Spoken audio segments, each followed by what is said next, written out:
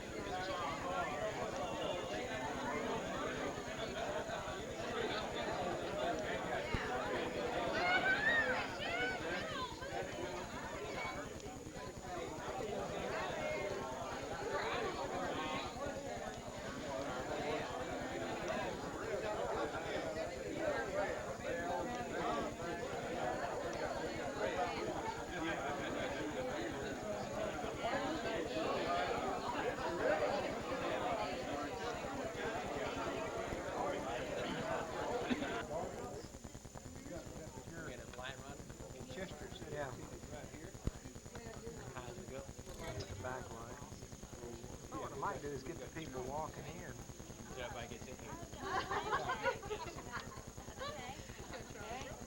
Yeah. That's what we Knock your Zoom back so you get to do it. Because right here. Yeah. Well, not anymore.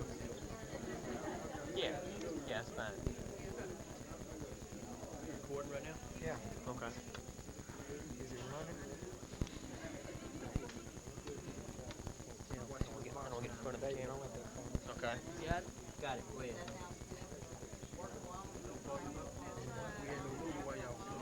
Oh, okay. Okay. That's fine. We can lean it up against. Okay. Can't lay down flat? See the top. Okay. 35. 36, yes, count. Get on slow play. Get on extended play. This boy's counting off slow.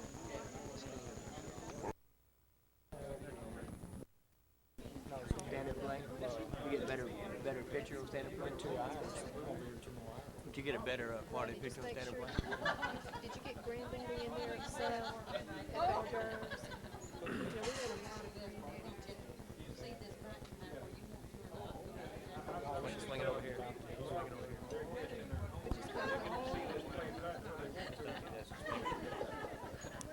Yeah, it is.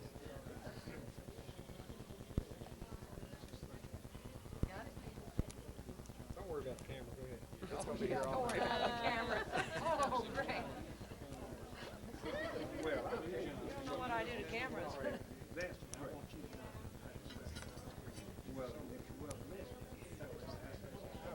Got you. We're trying to lead the crowd.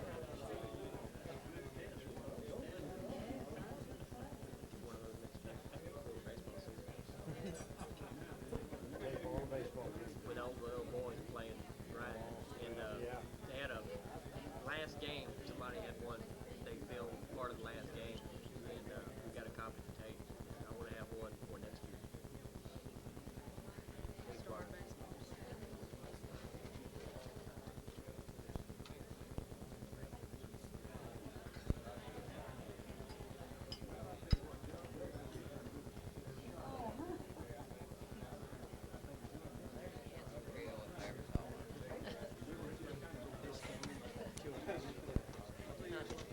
The nice thing about this is you don't know when it's on and when it's off, so you can't pose. 30-minute film you got on? 2 hours. Yes. It'll be pretty hard to We've already confirmed you want to put record on Maybe 10 minutes. because you don't have to pay it. You don't have to pay that. You don't sell that? You know, it's a shame to say, gosh, I'd love to go to Las Vegas, but I've got to pay for the house. Yeah, that's right. The whole year. So if you have a record on there, you say, gosh, I'd love to go to Las Vegas. You're the knowledge. Yeah. I am. That's why I'm coming in.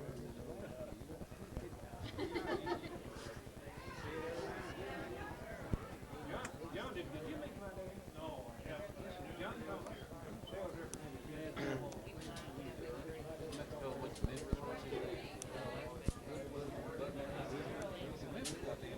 Hey, Bud, go. I didn't know that. It's got an automatic sound level.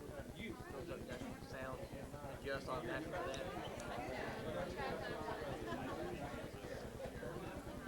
Very good to drink. As long as I see this little red light, I'm all right. Yeah, I'm getting everybody coming in.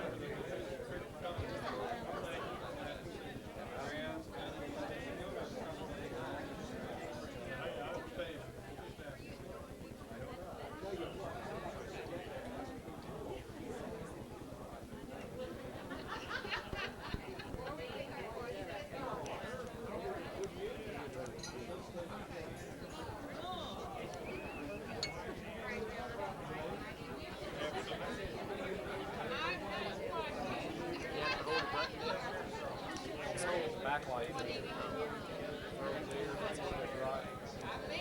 Once the sun gets down over here, it'll be alright. That's fine.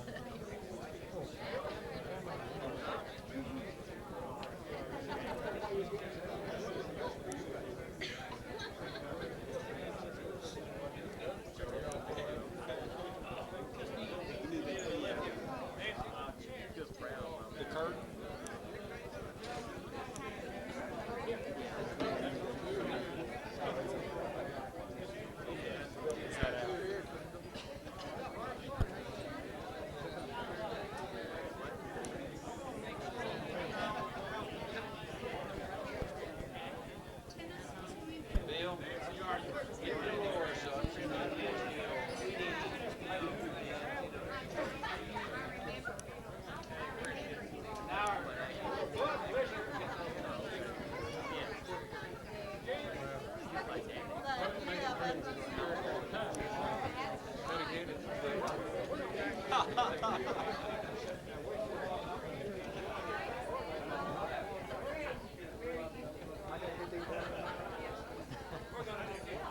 he get you one of those? Do you find it so we can dig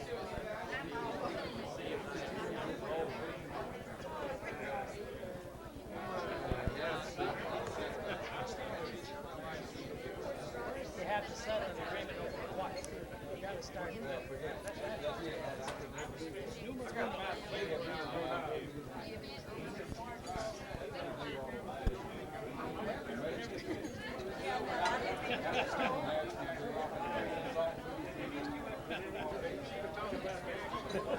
Keep his tripod up.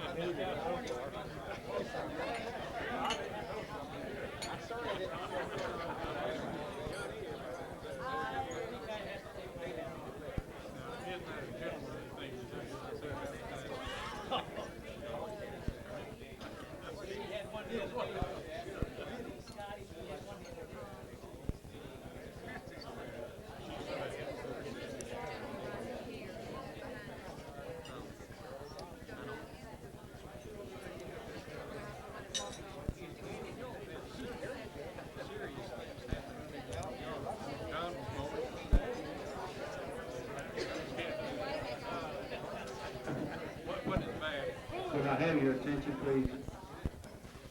We'd like to ask Johnny Douglas to give our invocation, please.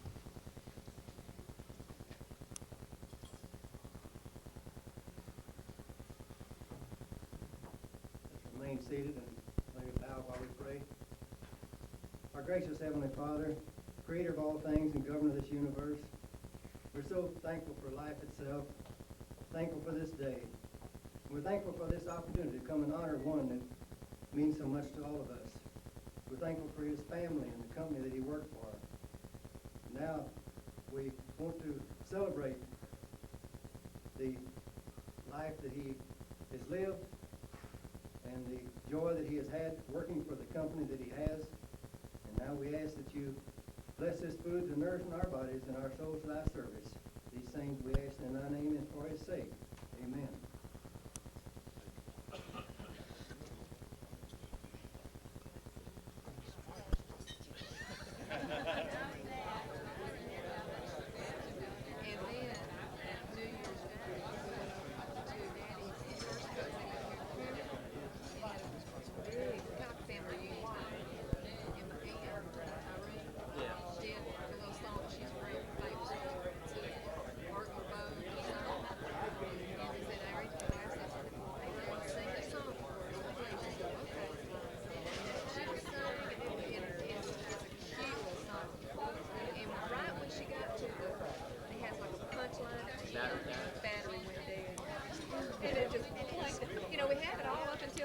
But you're going, and I knew what she was going to say, and it just flying. I said, "Oh, I did it." So one of these days, we have to get her to do it again. How do you use the camera? What to do? Well, we talked about buying a battery pack. I'm buying a battery pack. Buy it. Call around and Big- $50 or $60. Yeah, but $50 for a battery. Well, it'll recharge. I usually run just for that. Just here's the plug in. You got to plug in the wall here.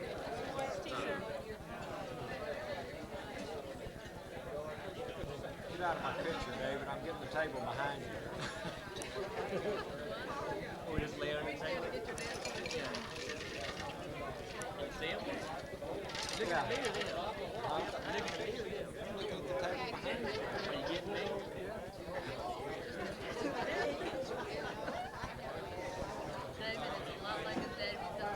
That's okay. I'm going to see you over there. So my head now. Like right at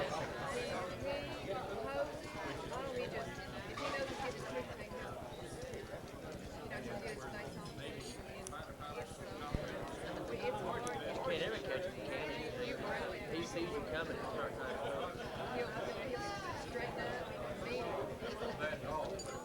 See everybody I catch looking at me, I make them wave. You do a squeeze, buddy. Oh, they like that.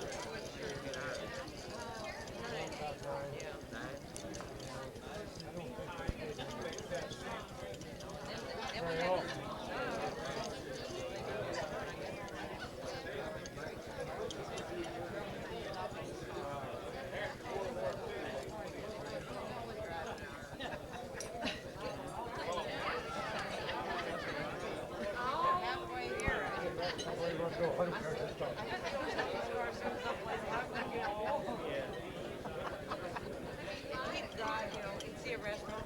Looked like a good place. Keep right on going down there. Or it's on the wrong side of the road. It was always,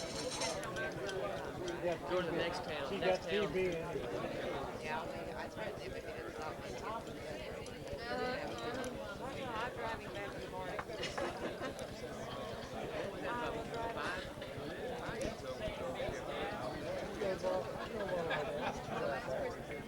Yeah, and last year they were in Kansas City. They we,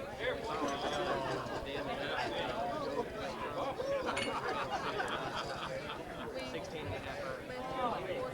4 o'clock in the morning, got to 8:30 that day. it was the easy.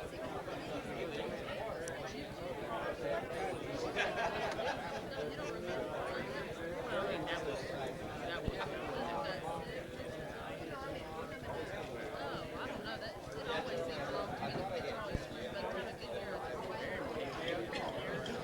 you're talking about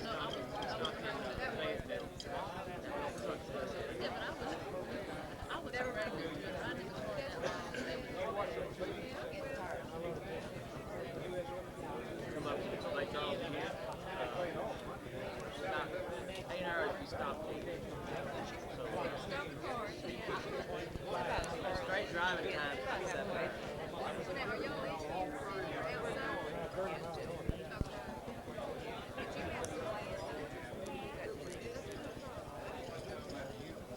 Yeah, good highway.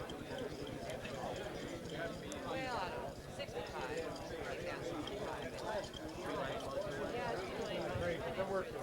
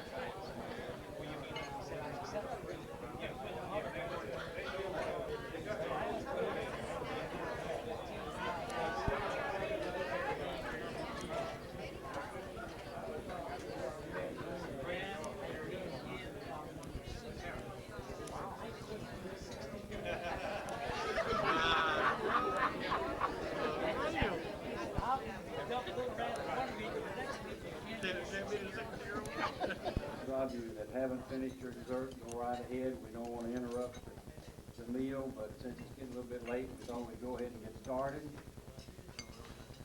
Charlie and Marge, what do you say with a crowd? I didn't even know you had this many friends, Charlie. But, I guess everybody is here tonight to wish Charlie and Marge a great retirement, the best of everything as they leave the railroad life and go into veterans. I really think what ought to happen, though, is that Charlie and Marge should have been putting this party on for us. Except maybe Herb and Nick and some of the old-timers that have already retired. The rest of us got to keep working. And they're the ones that's going to be out enjoying life, so you should have felt sorry for us and put on a party for us. I'd like to start by introducing our head table. And on my right, I'd like to introduce Bill Higginbottom and his wife Dolores. He's Assistant Vice President of Marketing and Sales, or some such highfalutin title like that up in Omaha. It sure is nice to have you back in Little Rock anyway, Bill and Dolores. Thank you. On the other end of the table, Mr. Bob Beck. Bob came by the office the other day and we just discovered that we each knew each other.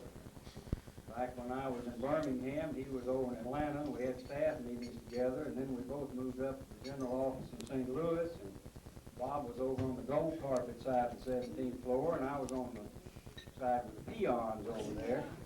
Bob, I sure hope you get along as well with the Little Rock people as Charlie and Marge have. They've done a great job, and I know you will too.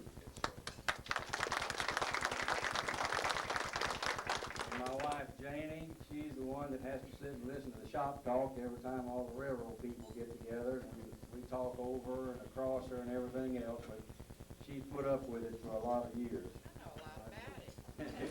She knows about as much about the railroading as I do, I guess. And down at the other end, the real Mr. Charlie Walker.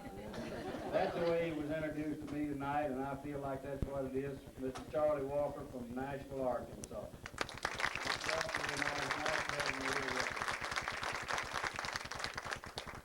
I don't know, I guess most of you people at least know who these other people are up here at the head table. Marge, Charlie, it's good to have you here. You know, we was out at the country club not too long ago, and I heard Marge telling one of the women out there about their wedding night. It seems as though when they got married, they went to this real nice resort hotel and went up to the room, and Marge got in her nicest nightgown and all, and got into bed. Charlie was standing over at the window looking out at the moon and the stars and all. She says, "Honey, why don't you come on to bed?" He said, "Well, my mother told me this was going to be the nicest night of my life, and I don't want to miss a minute of it."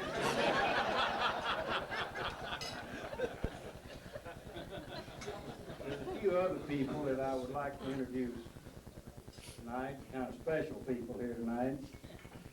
Rodney and Charlotte Blaylock and Christopher and Tamara. This is Charlie's daughter and her family. Would you all stand up, please?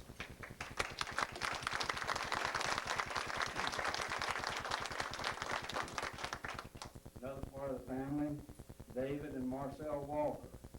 And their 3 children, they're 6, 5, and 3, so they're the babysitters tonight.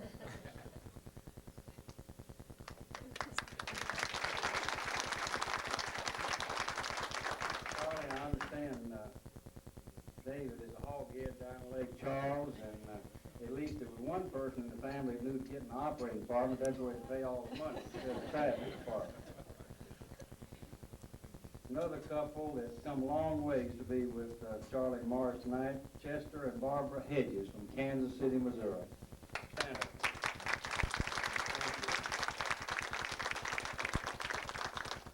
Another couple that's come from Kansas City. That's a long way away from here. Tommy and Gwen Milner. Where's Tommy and Gwen? I'm not going to say a thing about whose son he is, though.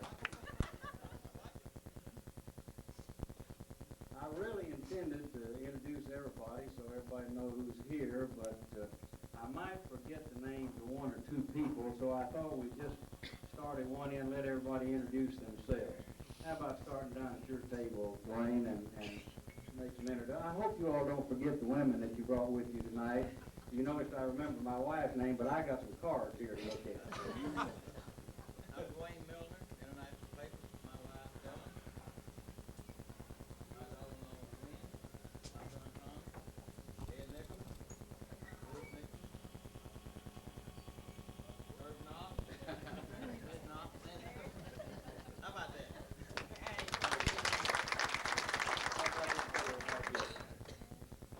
I'm Jim Turner, Union Pacific. This is my wife, Lena.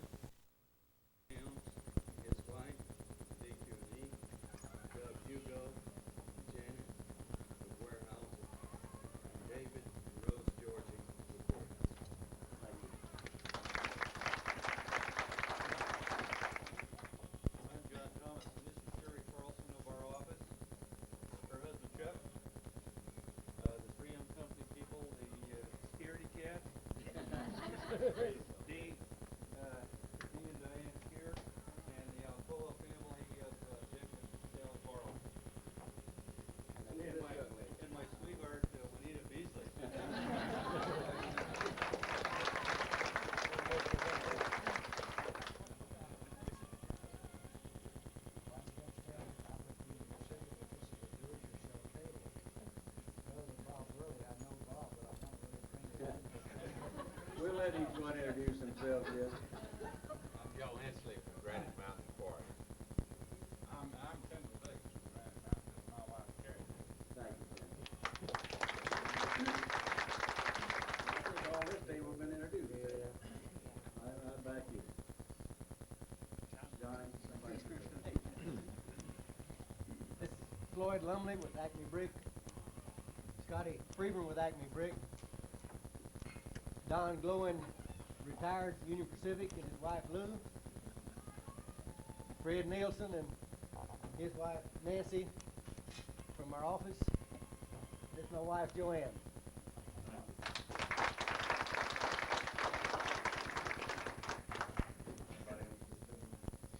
Bud Martin, Union Pacific, Mark Beauty, Walt Richardson, his wife Deanne, Peter Brayling, Union Pacific, our office, I used to the office. Don Henry, retired, Union Pacific.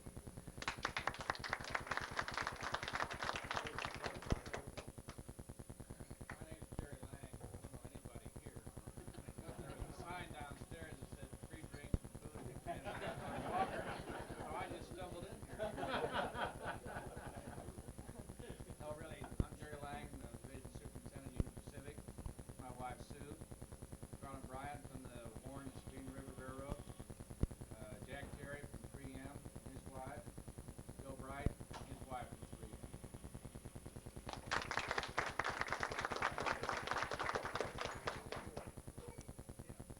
I'm Don Edwards, Norfolk Southern Corporation. This is Mama Sally's plant, Mom's from ADM here at Bull Run. Over on my left is Ray McAdams and his wife Kay from Ashdown, Arkansas. Ray's with Goose Paper. This is my wife.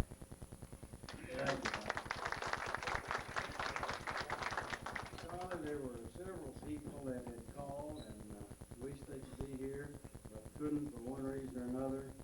One of them was Bill Cruz. He wanted to be remembered with the Southern Pacific Hot Belt. Bill, as you know, is having a little bout with cancer of the hip joint now, and it's very, very difficult for him to get in and out of a car, so he's not moving around very well, and he didn't want to be remembered to you and Marge. He thought an awful lot of both of you and wished that he could be here. And it doesn't really seem right without Garland and Jan being here, Garland Bond and Jan. But Garland was a little bit afraid to come up here with Bill Higginbottom sitting over here, and he'd be encroaching on Bill's territory. Now, otherwise, I bet he's been here. He did say that he'd be thinking of both of you every time he visited Tom and Barbara in their new home. In case you didn't know it, Garland's daughter and her husband are buying Charlie and Marge's home. Ralph Barger had left word that he would like to be here, but his itinerary called for him to be in Russia this week. Bill, I hope the UP's been nice to Ralph, because we wouldn't want him to defect while he's over there or something like that. I don't know what the devil he's doing in Russia. I don't know whether they're going to ship on the UP or not. By the way, Charlie, knowing that you're building a home down in Nashville, I did overhear Jerry Lang say at the last party we had out in Pleasant Valley that he would put out orders, Jerry, correct me if I'm wrong, that all these engineers, every time they pass your house, he's going to have to blow that horn loud and long. I've also heard that there was some pretty good fishing down around Nashville and some hunting. Christopher said he was going to go down there and do a little fishing and hunting with his granddad, I think, in Nashville when they get down there. I hope Charlie doesn't do like the two Aggies, those that went hunting. They went out and they saw some tracks and they followed it for quite some distance. But then calamity struck. A train hit them.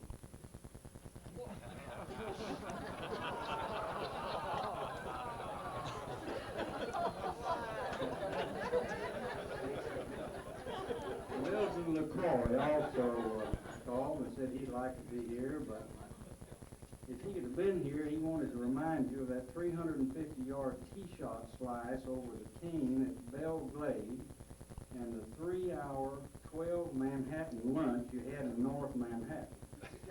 North Miami, excuse me. And Charlie, he said for some reason or other you got to the Biscayne shrimp boil too late for the shrimp boil. I just wondered if you wanted to explain what happened that day. Well, it was an afternoon shrimp boil, and we got our time mixed up, and it was after dark when we got there.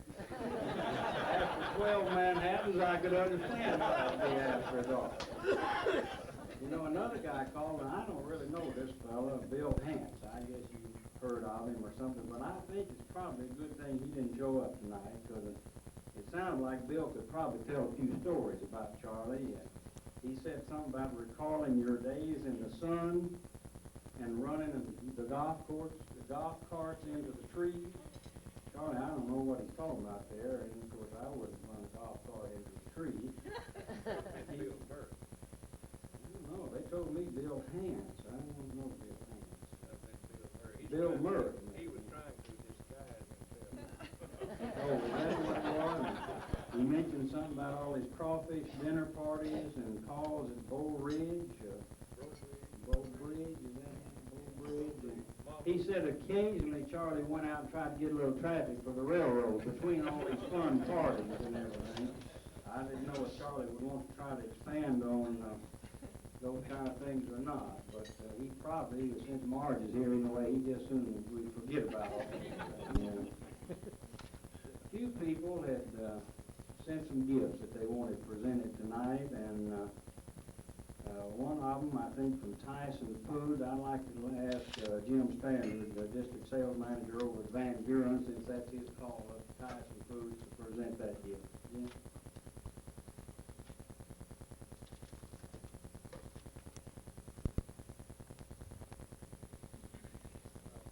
Charlie, this is from Tyson Post with Helen Jasper.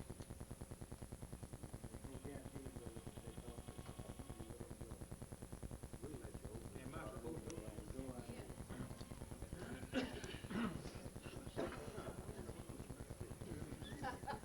Probably chicken parts.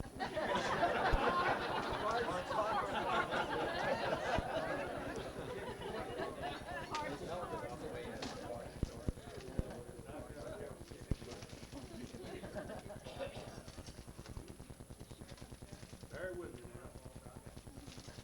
Grandkids can do that fast.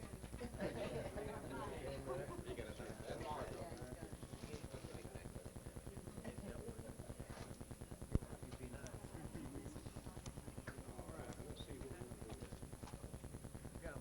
Hey, look at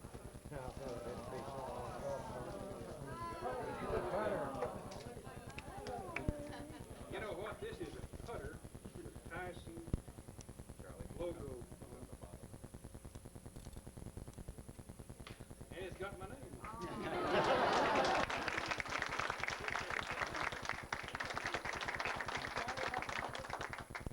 You know, one guy called me and asked me to present a little package to you tonight from Jerry and Patsy Duke. Now, I don't know them either. As I understood it, he was on the vice squad down in Lake Charles. The city got acquainted with Charlie pretty well while he was there. They asked me to give a package to him.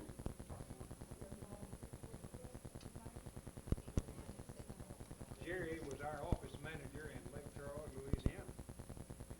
Jerry took an early retirement for health problems. He was very fine young gentleman and his family. Well, let's see. There's not any neat way to open packages.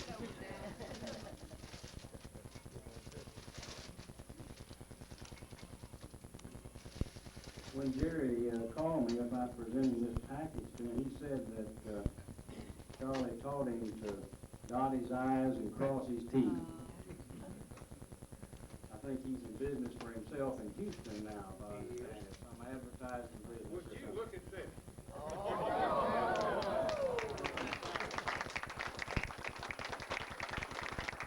Union Pacific Railroad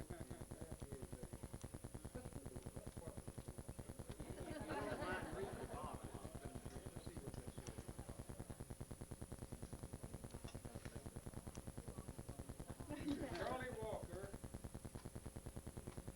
and Margie, if necessary.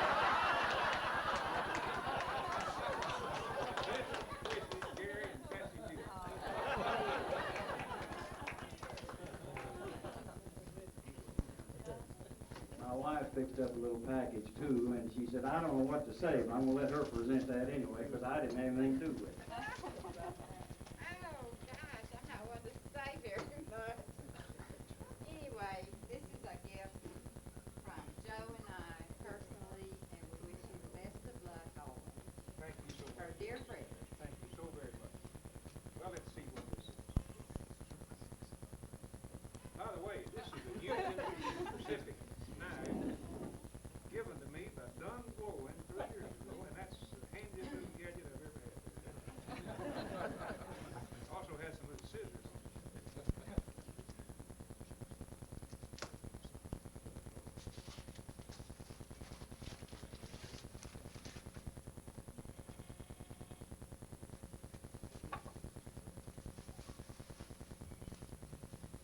This is a very beautiful book entitled Today is Mine by Leroy Brownlow. And I appreciate that very much. Thank you. I'd like to ask Mr. Bill Higginbottom to come up and present this next gift. By the way, Bill, did you know what Charlie did before he came with the railroad? Oh, yeah, I was aware of some of the things. Well, I had heard that he was an elevator operator and they laid him off because he couldn't learn his route.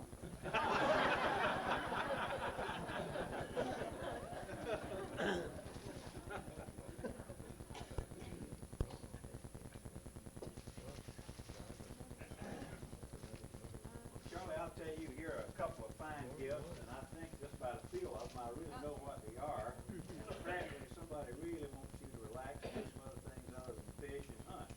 So, with that, I will just present these to you and hope that you will use them well, and you'll win a lot of games. Let's see what we got here, Bill. My little Union Pacific knife. Now,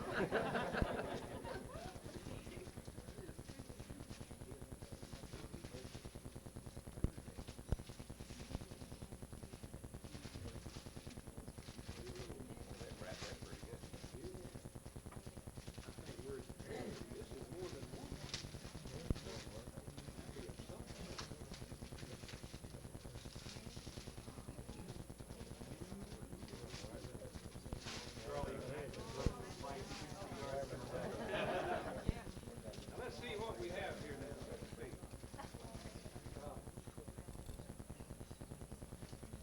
You know what this is? This is a tailor-made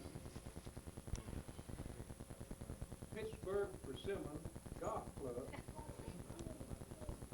And it says that it's a tour burner. It's a burner plus. And this is the driver, and this is the number 3 wood, even though it's made out of steel.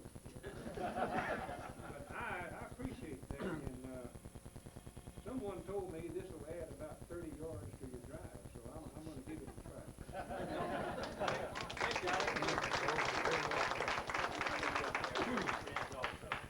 is. That's one you've been looking forward to, I think, a long time.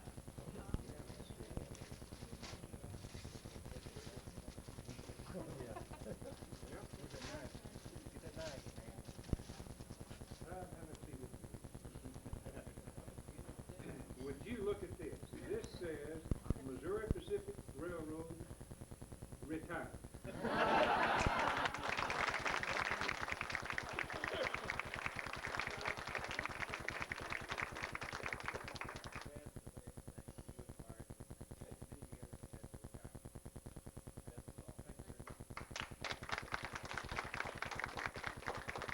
John Thomas, will you come up and make a presentation?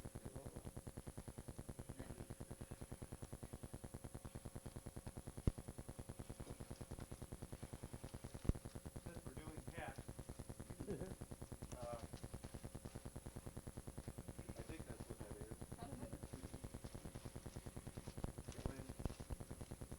When I first came to Arkansas, Charlie told me everything that I had to do to be a successful person on the street, and one was to like the Kansas City baseball team.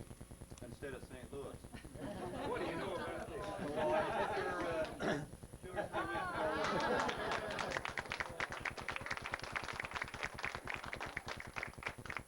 It says Royals 1985 World Champion. And we're going to get there again, Thanks a million.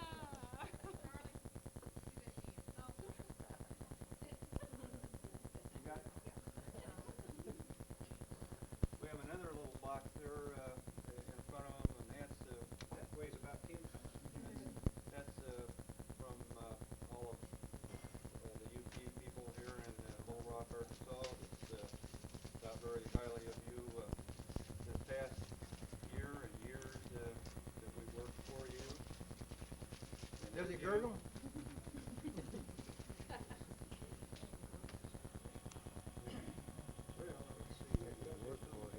He's gonna get out that knife that Don gave him, that he's got 25 more of home in the garage in a box.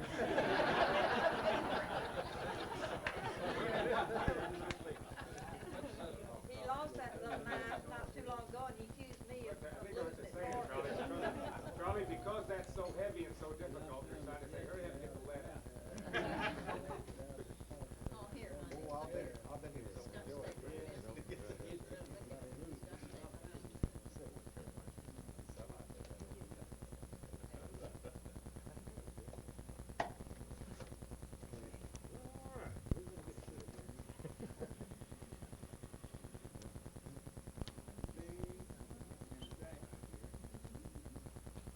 I'll be a son of a gun.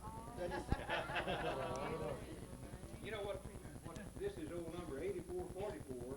Some of you in this room have written 8444. And you remember the cattle stampede that morning? You and Joe?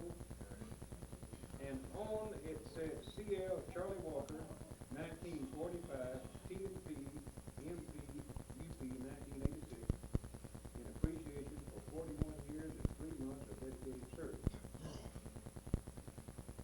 Union Pacific Railroad's operating steam locomotive number 8444, which is a Northern Class 484, the last steam locomotive built for Union Pacific in 1944.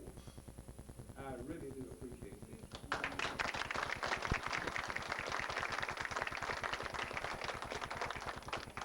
Charlie, to make the next presentation, I think one of your favorite people is going to make that. Chris, would you come up and present this one?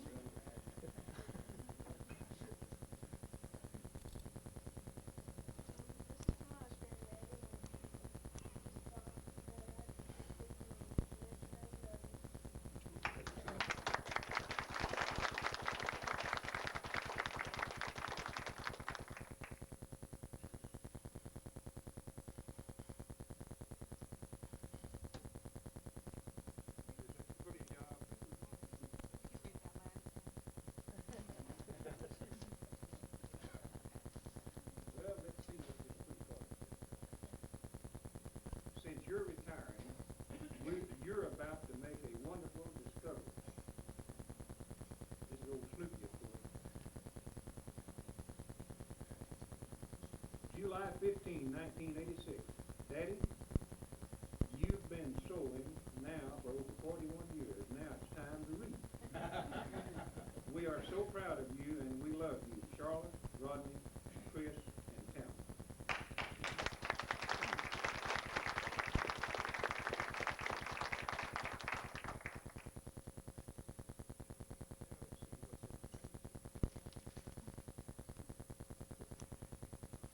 Tell you what, I heartily recommend you to retire.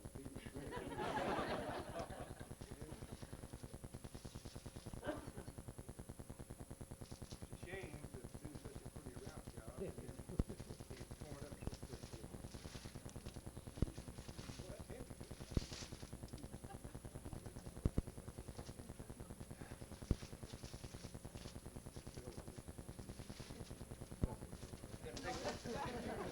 Take a little teamwork. It's not taped down.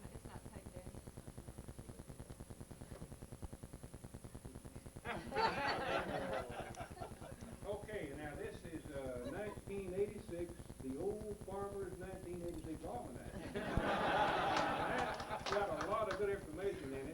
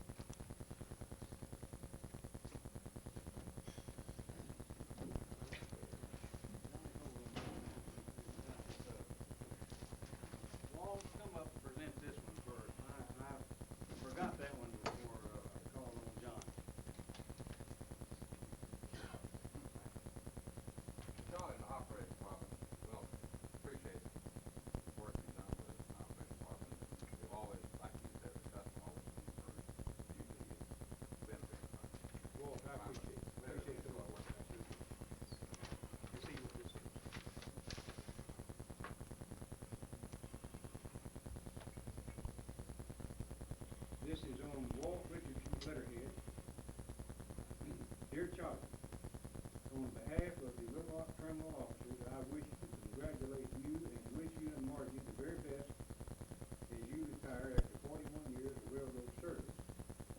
You have been a great asset to this company during your stay here in North Little Rock, and I cannot express to you my appreciation for all the help you have given to me and my staff.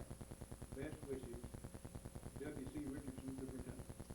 Walk out, beat your picture.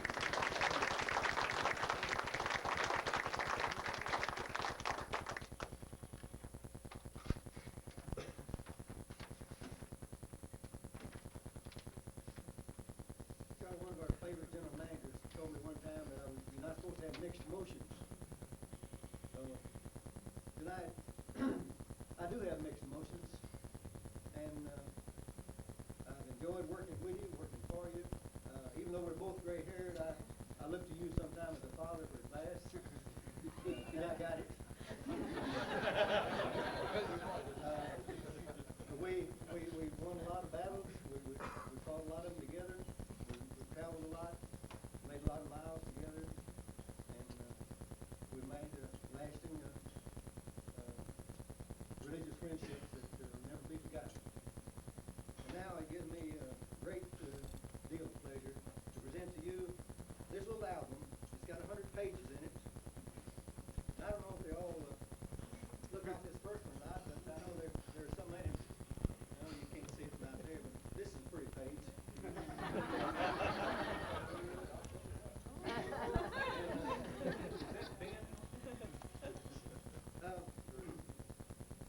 That's Ben Franklin.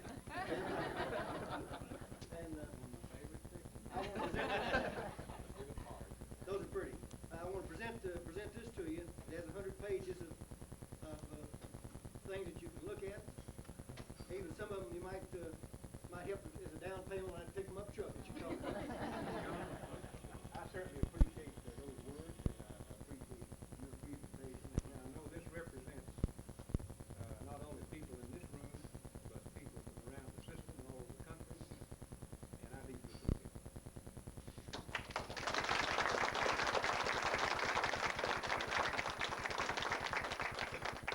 Charlie, I imagine that there are several people here tonight that'd like to say a few words.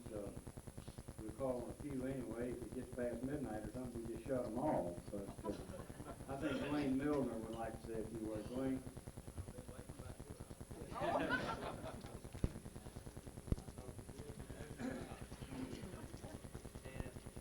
If you had put me on first, you would have had a lot better time tonight.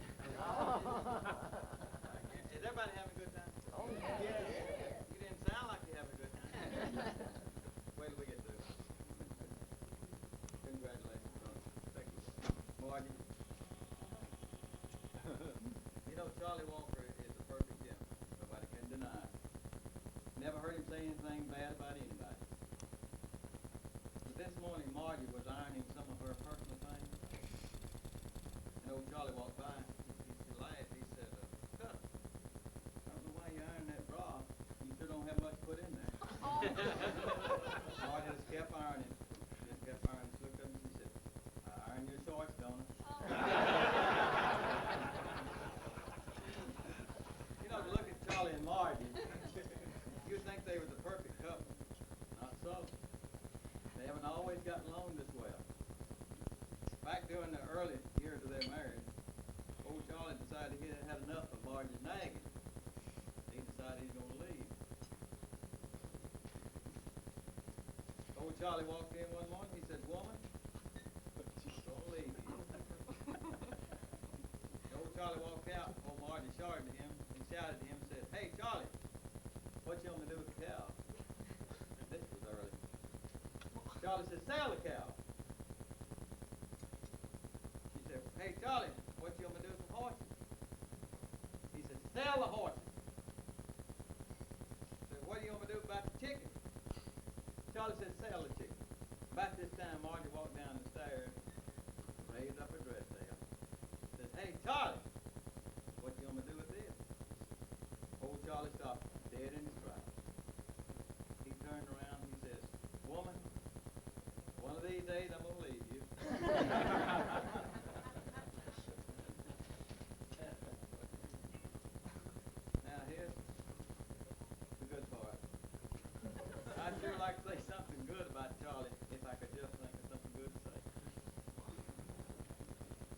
I've known Charlie for only a few years now, and already I have become quite fond of him.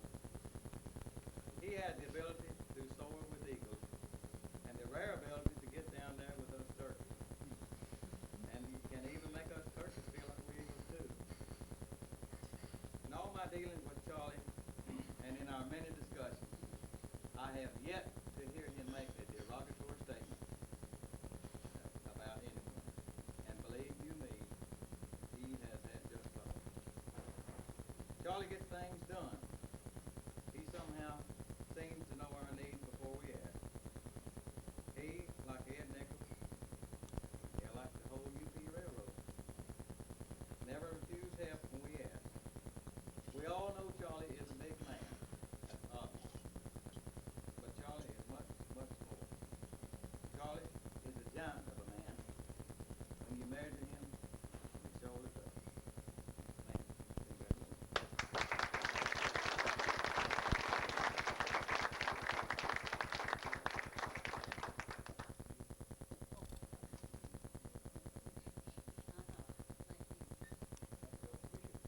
Thank you, Brian. Appreciate your remarks. Anybody else have anything they'd like to say tonight? I know you all have a lot in your heart to say for Charlie. We all miss him. He's not going too far, just down South Arkansas. Charlie, when you get that house built and get all moved in, we'll all just come down and see you. Maybe we won't all come at the same time, but we'll come see you. If there's nothing else, we'll stand adjourned. Thank you.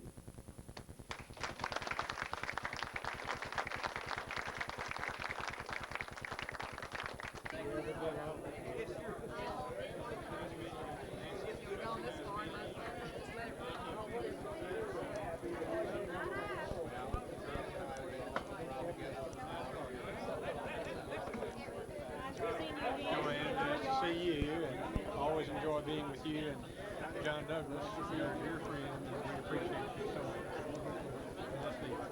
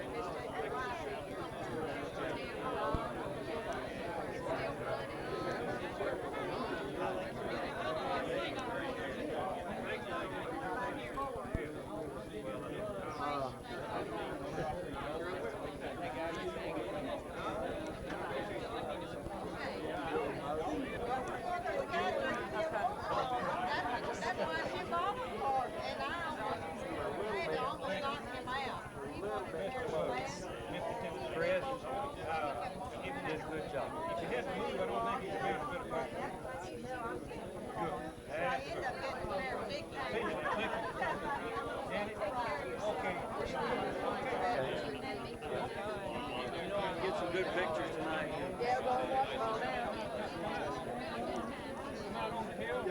Good job. Appreciate it. You did a good job. Take care. Good to see you again. Bye-bye. Good job. You could have done better.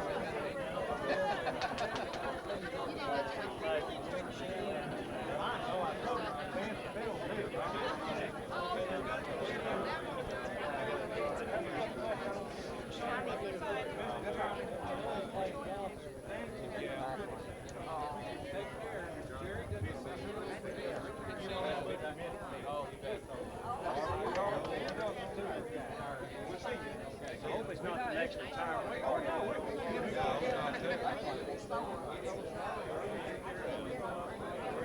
going to run together anymore. I guess we've never seen two come out anytime. I hope to see you before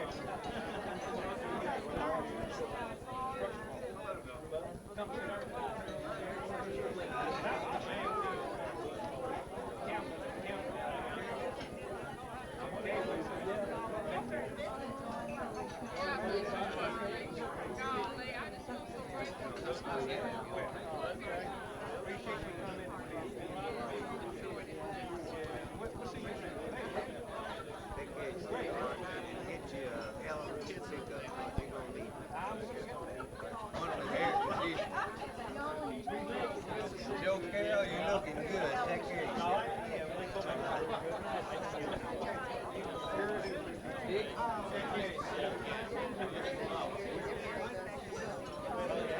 Hey, do stop by.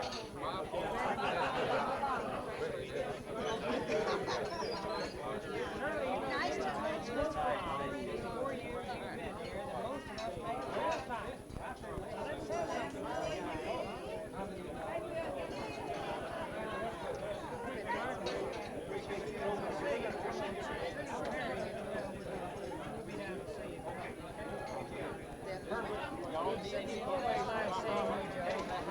Keep taking care of yourself. Appreciate it. Nice meeting all y'all. Nice family. That's what we need in this country. More nice families like the wall.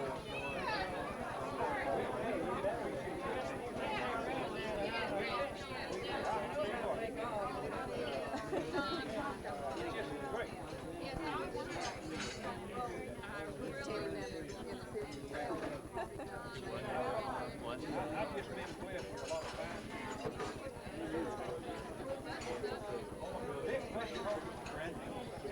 Well, needless to say, I've heard of y'all, even though I haven't met you. Yeah, when we be out, Daddy's mother to speak of you. Very frequent. In fact, that was generally the conversation, talking about our children. Kids, yeah. And I hope we'll, I think we already take towards let's do it. I had a GD.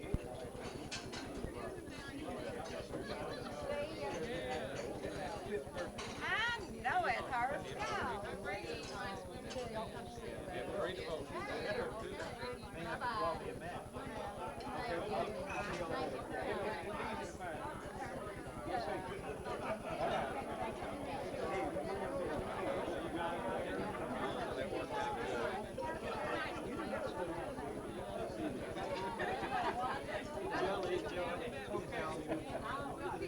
Let's hear from you. Bye-bye. Take care of yourself. Get out and play with them. Thanks for making it.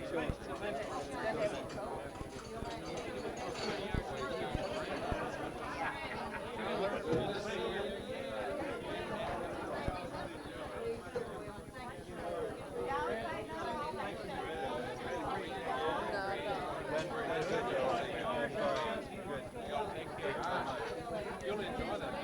Thank you.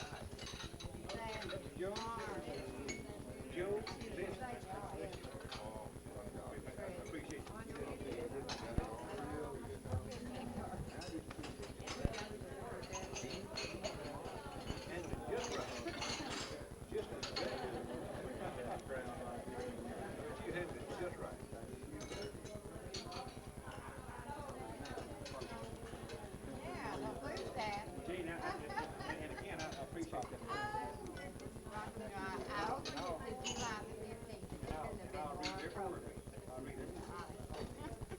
it is July 1st. Very appropriate. Well, we'll see y'all. Okay, thank Good night, you so and much again, for thanks. keeping Thanks. doing this. Oh, let's do it. Well, I always need to take my glasses off when I get to the camera. Yeah. But this is not candid camera? You want to introduce everybody? I don't know I might not remember who everybody is in a couple of years. Okay, well, certainly. My brother-in-law, James, seated right here, all reared back, and getting ready to watch the World Series. Now this does have sound on it, so if you want to say something to save for posterity, you know. And of course, another brother-in-law sitting right over here. This is Mr. Jasper. How you doing? He's a long, tall Texan, but he's lost all touch of his Texas drawl. When he says car, he says car. And when he says barn, he says barn, doesn't he, Josephine? And meet his beautiful wife, Josephine, she's my sister-in-law. Say some words for us, Josephine. Oh, I break the camera. I'll break the camera so nothing will come up right anyway. And they live, of course, in Southampton, New Hampshire, which is just out of Amesbury, Massachusetts. And they're avid Boston Red Sox fans. Is that Snow Country? Yeah. Snow country, all Yeah. right. Tell them about your skeeto. Well, we have a skeeto very close to home. Down the street we have some Asian, which we live 2 miles out of Asian. Our town is so small, we only have about 650 population. The area covers quite a bit. Our town is so small, we don't even have a post office. We have our postal address for East Kingston. So everybody thinks we live in East Kingston. So we live in a small, we really have a store, the only town hall and school all we got there. You know, you're going to have to go up there someday. That's some country. That is pretty country. I heard that's beautiful country up there. How long are y'all gonna be visiting with us? We go back to 28. Oh, good. That's gosh, 10 days. That's a good visit. They're going to have the Sewell reunion down in Midlothian, Texas. Next Saturday. Well, I'm gonna go in here and meet Helen. Good to talk to you. Okay, Helen, you're on camera. You have any words you'd like to? Wait a minute. I'll swipe a piece of meat. Okay, I'll turn it off. Stomach probably sticking out. Give me time to pull it in, straighten up. What you cooking, Marge? Potatoes, stewed potatoes like your kiddos like. What you eating, Chris? I know you're eating something. Yeah, Chris likes to buy 2 apples, bananas. So what are we having for dinner? Rose. Delicious rose. I stole by it.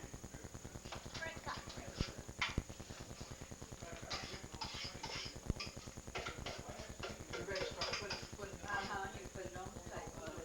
Don't you do it? Good dinner.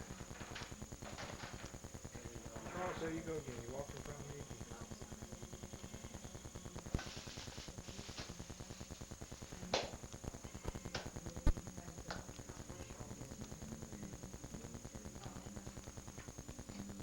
Excuse me, Jasper, you're going.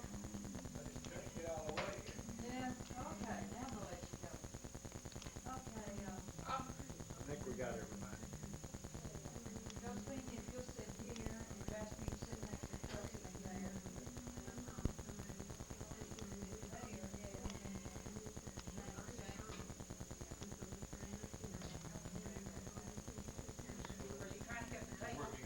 I already got it. Got the table.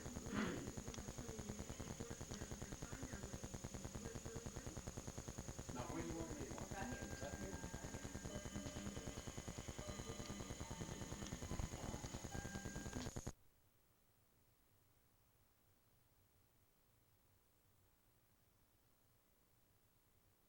A little disadvantage. You see, he's a lot more open, but he can turn the ball when he needs to.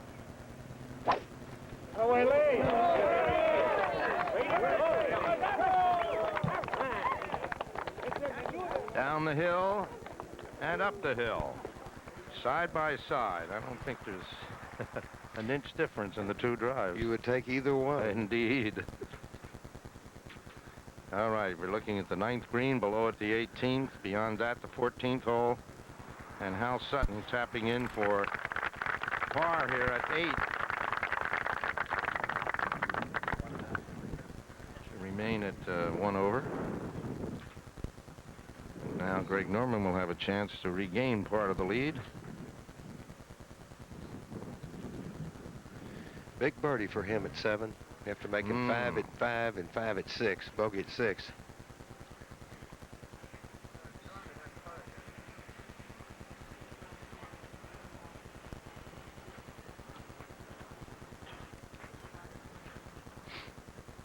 He has led more than anybody else in this tournament, but does not lead at the moment.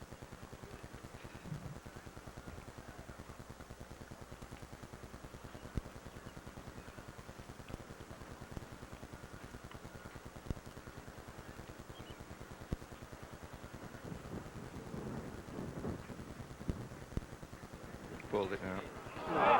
Hold it. That's what I was talking about, his speed today. Stroke has not been as smooth as it was the first 3 days. If you knock a ball that far by the hole from there, it's pretty hot when it goes by the hole.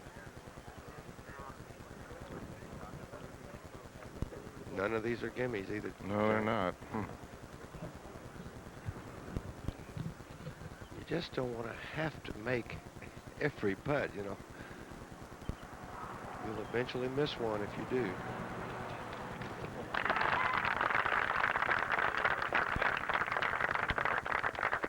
Up at the 9th hole now, Mark McCumber for birdie. So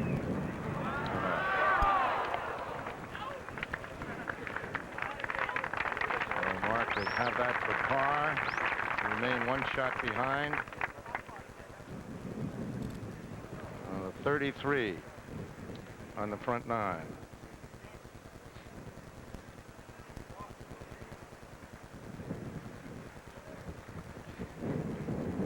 A little natural amphitheater up here at the 9th green, which the gallery is taking advantage of.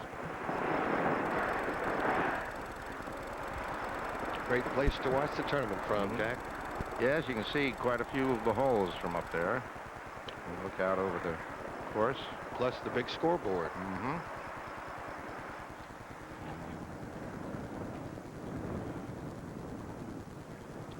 There's Mark's score. He 3 was birdies. He was looking at the scoreboard. Yes, indeed. See just where we are here. Yeah. In case you wonder if the player, they do want to know. Most of them absolutely want to know what's going on. There it is.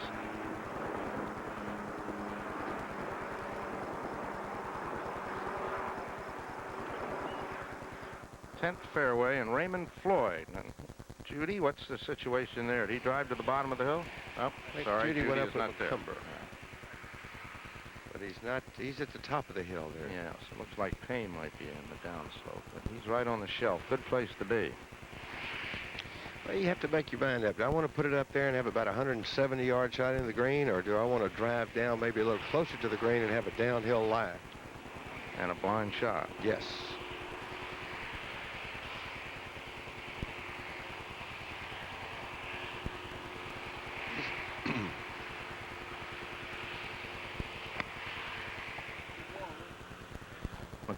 McCumber got his par at 9. Oh, and what a lovely shot by Raymond Floyd here at 10. Woo! That couldn't have missed the hole by very much. 9th fairway, and Trevino. Jack, Lee Trevino has driven the ball into a divot hole here in the 9th. It's not sitting down a lot, but it's just enough that on a shot like this much uphill, that it's going to bother him a little bit. I think he can get it on the green, but I don't think he can do as much with it as he'd like. That looks like it went out to the right, Ed. Yeah. Well, it's a little to the right. If it gets short, I think definitely the lie hurt him there. Let go of it. Let go of the club. Sometimes when you hit it out of a hole like that, Jack, it just knocks your hand off the club. Lanny Watkins now up to 16th, par 5. This is for birdie. That would put him just one shot off the lead. And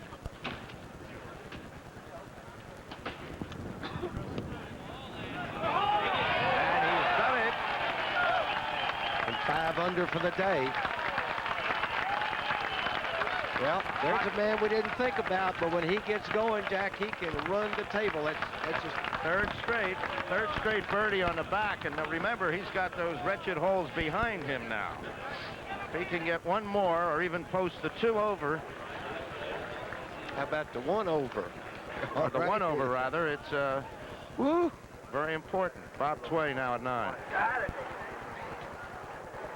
70 yards.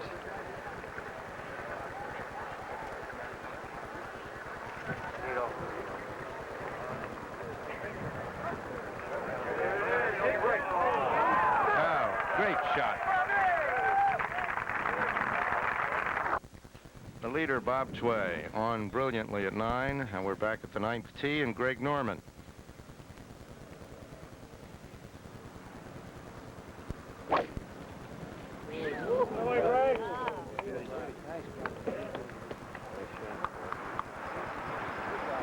That one's almost up the hill, Jack. Yes, isn't it, though, Bob? What a tremendous drive. About 20 yards past where Bob Tway's ball was. Now Hal Sutton.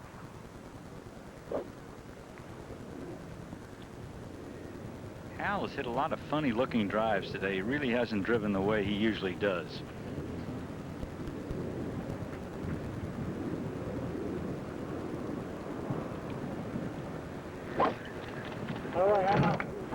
That looks a little better.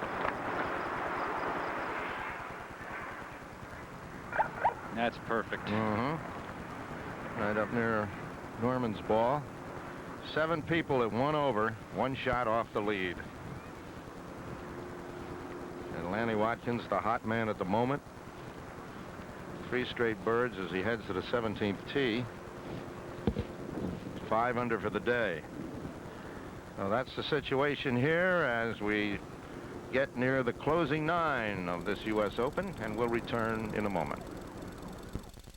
You've heard that the people of Manville are striving to be America's best supplier. Of what? Of products like the filtration material that Manville makes, that makes beverages clear and safe. And highly advanced roofing systems that really keep the water out. And Manville fiberglass air ducts for energy-saving heating and cooling. 21,000 people with one goal. To be America's best supplier of products like these. That's Manville. Balance. It is stability based on planned diversity. Rockwell International's continuous growth results from a balance of businesses. Outstanding performance in electronics, aerospace, automotive, industrial automation, and general industries. Rockwell International, down-to-earth management and opportunities as limitless as space.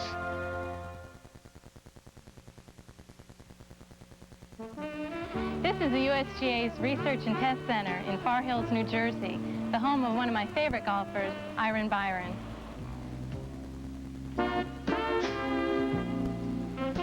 Iron Byron got his name because his swing is patterned after Byron Nelson.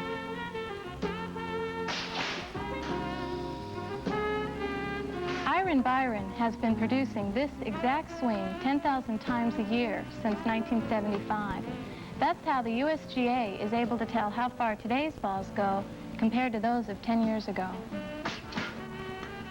We all want more distance, but without the USGA standards, technology could become more important than ability. Making sure that no golfer has an unfair advantage because of his or her equipment is why the USGA has spent millions of dollars protecting the game. And that's why this guy is one of my favorite golfers. The preceding message was brought to you by the USGA. Well, there's the way they stand. 8 men within a single stroke of each other. There are 11 within 2 strokes in the U.S. Open Golf Championship. If you've just joined us, I think the most overall significant thing that's happened so far today is that Greg Norman no longer controls the fate of all the other players in this championship.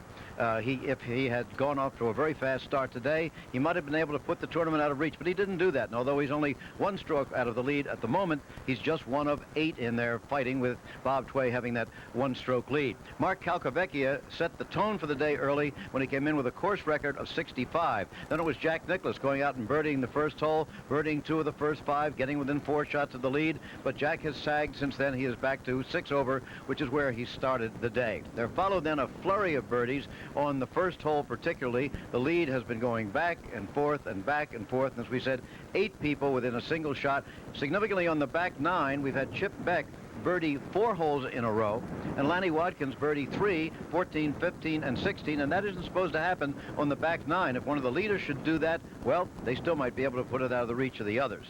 Otherwise, we might have an 8-way playoff, and that would be at 18 holes tomorrow. So that's about the situation as we stand now as we watch Lee Trevino. Lee Trevino at the 9th hole. Remember, 1 shot out of the lead. And that will put him 2 shots out of the lead. Lee, remember, had left his second shot short of the green.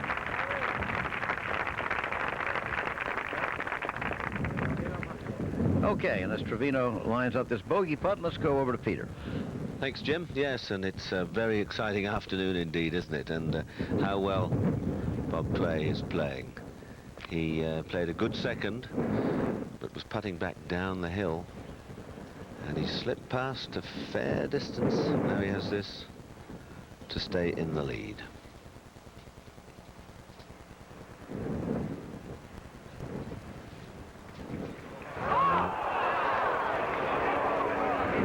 First signs of creaking nerves. Now here's the man of the moment, Lanny Watkins, at the 17th.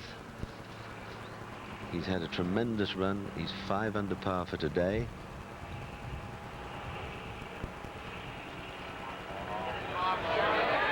Surely not. Oof, what a good effort. What a good effort. Well, I think if he gets his 4 at the final hole, no worse than a 4, that'll set a pretty good target. A very good target, in fact. The lead is still in the clubhouse. Mark Calcavecchia, as Jim was saying, with a score of 287, made, of course, with a course-breaking score of 65.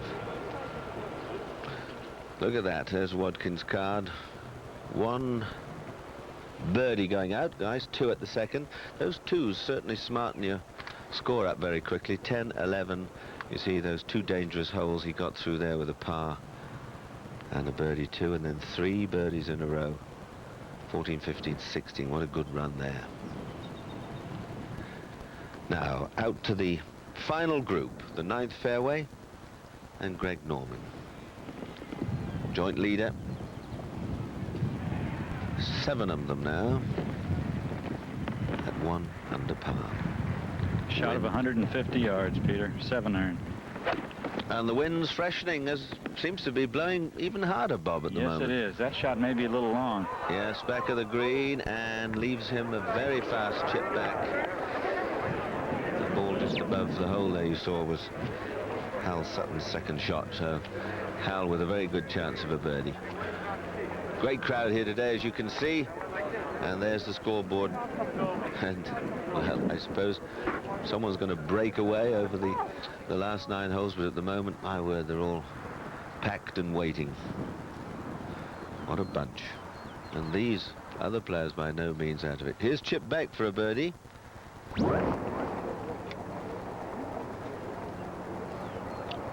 This is the 15th hole, and look at this, and another one rattles the back of the cup, and he's down to just 1 over. Well, this really is terrific stuff. So 8 players now at 1 over, but one has to think that those nearest the clubhouse, who post their scores first, will be the hardest to catch, and that at this moment is Lanny Watkins. 1 over par with just the 18th hole left to play. And there he is. Former PJ champion, Ryder Cup player. And as Dave Meyer was saying, when he gets going, my word, the feathers fly. Started the day at 6 over par, birdied the second, and then he's gone on his merry way in the inward 9. 4 birdies. So he's wants a 4 for a 65, which would equal the course record. 10th green, Mark McCumber.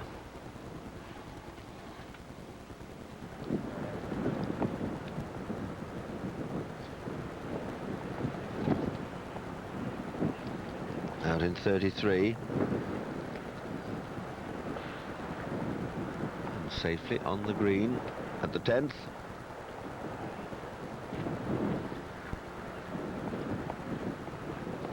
On the left, Greg Norman from the back of the 9th green, and he'll be well pleased to get down in 2 from there. Very quick down that hill. So McCumber for a birdie on the right. Greg Norman playing his 3rd, viewing his 3rd on the 9th on the left. McCumber for the lead. No.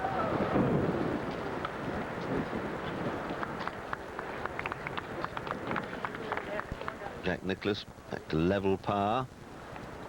That's 6 over though, 5 behind, and only a few holes to go. 4 holes left for Jack.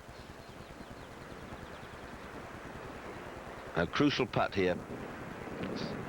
Down in 2 is a must. It's a bit like that little chip shot that Ballesteros holed behind the 18th green at Augusta a year or 2 back. And he went through the green and then didn't reach the green with his 3rd and then knocked one. It's that sort of shot, very quick. Wind gusting. Doesn't touch that one. Gives it a lot of swing. Too much swing. Look at it go.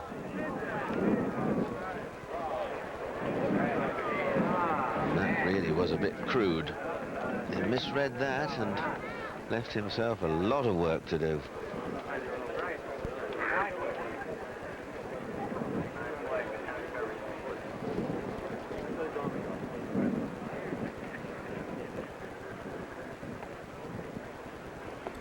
Don't think he's lost his turn, so we'll go quickly to Raymond Floyd. This for a birdie. I believe it.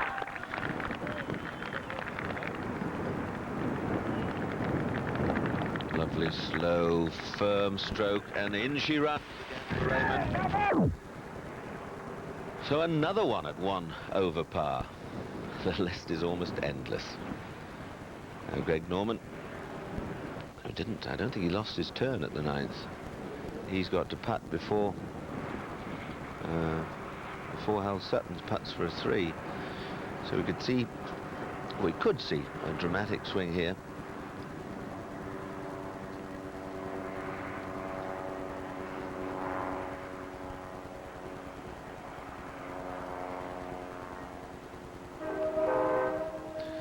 And if there wasn't enough distractions, planes, drone overhead, the train whistles.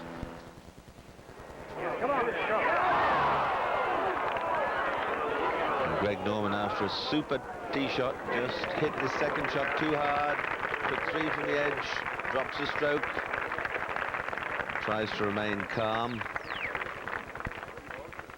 18th, Lanny Watkins. What he wouldn't give for a 3 here.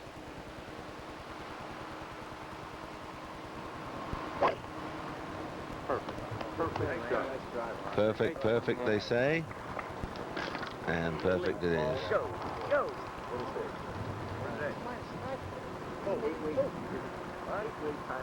There's a view over Shinnecock, which hasn't seen so much golfing excitement for many a year. Here's Sutton now at the 9th for a birdie.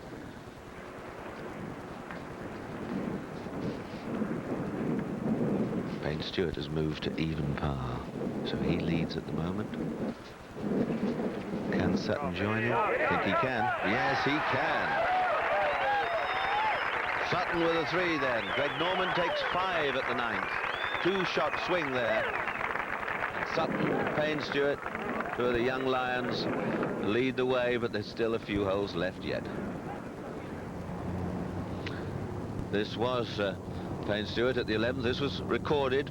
This is where he first of all got into the lead, to be followed, as you saw just then, by Al Sutton. Back there. Go on back there. Go on. Look at that beautiful tee shot. And he just tapped that in. Tapped it in for a 2, which took him to leader. Tom is now co-leader. Here's his tee shot at the 12th. 472-yard long par 4. And, well, no, has he let that go way over it? It's over where those people are all scampering under those trees and bushes. That could be disaster. He's just working out what he should have done. Now he's over there. It doesn't look as if he's reached the bushes, but he's well off course. He's got to come over the corner there, down the dip, and up to this 12th green. So, we're into the last 9 holes, and our 2 leaders, Sutton and Stewart. The 2 S's lead the way. Bosses don't believe there's a difference between memory writers from Xerox and typewriters from you-know-who. Ha! Bosses, begin. Both correct errors and center automatically, but memory writers have boldface, automatic table setup, and outstanding touch and feel. They're also quiet and much easier to learn and use. So, perfect documents are a snap. Take a long lunch. For perfect documents every time, call Team Xerox.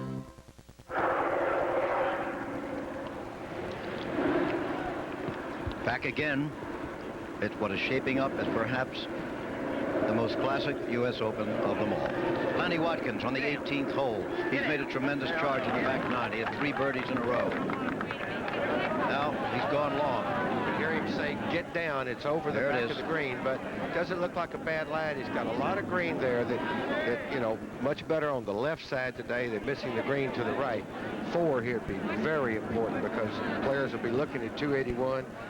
And there's still a lot of golf to be played before one of these guys comes out of here a winner. I've just been checking the record book, seeing Hal Sutton equal for the lead right now.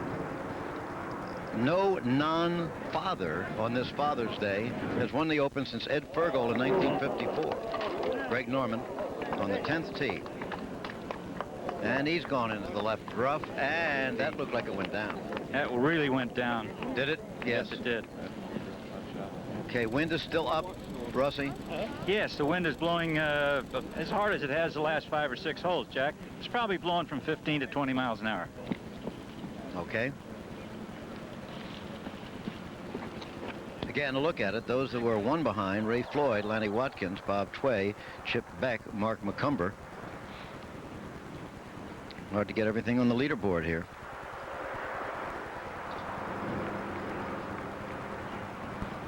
That's Tway on the 10th hole. His 3rd shot on the par 4. Tway and Trevino. Trevino 2 shots out of the lead now, so we haven't noticed him for a while. He's 2 shots out, as are Norman and Ben Crenshaw. Payne Stewart here, of course, tie for the lead. He's on the 12th hole. Looks like he's outside the ropes at 12, too. Yeah. Pull back. They shoot across Tuckahoe Road here, normally a regular highway. 472 not a busy one. yards, and it's he blocked it out to the right.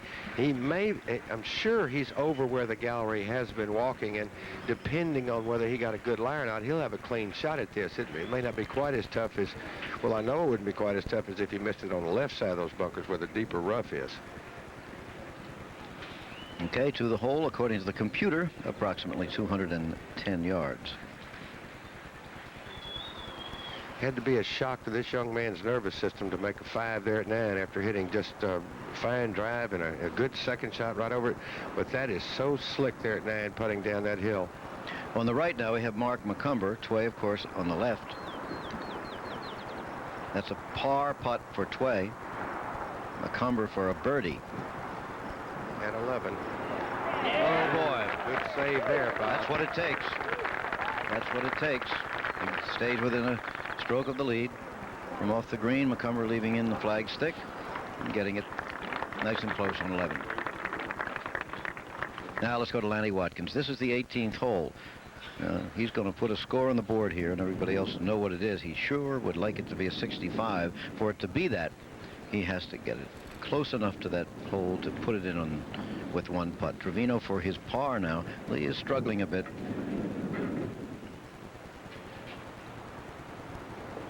Lee on the 10th hole.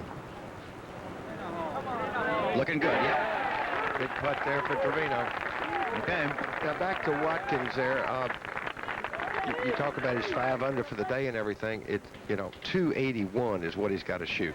Mm-hmm. All right, and that looks well played there. No on ball. Okay, he's giving himself a chance. That is a super shot. Because he knows. And again, he is one with all the shots, like a Trevino. Yeah. And funny enough, he comes to Houston and takes lessons from Dick Harmon, a friend of mine. He, even as good as he is, takes lessons. Look at the easily recognizable figure of Payne Stewart, even from the rear, with the golf cap and the blonde hair. Of course, is wearing the +4s. Now, here's Norman from that deep rough on the 10th to the left of the fairway. He just hardly got it in the air at all. It's bounding through the rough. It did get back in the fairway, which is a big break. It got down to the bottom of the hill. Yeah. He had a terrible lie, though. He just had no chance whatsoever. What, he about half topped that, didn't he? Well, I just don't think he got down to it.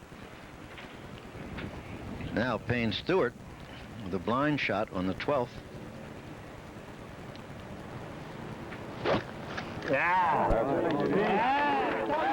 Stewart tied for the lead with Hal Sutton. Oh, what a shot. What a shot. Yeah, that's about a 10. on a scale of same. Now Sutton, the other co-leader here. On the 10th fairway. Very high in the air, going a little left of the hole, but a good-looking shot. Right in the middle of the green. Yep. Sutton in good shape. Greg Norman, his playing partner today, not in good shape, lying two well out on the fairway.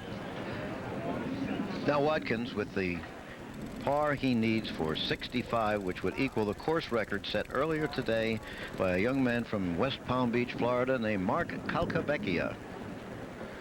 But more important is for 281, and that score has won a lot of opens.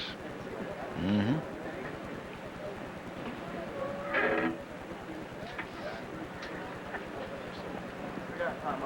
And so it is. Lenny Watkins with a 65, following rounds of 74, 70, and 72. So Lanny started the day 6 shots behind, and now he's put the score on the board for everybody else to shoot at.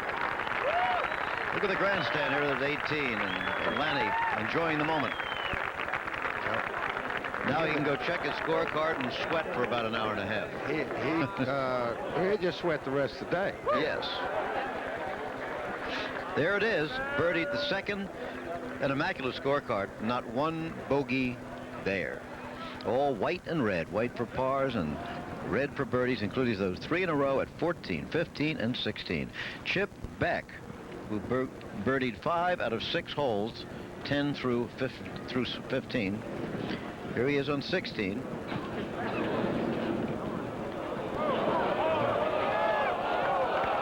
Well, when he misses, he's not missing by much. He's sure Edley. Chip Beck, remember, is just 1 stroke out of the lead, as are Watkins and Quay and Floyd and Macomber.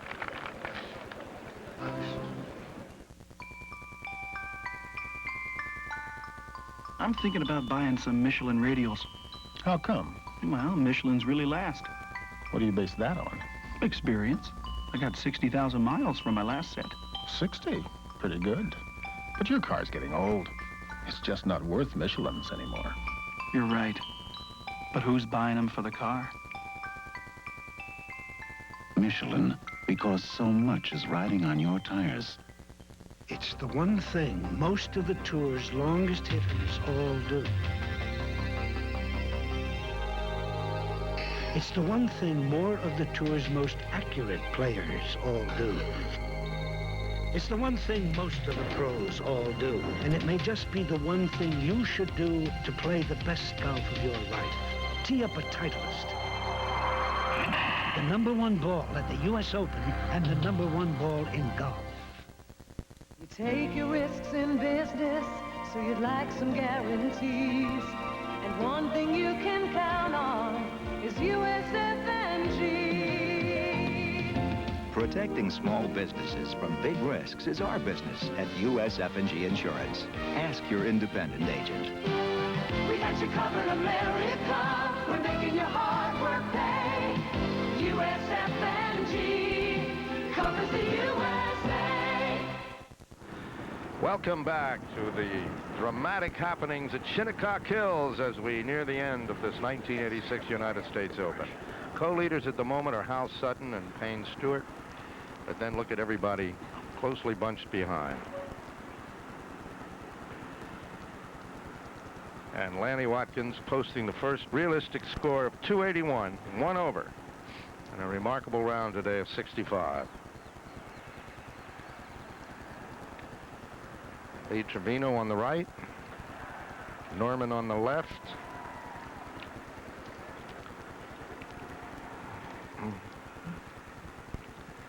And Norman having all kinds of difficulty here. A bogey at 9, and now he lies 4 already here at 10. Can't afford to miss this one, Jack, Oh, or no. just be, I would assume, all over for his chances.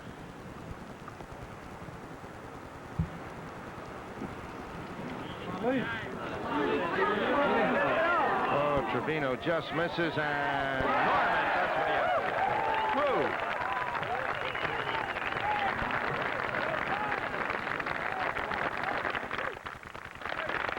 Now Payne Stewart to take the outright lead.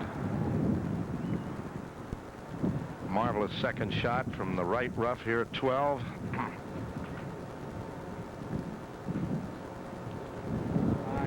Yes, sir.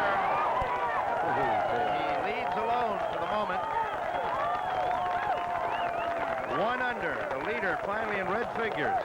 Puts him 4 under for the day. Now, Bob Tway for a birdie.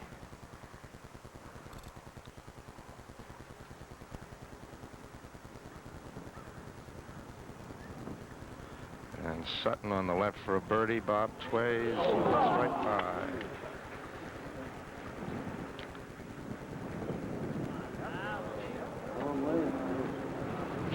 And at the 10th green, Hal Sutton's evades the hole.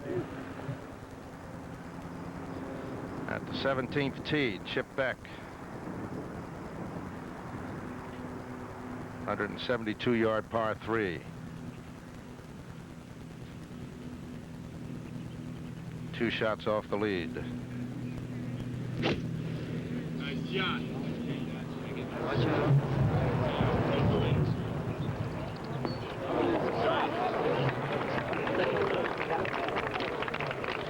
Safely on the green.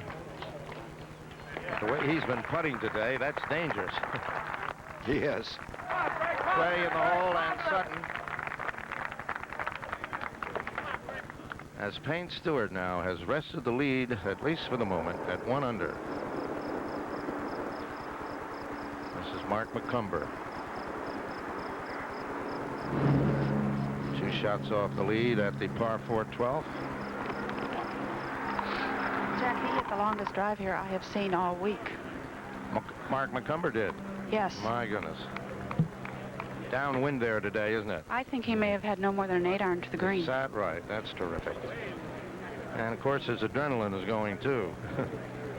He's a long hitter. You know, of course, there's no short hitters out there.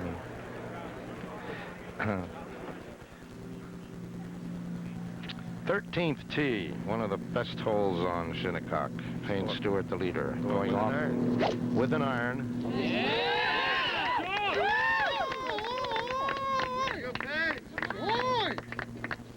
And he has placed it beautifully.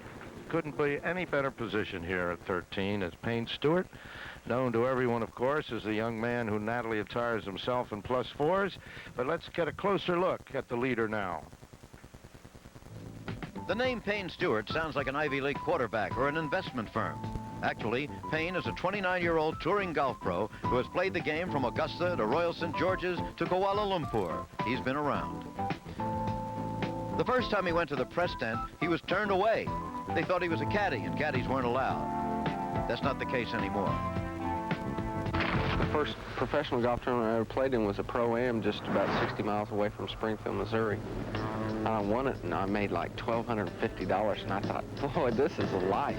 You know, $1,250. I called up all my friends and said, I'll be home in an hour. It's a big party. It's Sunday night, you know. We're going to go out and get crazy.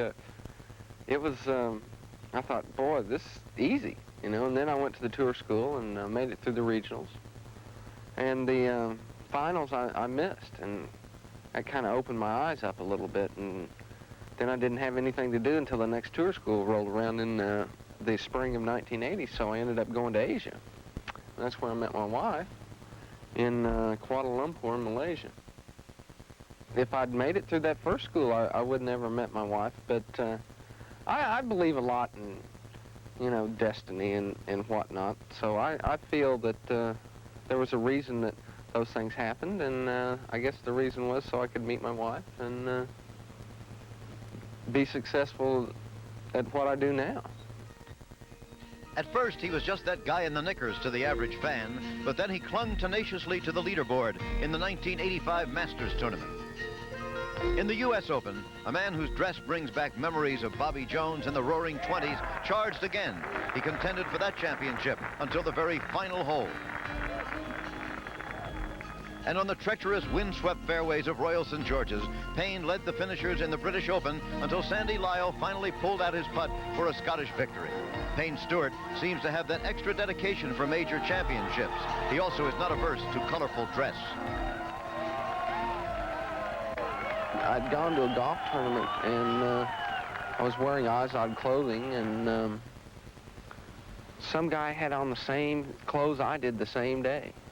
And I had said, well, I've got to come up. Something's got to change. And I finally found these knickers, and I really think that they're very classy looking. You know, they're the old garb of the traditional manner, and I really enjoy them. I feel like I'm dressing up to go to work, such as people put on their business suits to go to work. I enjoy putting on my knickers and going to work. And I get a lot of compliments on them, and people, when they see me without them on at the golf course, I say, where are your knickers? You know, we enjoy them. So I enjoy the fact that people do recognize me for that and pay me a lot of compliments when I do wear them. Well, he's wearing them today. Incandescent yellow with black stockings, and if he believes in destiny, maybe he is the man of destiny for today. Hal Sutton at the 11th. 158 yards uphill. A treacherous little par 3, Jack, as you know.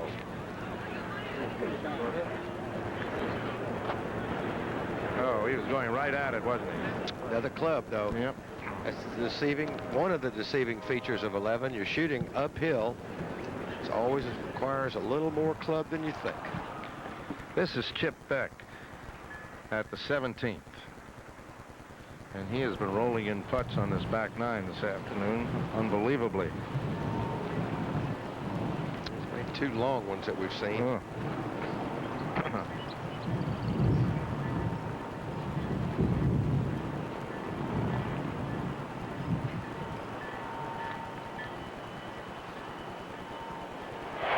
Yeah. Did he hit it? No. Right on line, though. My goodness, he's had 5 birds on the back nine. And that in itself is astounding.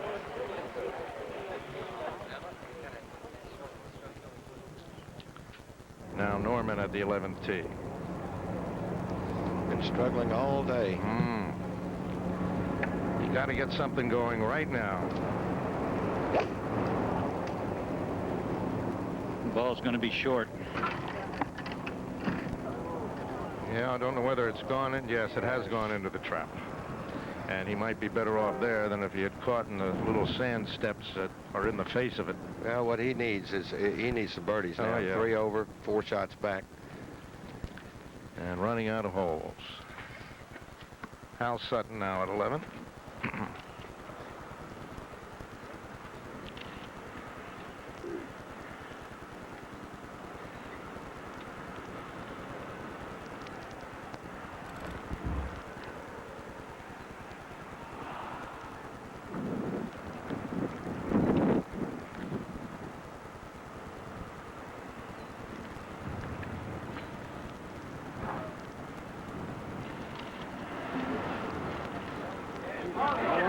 Looky here. Oh, just a little harder. Just a little up that hill, Jack.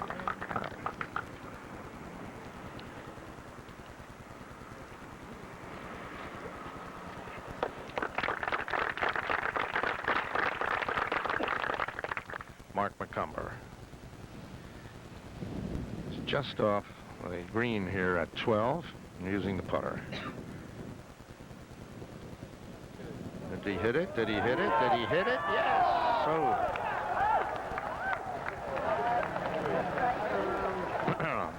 Really funny, isn't it? Ah, there. Chip back at 17 for par. Ian McCumber among a group at +1, 2 shots behind Stewart. Adrian, the leader at the 13th.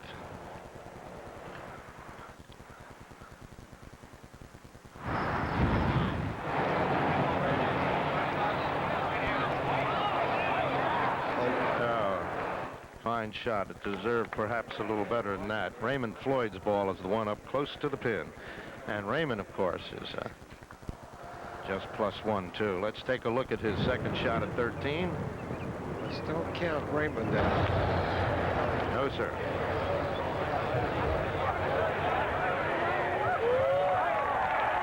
Wow, what a shot. Raymond is like Lanny. He can go on a streak and leave you breathless. They're both the kind of guys you like to have in a practice round if you're playing a couple of people.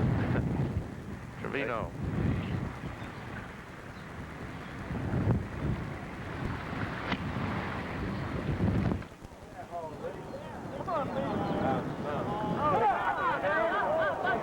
And it just didn't run enough. It's usually the best way to come in here is to bump and to hit it short of the green and let it bounce on, but pulls up short. Jack, you just saw Bob Tway's ball bounce about 30 feet by the hole. Oh, really? Confusing, huh? All right, Payne Stewart leads this tournament at the moment at 1 under par. Once BMW, Saab, and Audi challenged. Now they are the establishment, and they face a challenge. Merkur XR4 TI from Germany.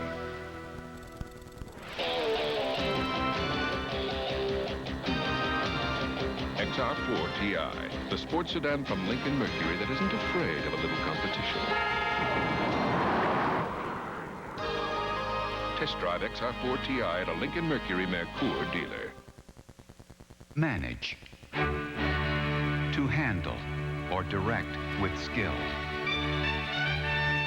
Rockwell International Management stimulates the work of its 120,000 employees, 1 in 6 a scientist or engineer.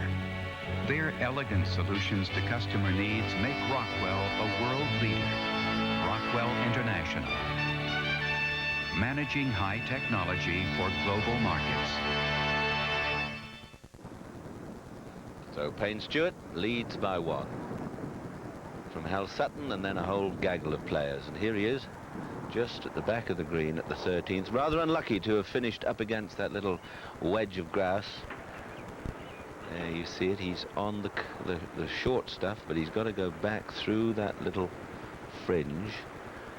He's only a step or 2 off the green, but he's taking a lofted club. Looks like a sort of 7-iron, leaning into it onto the left leg. Just give it a little stab. Break the wrist and stab it forward. And he stabbed it. Ooh, it was running a bit sharp. Just came out a bit fiery.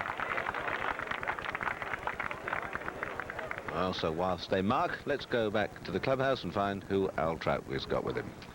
Peter, of course, 165 today for Mark Calcavecchia. Another one today by Lanny Watkins. His, of course, could be of greater implication. Lanny, you got hot in a part of the course where most people said players shouldn't be getting hot. Well, I've played the back nine pretty well all week. I think I've shot in par every day except for, or, you know, at least, I guess, the second day and today. But I've played 15 3 under for the week and 16 a couple under, I guess. So I've played some holes in the back real solid, and you know, it's been good to me. And it was, I didn't have a whole lot of choice. They were the only holes left. Tell me why you hope history is going to repeat itself.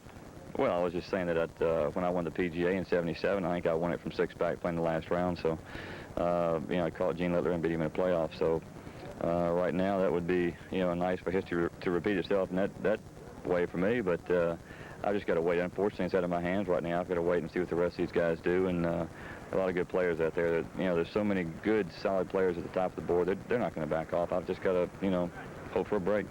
How will you spend the next hour and a half? Just watching on TV like everybody else. It's out of my hands. Okay, Peter, back to you. We'll keep watching. Thank you, Al. And Ray Floyd there, you saw, holding out for a birdie at the 13th, which puts him level with the card, just one behind Payne Stewart. And as Dave Marr was saying, you can never count Raymond Floyd out of the reckoning, one of the toughest competitors you'll find in a day's march. And now Payne Stewart with this putt. Well, it must be closer to 4 feet than 3. This to stay in the lead. And I think he'll be aiming this just left of center. They really are very splendid shoes, aren't they?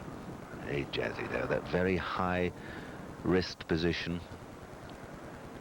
Just left of center. Oh, he's overdone it. That was a tweaky one. Bit short and sharp and quick. A little nervy.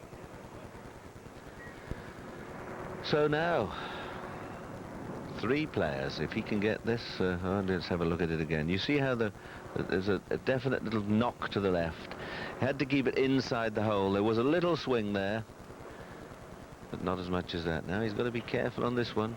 Got to eliminate those thoughts of how stupid you've been to take certainly 3 from the edge of the green. That was a little cruel there. Played a good second that just finished in an awkward spot.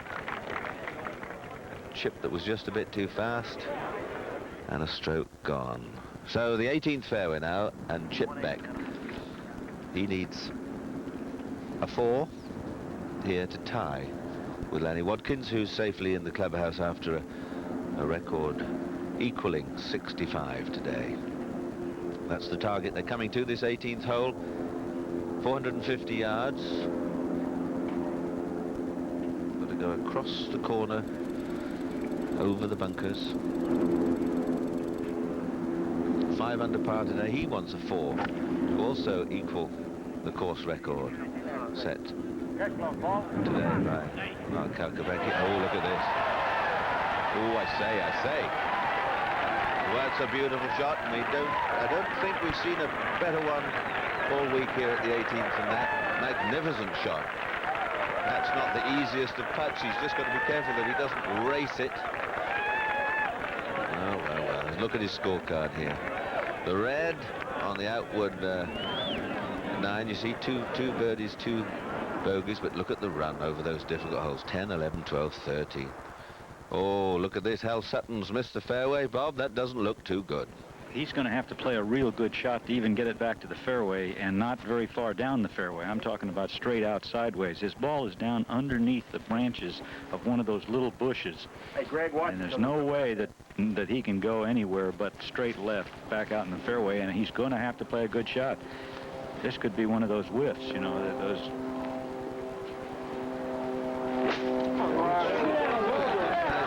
Hit it too hard, all the way across the fairway, and that's what happens in one of those kind of shots. Where's he gone now? Across the other side? Across the other side of the fairway into the deep rough. Well, so with Lanny Watkins sitting in the clubhouse, having completed his 4 rounds at 1 over par, that's 2-8-1. Chip Beck with a short putt to finish in level par. Sutton in trouble. Much can happen yet. 14th tee, and Raymond Floyd, you can see, using an iron for position. 1 or a 2 iron.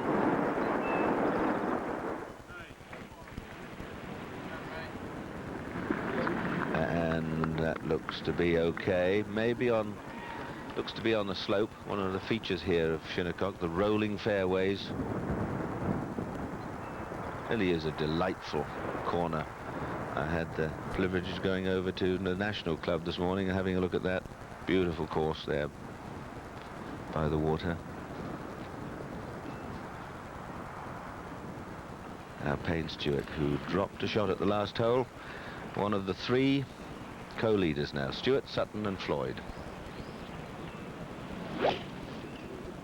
Nice easy swing.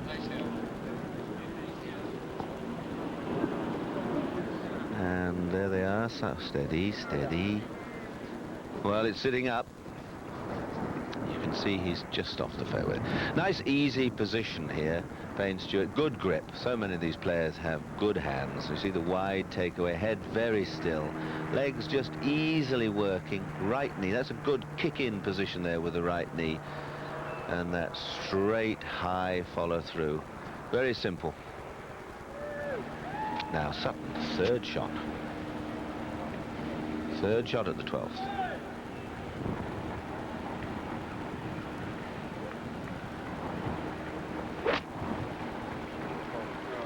Going a little right and flying. Look out. Hit very hard. Oh, what a break Look there. at this. What a break. It was flying right, Bob, and pitched in the rough and somehow got some spin on it. And he's got a putt for a par. Now Seve. Seve at the 18th. Putting for up the hill for a birdie 3, and he's not got it. Seve's going to finish at 3 over par for today. That's 9 over for the championship. And another chance gone. Got away to a good start. Birdied the first hole and just consistently dropped strokes throughout the day. A few birdies, 2 birdies only. 5 bogeys. So Seve finishes 2-8-9. Now, all goes still around the 18th. Lanny Watkins in the clubhouse at 1 over par. Chip Beck has this putt you'll see in a moment for a birdie 3. If he gets it, he will finish the 4 rounds at 280, which is par. And one has to say this might be the winning putt. This to set a new course record. We've seen it broken today, first of all by Mark Calcavecchia with 65, and a superb round also of 65 under more pressure from Lanny Watkins. Now this putt for a 64 and to be the leader in the clubhouse on 280.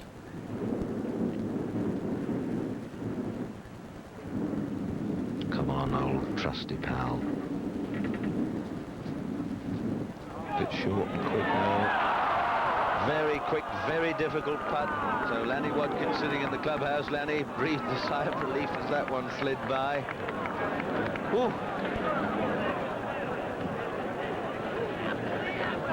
He's left himself a testy one back again. That wasn't an easy putt though, but you could see the tension there, not used to being in this position.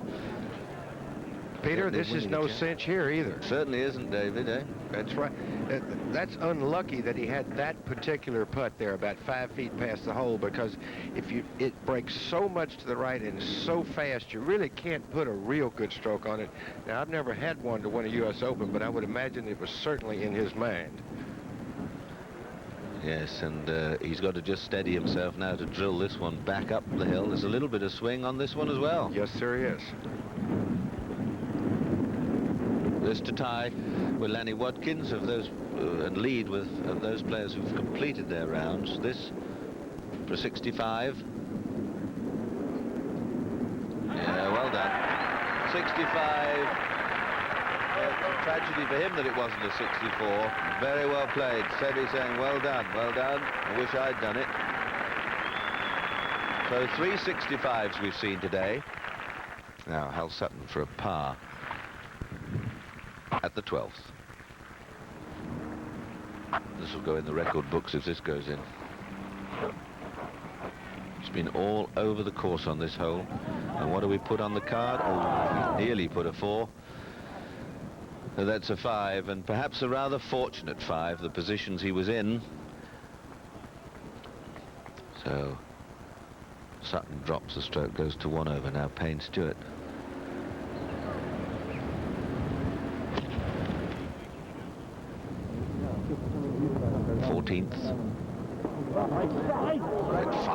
Bit fiery, coming out of the rough, over and down the bank. Doesn't look to be lying too badly. It's a struggle from there. Now Raymond Floyd playing with Payne Stewart. Here was his second shot, 14th, joint leader.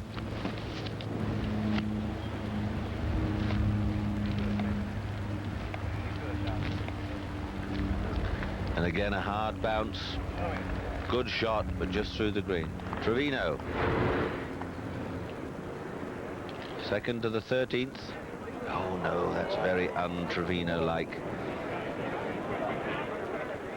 Missed the green and left himself a horrid shot. From thick rough with very little green to pitch on. So things really tightening up over these closing holes. Tway, second shot to the 13th. Just one off the lead.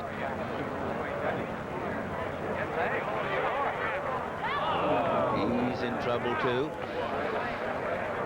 Well, well, well. So suddenly, perhaps this isn't just looking like your regular tournament that we have every week. We'll take a break.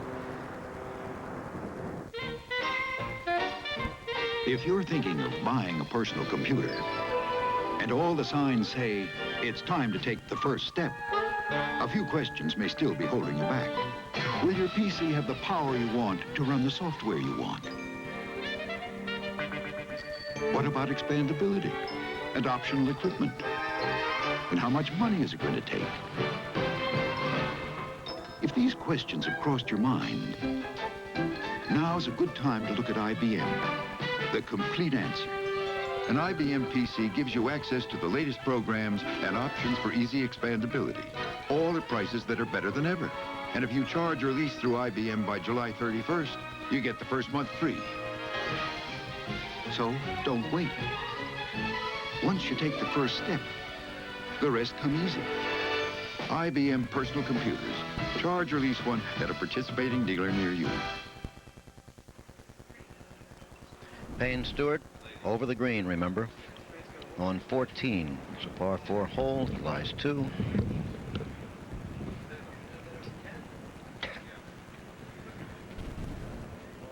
How's the speed? Good shot. Well, leaked off to the right a bit. Now, Dave, it seems to be becoming a case of where have all the birdies gone? On the last 9 of the U.S. Open, that almost always happens. We saw spectacular play earlier today. And those who were well back and didn't have the huge galleries have charged. Chip Beck and Lanny Watkins. But now, it's the pressure cooker of Shinnecock. Just gets a little harder. You know where you are, and people will say, well, this is just another tournament, and they try to make themselves believe that so they can stay calm. That's whistling in the graveyard. You see some swings that look so pretty earlier in the week become a little bit unglued. Wheels start flying. Do the hands actually tremble, maybe just a little bit? Yeah, you just sometimes can't do what you want to do.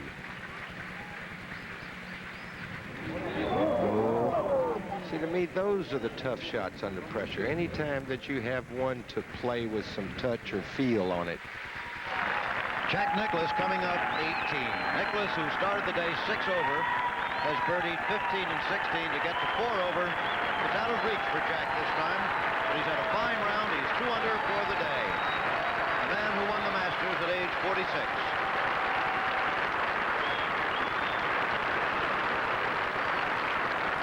Pointing towards the stands. I don't know what the problem is there. His ball is somewhere up in that area, so he's really more concerned as where the heck is my golf ball. The ovation can wait, and one thing you know of this man, he's playing as hard as he has been all the way. Bob Tway. This must be for par 4 here. So he missed a shot into the bunker. It's gone.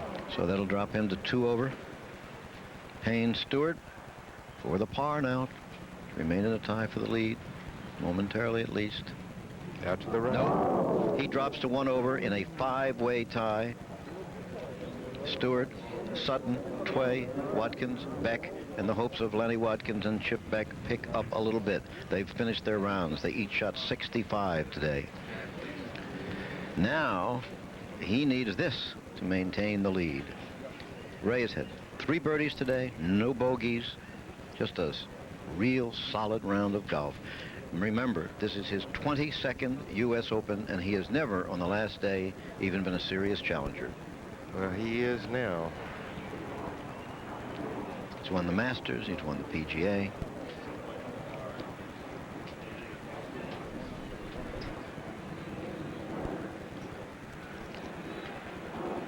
As we've said many times before, Raymond putts with a very long putter. He stands upright quite a bit. Lets his arms just swing through. Of course, he's a good putter and has been a long time. Tar Heel from the University of North Carolina, quite a while ago.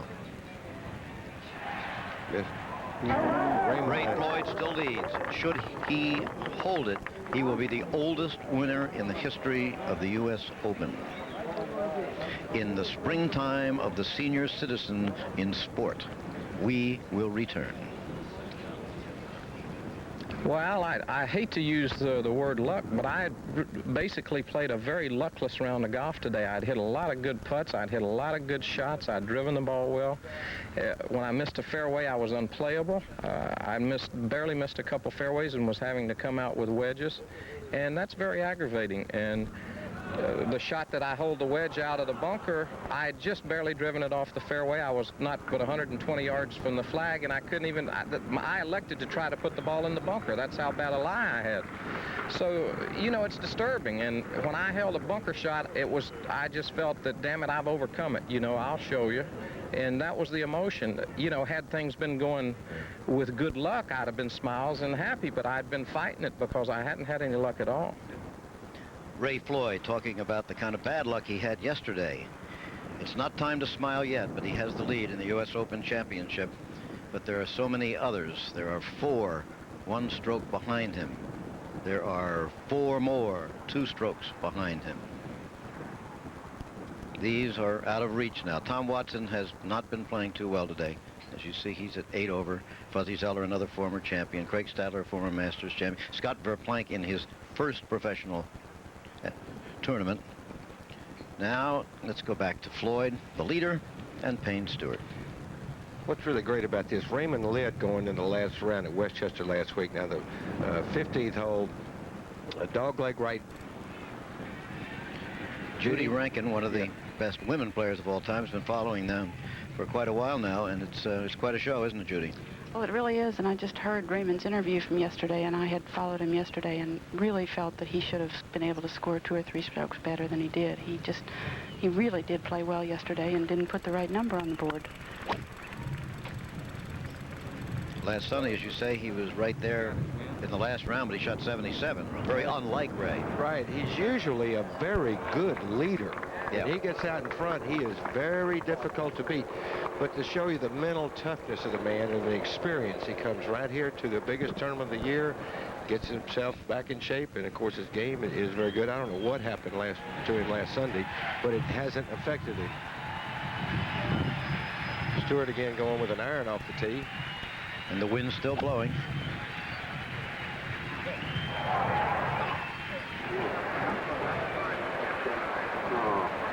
Okay. Can't tell whether that's just to the edge of the rough or on the fairway. I would guess the fairway. It's in the fairway, Jim, but it's very, very short. It's not even to the top of the hill. He's going to have an uphill lie, Judy? Yes, severely uphill. So what'll that do, Dave? Well, if you don't watch it, it'll keep your weight on your right side, and you'll hit a high pulled hook. There you see, the oldest U.S. champion was Ted Ray, 43 years, 4 months, 16 days, and Ray Floyd is more than 9 months past the 43-year mark. Hardly an old man, but still the oldest he would be to win the U.S. Open. And remember, Jack became the oldest Masters winner, having also been the youngest Masters winner this spring. Bill Shoemaker became by far the oldest jockey ever to win the Kentucky Derby. The owners of Snow Chief, the winners of the Preakness, are in their 70s, and there's more to that story, but here's Bob Tway.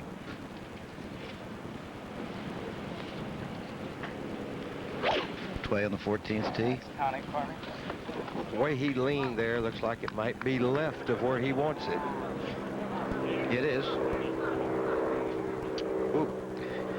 It's either just into the tall cut or on the edge, which could be worse, right? Yeah, this hole requires a shot. You're going downwind, and it kind of requires a little bounce and run in there, and we've seen a lot of guys go past the pin with that shot and over the green.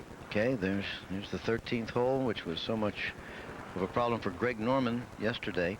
Now it's Hal Sutton with a birdie opportunity that would tie him for the lead with Ray Floyd.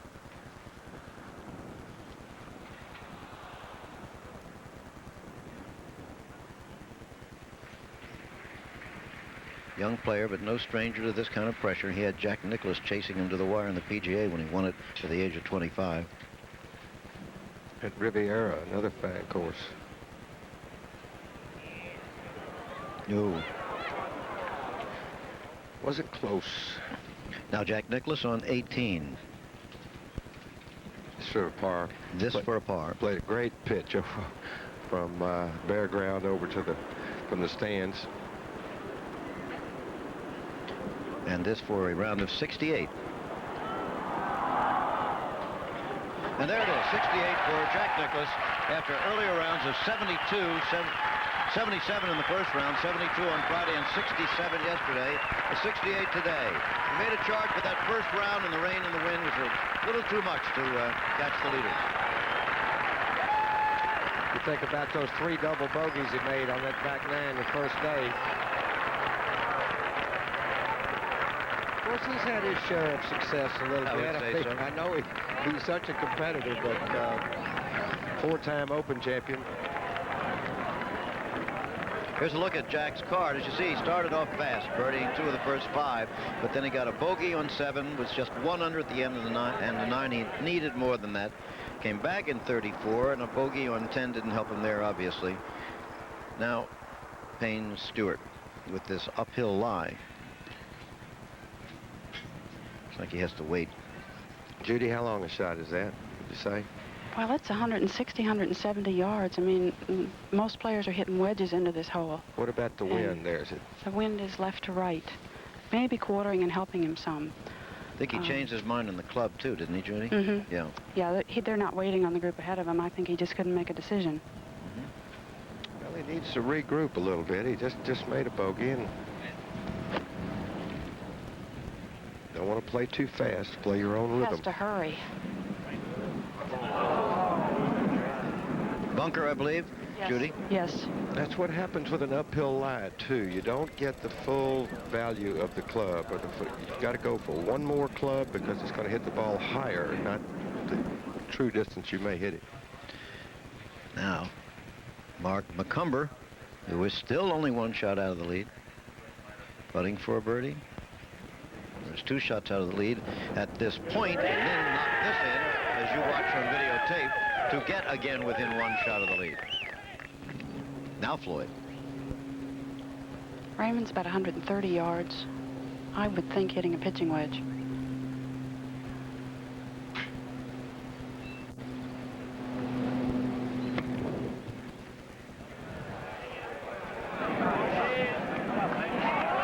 Oh boy. As you said, once Ray Floyd gets the lead, look out, even if it's only by a stroke. He's tough, Jim. Another birdie possibly in the making. He could lead by 2. Stand by. Entrepreneur. One who assumes the risks of business.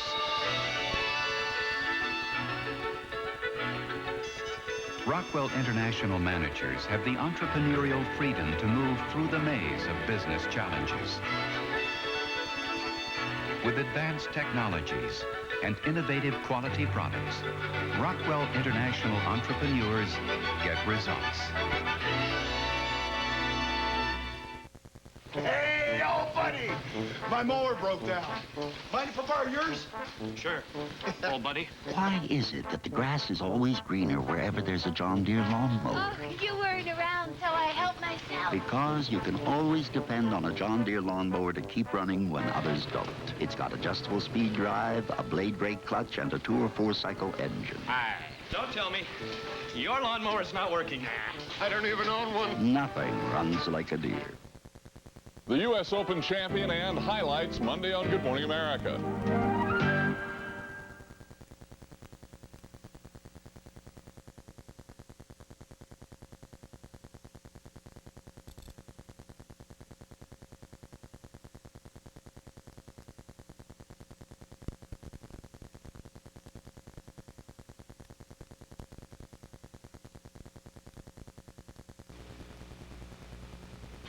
Ken Connor just got flooded with work. Ken is a GTE maintenance worker whose job it is to restore your phone service during a flood, earthquake, hurricane, or any other emergency. Ken is just one of many GTE employees who have to be prepared to go to work at any time, in any weather, to repair a phone line. Because he knows how important a phone call can be. I'm fine. The basement's a little wet, but I'm fine. GTE, quality service from quality people. The Fairways at Maumelle is your dream come true. Few opportunities exist to own a distinctive home on the fairways of a great country club, and such opportunities usually don't last long. The Fairways at Maumelle combines country club living with distinctive homes, peaceful surroundings offering every type of recreation, unique homes with customized floor plans, and an open, airy feeling in every room. The lifestyle you've dreamed of, the home you deserve, a sound investment. The opportunity to live it all now is at the Fairways at Maumelle. New Scene 7, tonight at 5:30. Cumber at 1 over, and Hal Sutton at 1 over, and Payne Stewart at 1 over would be the people trying to catch Raymond Floyd. Raymond has won 2 PGAs in a Masters tournament. I don't remember the one PGA, David, but the other one at Tulsa, he went wire to wire, and the Masters, he went wire to wire. This is a little different way to win them for Well, that's for where he Raymond. got the reputation of being such a good player out in front, which Yeah. some players aren't. They'd feel a little more comfortable from behind. But he's got that look in his eyes now, I think. yes, doesn't he does. And this, funny, in that little piece we just did with him, he talked about 15 sort of being a turning point for him yesterday when he made that bunker shot. If he makes that putt for a birdie, he is in control of the tournament He then. absolutely has it in his hands. Payne Stewart, just 1 shot away, held the lead for a while.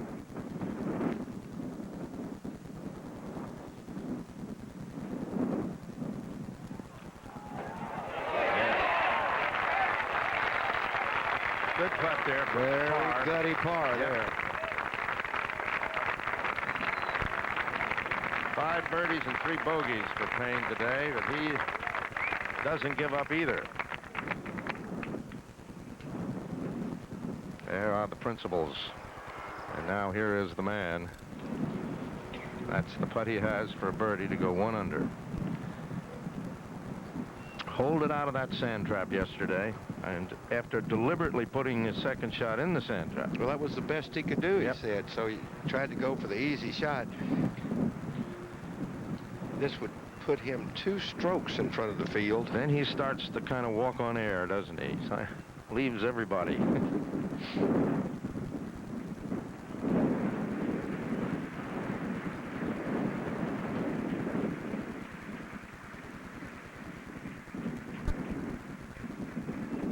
Got the same kind of putt he had the last hole. Just didn't hit it hard enough. Boy, it was dead center with about 1 roll left, wasn't Yeah, it? either not hard enough or a little more break he needed.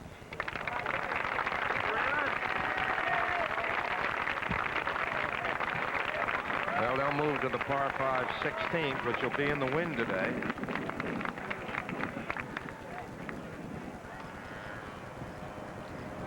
Jack, this is one of your more famous holes here at Shinnecock. You see, it's 444 yards, and you see a lot of the players teeing off with an iron. That's because the course, I feel, has gotten a lot faster here now, and you're downwind. They're just playing for position to put it in the fairway down at the dogleg, slight dogleg right. Great golf hole.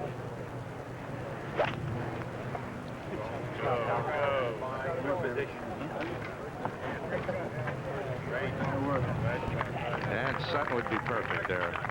Right, Rosberg? Mr. Rosberg? Yes, that's absolutely perfect. Right in the middle of the fairway with about a 6 or 7 iron of the green.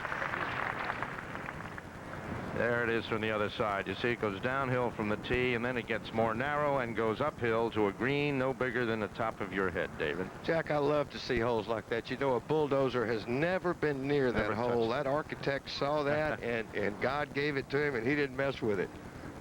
15th fairway, Mark McCumber, also one of the chasers. And playing very well. Oh, my, he's had a great week, hasn't he? He's... Oh... Not too lucky there. No. So he's not sure that it went over. That's the thing about the wind, you know. One shot it'll help carry, and the next one it may knock down. Then you may get one that acts like you think it should. 15 is probably the hardest green on the course in terms of surface. Hard surface, yes. All right, the 16th, 544 yards of rolling fairway to an elevated green. It'll be into the wind today.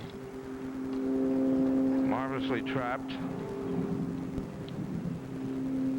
Clock team at Raymond teed that ball very low. Listen, it's he may not even be going with a driver here. Can't tell from here. There. Or if it is, he teed it very low just because he's going into the wind.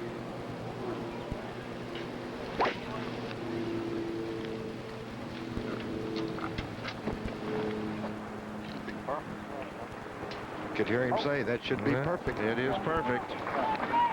Playing quite a bit longer because that bunker was well in reach Friday and Saturday. So a lot of players catch that right-hand bunker. There you look up the fairway to the green. Payne Stewart.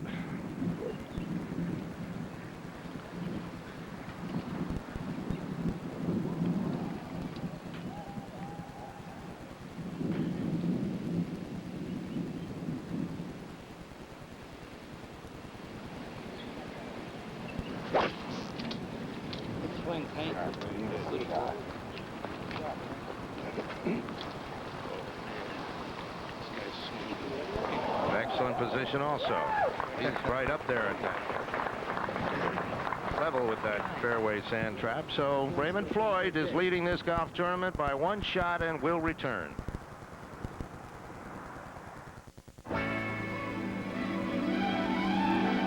This ABC Sports Exclusive is brought to you by the people of Rockwell International, where science gets down to business, and by Precision Frequency Match Shafts by Brunswick Golf.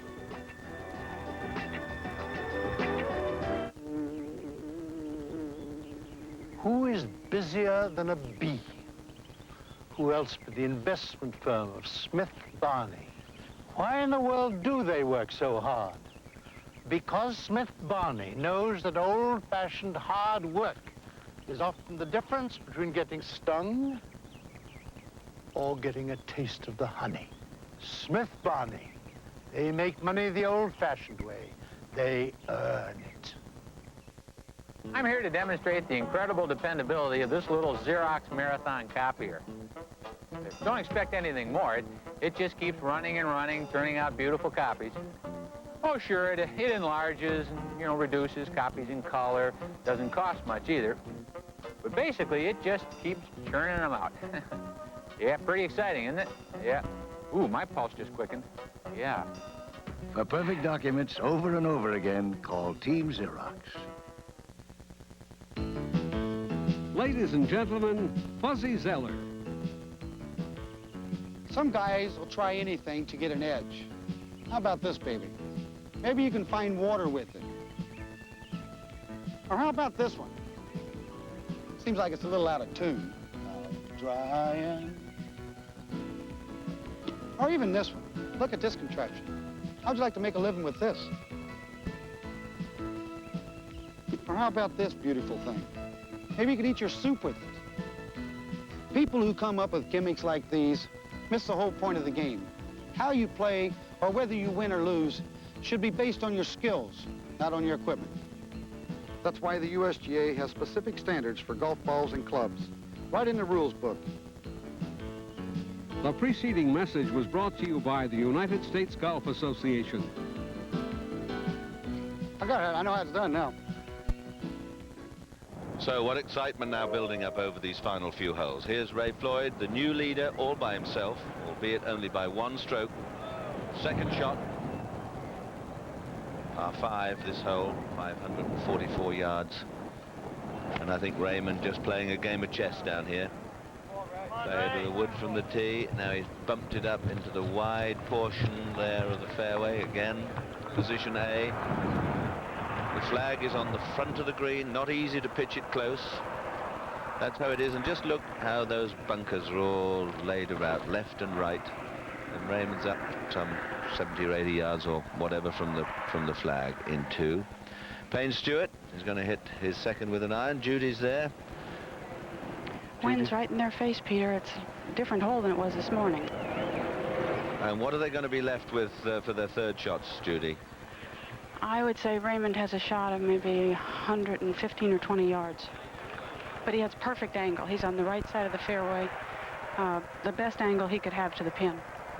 Well, he's playing beautiful golf, and of course he had a putt on the last hole, the 15th in fact, to go even further ahead. Lanny Watkins, the figures on the right, 18 denotes the fact that Lanny Watkins has finished his round, as has Chip Beck. So both of them in the clubhouse at 1 over par, and the only person ahead of them at this moment is Raymond Floyd. Ben Crenshaw is 2 over. Jack Nicklaus finished with a 68. Very well played round from Jack.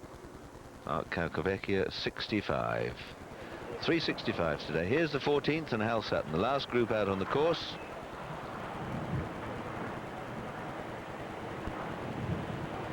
Sutton just 1 behind.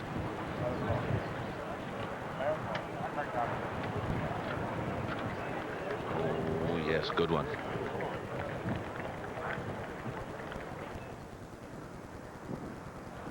Back to the 16th.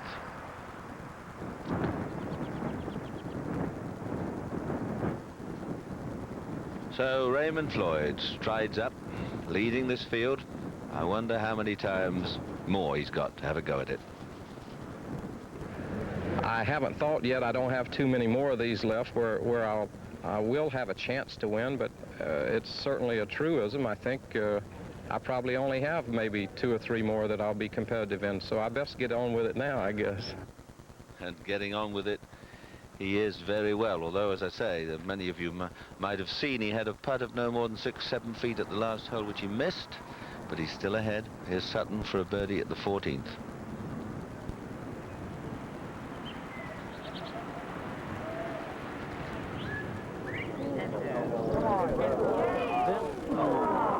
Well, a very tidy par, and he'll stay at 1 over. 6 players tied for second place at the moment. Sutton tapped his little putt in, stays 1 over. And now Ray Floyd's third shot. Par 5, 16th.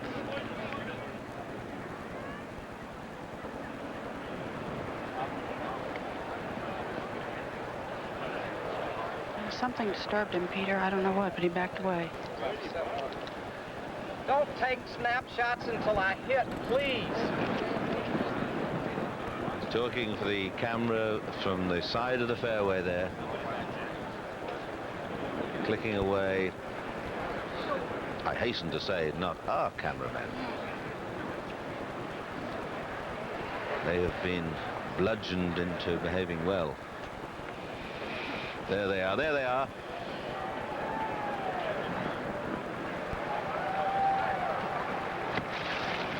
Come on, Raymond, play a nice one up there. Oh, that's a little beauty. Well, it certainly makes the par 5 easy. He's only got to stay 1 ahead, and there's the culprit. Stick one through his Bolex any minute.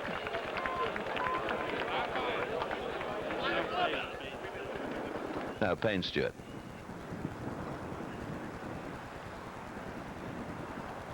His Payne's third probably, shot. He's probably less than 100 yards, Peter. Judy, it must be very exciting out there, hey? Are you enjoying it? I'm really enjoying it. I've known Raymond for a lot of years and have always enjoyed watching him play. And I'd like to see him bring it home. And you got a front row seat as well? Yes, sir. And there's Payne Stewart's ball just off the green, just not firm enough. It's just a bit of a struggle for him at the moment. Another look at Raymond's pitch after settling down after being distracted by the camera clicking. Raymond's got his own very individual style, lots of movement, not for the purist, not in the Bobby Jones fashion, but the results are very Bobby Jonesy. Lovely pitch. And as you can see, that for a birdie 4. And behind them, high up on the hill, Halsa. Fairway goes down and turns away to the right.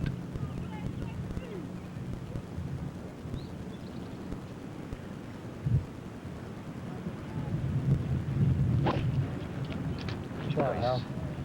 Seems to be a low cutter. Get over. That is not good there, Peter. That ball is in the deep rough to the right and really in a bad spot. He'll have a shot of about 125 yards if he can get his club on it, but it all depends on the lie. And you see how they come down from the high tee down this rolling fairway. The final group, Hal Sutton and Greg Norman, back to the 16th. Payne Stewart, who's had a couple of chances. He's just missed a couple of opportunities, but he's still only one shot behind. But here we have a classic match play situation again, where we might see a 2-shot swing here.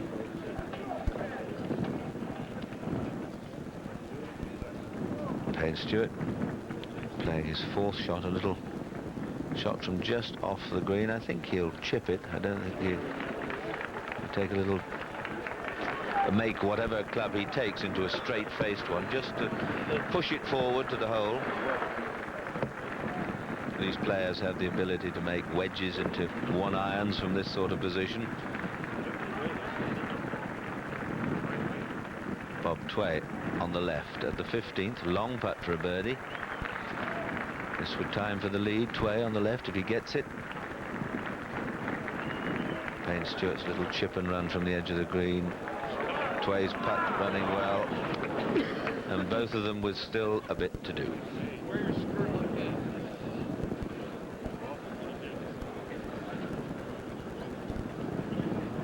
Well, there's a great saying at home about competence, and there's unconscious competence, and there's conscious competence. And I think at the moment Raymond Floyd is going through a very conscious competence stage. He knows exactly what he's got to do. Some players are in situations where they just go merrily along and things happen. Floyd now has the winning of this championship very much in his hands, as much as a one-stroke lead can, but he is in the lead, so providing he doesn't make any mistakes, and he could hold this putt, he's got to do it all. He can't just let it happen. He's in a very tough position here. He knows what the other players have done. He knows how important this putt is. So he's just clearing the mind of all other thoughts and getting on with the job of picking the spot and rolling it in. He's done this a million times before. This to increase his lead to 2.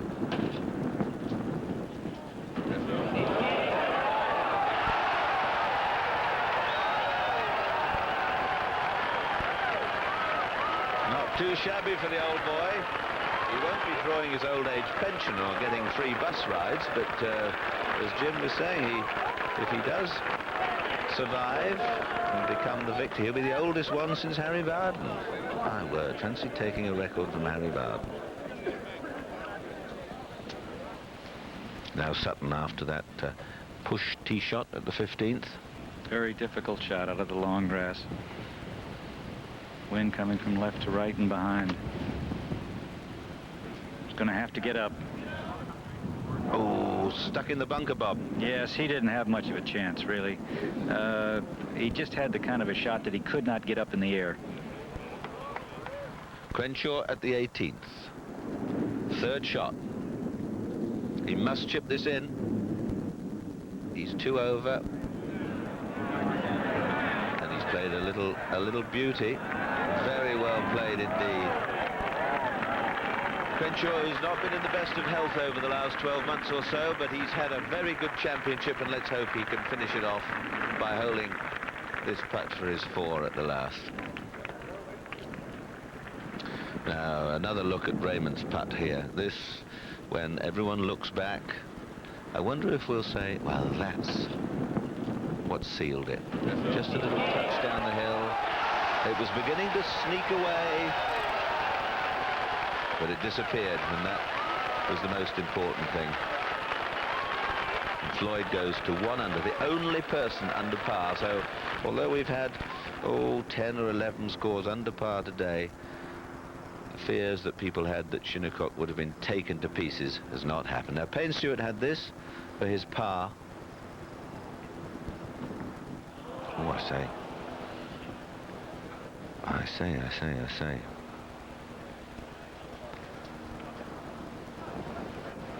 Oh, well, he's taken 3 from the edge a couple of times in the last 3 or 4 holes. So how he will be ruining those little mistakes. My, oh my. Now Raymond, 2 holes to go. This difficult par 3, 172 yards. But the position he's in now, if he could only find the middle of the green, he'll be happy.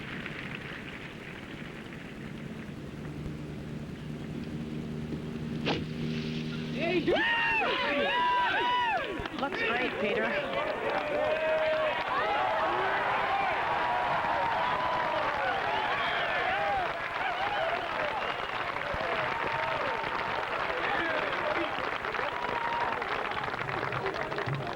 I think they liked that one, Judy. I can tell you they liked it. They liked it so much I can barely hear you. Crenshaw at the 18th. This to finish with a 4-round total of 282. This for a round of 68.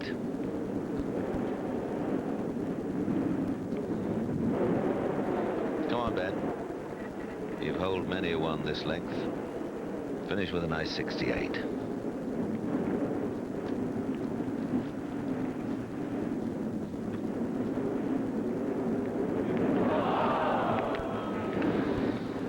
It's a cruel game at times.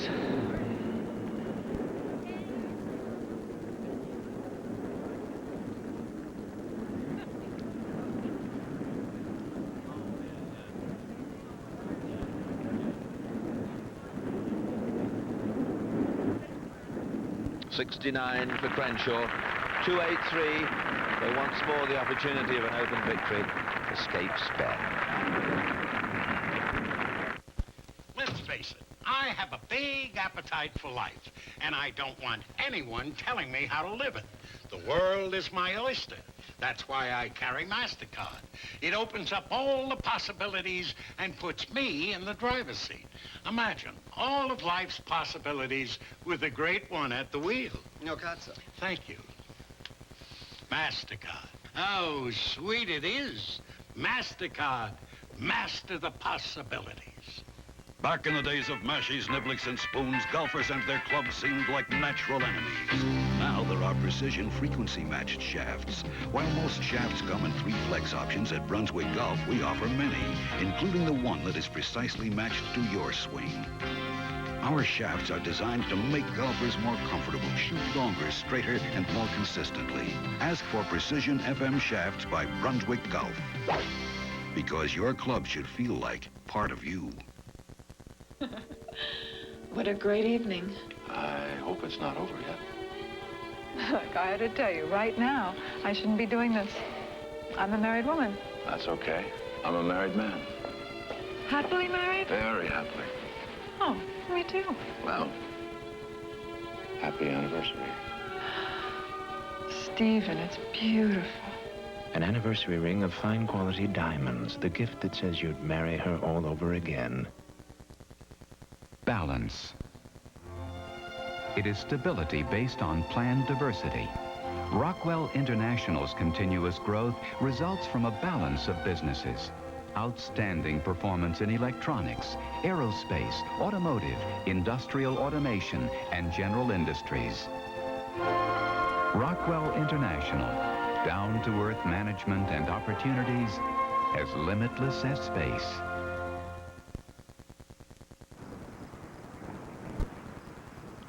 It may finally be coming together for Ray Floyd in the U.S. Open on his 22nd attempt. He's only finished in the top 10 twice. The biggest prize he ever won in the Open was $6,900. But here at the age of 43, he can become the oldest champion in the history of the event.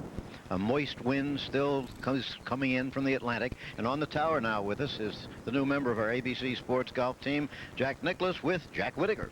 Thank you, Jim. And I guess, Jack, if we threw out that back nine on Thursday, you'd be leading this tournament now. Well, that's the game of golf, Jack. I had 41 the second nine on Thursday. Outside of that, I've been, I guess, 3 under par the last 3 rounds. But that's the way it goes. I had a good chance to shoot a good score today. It appears as though I sort of set 65 as a score to maybe have a chance to win, and 64 probably would win outright. It turns out that Raymond's ahead of that right now. But certainly Chip Beck and Lanny Watkins shot the 65 right in the same position I was in. Sure do. You still feel confident enough about your game, though, don't you? I played well. I had a good tournament. I don't have any complaints at all, and Shinnecock's a marvelous golf course, and I enjoyed playing it. How about Raymond? Well, I think Raymond is, this is a great thing for Raymond to be in that position, and to be able to come back at his age. And really, Raymond has not had his best year, but Raymond's a good player. He's always played well in the major tournaments, but this is the first time really in the Open that he's really had a chance to win, and it looks like he's taken charge. You said something about the greens getting more difficult. Will this make it harder for the people behind trying to catch Raymond? Well, the way I looked at the greens is the greens started getting a little bit bumpy as they got fast and dried out. It was good for the birdie putts, but as guys were trying to save their pars, it made it tougher. Well, this is for birdie right here for Raymond, to increase his lead even more.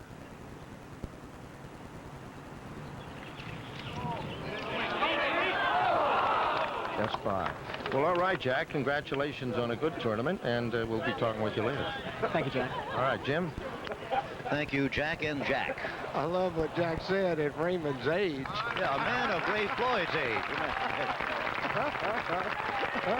I remember when Raymond used to call him Mr. Nicklaus. I still do. A lot of us should. So they moved to the final hole. Kind of a good welcome for a new station we have on the network, by the way. WCHS in Charleston, Huntington, West Virginia. Welcome aboard. But there it is by 2. Ray Floyd leads. A par here on 18, and somebody's going to have to do something amazing to catch him. Here's Mark McCumber. McCumber just 2 shots back. But this is his 4th shot on the par 5. Oh, what a terrible shot. Everybody's going south, Jim, and it looks as though, there's still some players out there playing. It's not that Raymond has a 2-stroke lead in a way, because he is not the last man out on the golf course. Right. So, you know he's going to try to make a 4, obviously. I mean, you want to try to put the ball in the fairway. And here's a man with a world of experience. He's won major golf championships before, played all over the world, and really, I know, make a lot of people happy Raymond Floyd won this tournament. Now back from the green to the tee. By the way, when I said what a terrible shot McCumber, I meant what a terrible shot he had to play. Yes. It was almost impossible. I knew what you meant. Okay, back to the tee. Ray Floyd asking somebody to get out of his vision. No moment to let anything extraneous bother you. Well, the thing that bothers you sometimes on a golf course may be the single person standing there. If it's a crowd, everything blends in. Mm-hmm.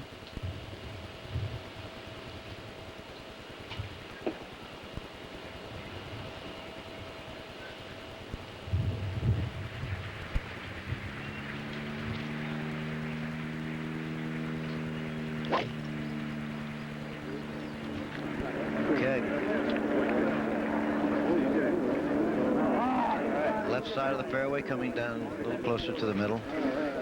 On this hole in previous rounds, he had a bogey on Thursday in the wind and the rain, and then he's parred the last 2 days. Well, Thursday, you may not have been able to reach the green Thursday. There weren't too many. I only saw one player on the green and 2 from the time we were up here. He's played more like a par 5. Haynes Stewart will play the last few holes over again as he goes to sleep tonight, I think. Had it going so well. Led the tournament by himself at one point. There'll be a lot of guys tonight thinking, I could have won that tournament today if.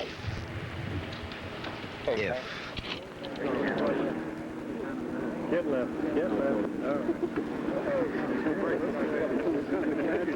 Well, if you can keep your head when all about you are losing theirs, it seems like Ray Floyd is the man doing it. Greg Norman. Is that a picture of dejection and resignation, I suppose? He started the day leading this championship. He's now 5 over par, 6 shots out of the lead. Let's take a break.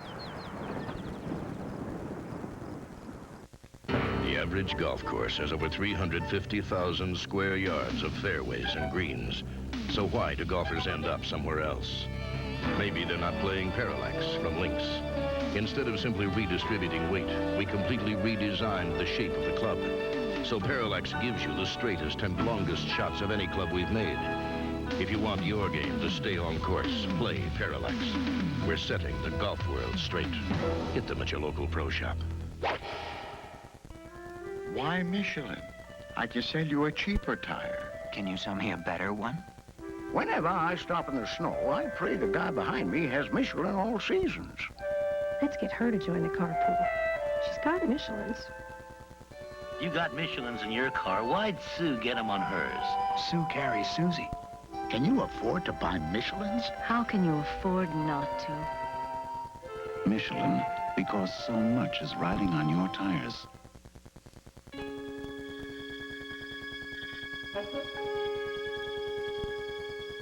If I thought that no one cared about the things I do in life, well, I'd still care about working hard and making it turn out right. Made in America, that means a lot to me. Oh, I believe in America and American quality. Here's to you, America, my best I give to you. Anheuser-Busch is the same personal commitment to quality that has kept our family of beers the finest in the world for over 100 years.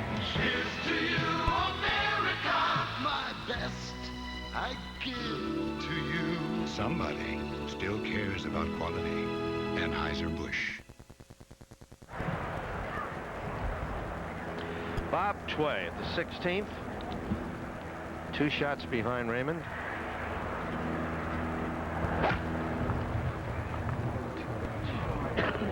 He better make a birdie here, though, Jack. Not that way, though. That he'd be very fortunate to be able to get that on the green.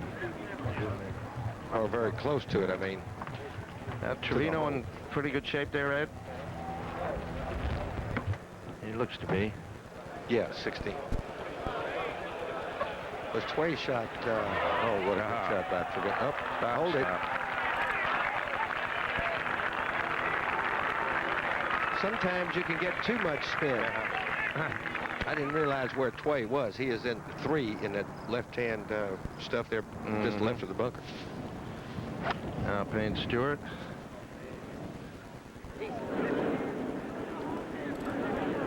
Boy, so many people have been up in there, haven't they, today? That has caught. That wind has got to be stronger coming behind them than they feel there, Jack, because you know they know the yardage. It's not a question of how far it is or misclubbing in that sense. But if you swing the ball right to left, and as you know, sometimes the wind will help you to keep the ball in the air maybe more than you want it. You get a lot more out of the club. Well, Raymond just put this one on the green. Yes. Dave, I have to tell you, Maria Floyd is out here obviously trying to root him in. She is? And she told me earlier today that Raymond said he had played this tournament more conservatively than he'd ever played a U.S. Open before. He thinks his nature is as an aggressive player, and maybe that's why he hadn't done well in the past.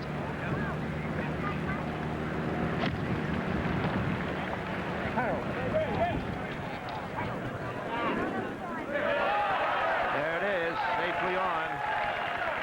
And underneath the hole. It's moving back away there a little bit. We'll watch Tway here. This is a tough little shot there. That's the second one like that he's had today. He had one at 7 when he had the lead and didn't get it on the green. He caught 2 very, very tough shots. And that's what happens in the Open so often when you get in position. Mean little things happen to you, and you get lies that you've never seen before. And those 2 were very expensive for Bob Tway.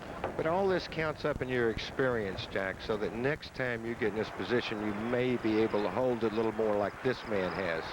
Raymond Floyd walking up 18. Frank Hannigan just reminded me that it was Raymond who played with Ken Venturi in '64 in professional. And Raymond was crying walking up that fairway. But he's not crying today. Maybe Ken is. Or Raymond. Right.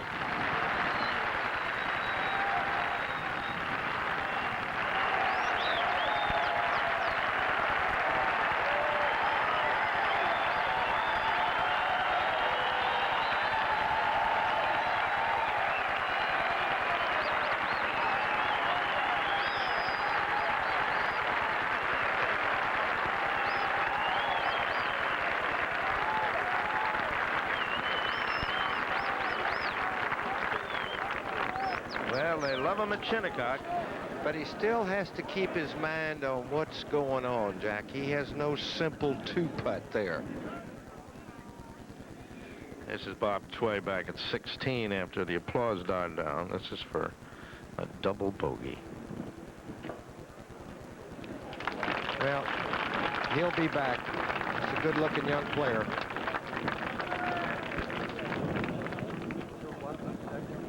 Marvelous round of even par 70 on the opening day here in wretched weather conditions. And now Payne Stewart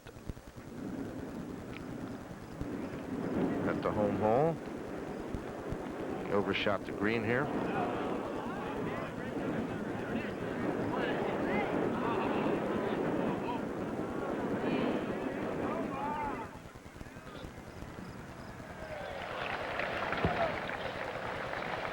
Al Sutton, his 3rd shot at the 16th.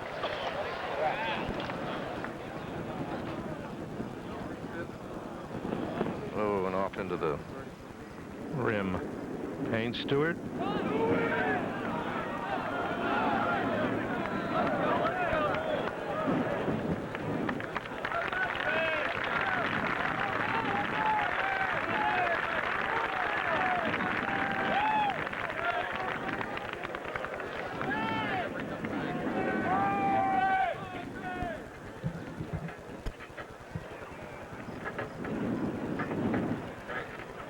There's that different angle of the 18th green as Raymond surveys his putt. Jack, the first time I saw Raymond was in 1963, and I was asked by Joe Wolf, who worked for one of the sporting goods companies, about this new young player on tour named Raymond Floyd. And I said, well, I don't really know him. I haven't seen him play or anything. And he, as a matter of fact, had not made a cut on the winter tour. Well, that Sunday, I finished 2nd to Raymond Floyd in the St. Petersburg Open. I got a good look at him. That's really a good look, I isn't sure it? knew who he was. Like Sam Snead said about him, he said he tees it up and aims for the moon. This has got to be, if he could just win this tournament, Jack, it's the Open is just what that is. It's something you carry with you all your life, even though he's won 2 PGAs and a Masters. The Open, I would say, is the one that the players would most like to win, and certainly at this age and stage of Raymond's career, to win it, it's almost indescribable as to what it could mean to him. And he's a very emotional guy, too. That was a great putt. I think he'd rather win this than have the Cubs win the World Series. Well, now that's a tough choice for Raymond. For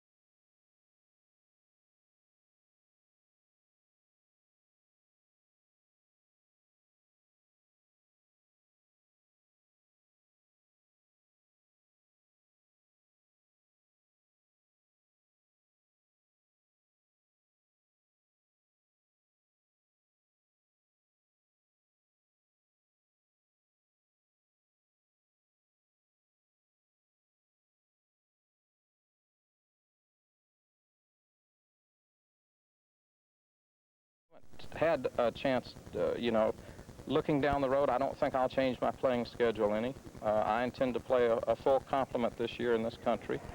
I'll play the British Open.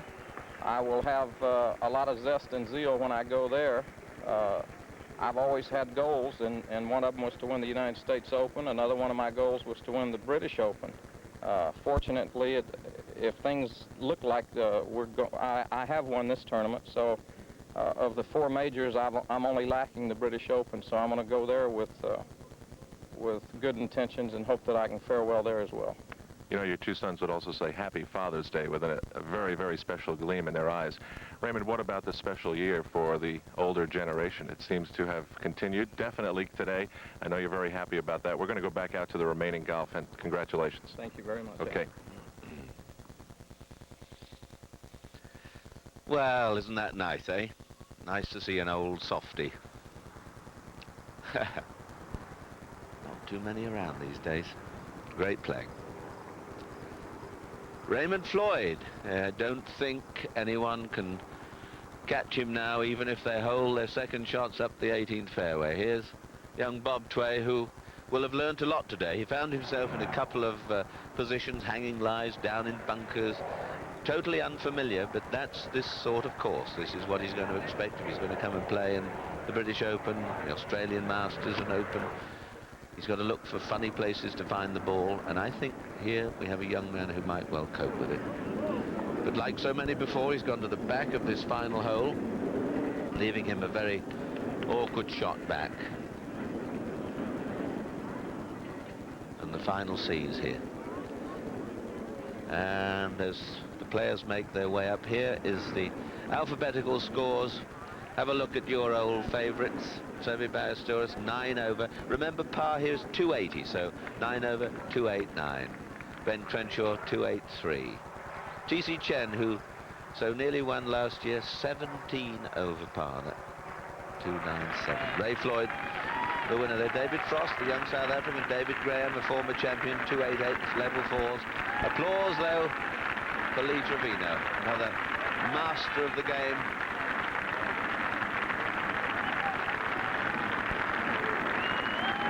Great entertainer. Only 2 over par. He can finish with a 4 at the last. Will only be 3 behind, so perhaps life does begin after 40.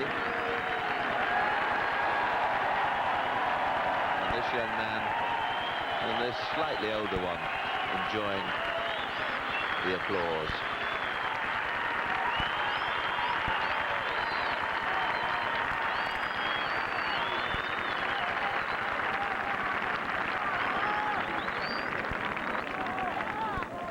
Continue with our scores. Peter Jacobsen, who visits Europe so often. Barry Jekyll, an old friend of European golf as well. Tom Kite, one of the steadiest of them all. Bernard Langer had a good championship, 4 over par. That's an average of 71. Pretty good playing. Sandy Lyle never really got firing, 13 over, tied with Johnny Miller. Mark McNulty didn't have a good day today, but played some pretty good golf. Peter Oosterhuis, an old faithful, 24 over. Greg Norman, 5 over with 1 to play. Amateur champion Sam Roundoff, 11 over. That's pretty good. And the last page, Craig Sadler came back into it today, but finished 288. That's level 72s, you know. That's not too bad. Lanny Watkins, a brilliant round today of 65. There were 3 65s today. Lanny Watkins, Chip Beck, and Mark Kalkovic. So 65 has been the best score here this week, 5 under par. So Shinnecock and all connected with it can be very proud of the way the course has stood up. Young Bob Tway chipped down the last hole. He's 3 over par. He needs that putt to finish at 283.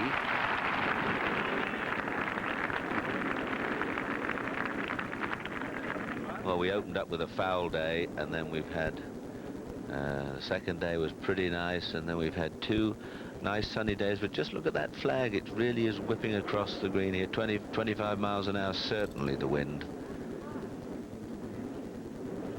But all in all, I think the championship has been, apart from all the others, the championship has been a winner too.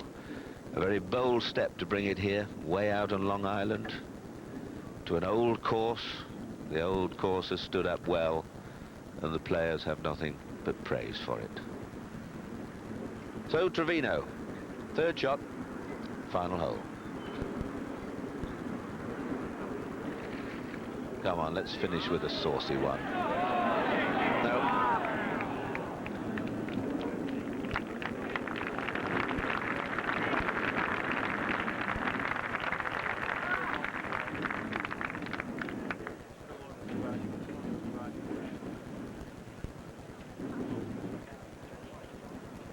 No, Trevino says, I can't be bothered to look at that one. His caddy looks while the flags wave. Moves in, Herman tells him where it is.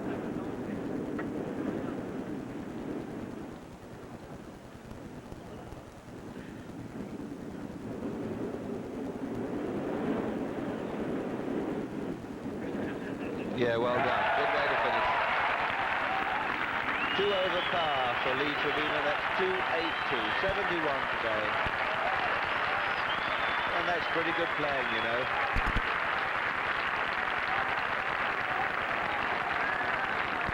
Been together now for 40 years, but it don't seem a day too long.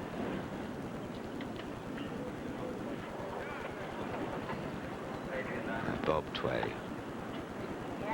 Herman has a look up at the scoreboard and thinks what might have been. Only 3 behind.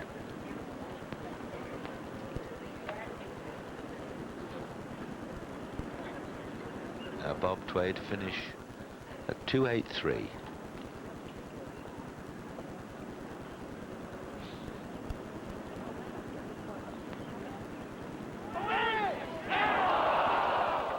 Well, it was a bold putt, just too bold. So he will have much to think about, this young, talented man, who I'm sure is going to be around, as Dave Marr was saying, for many more years to come.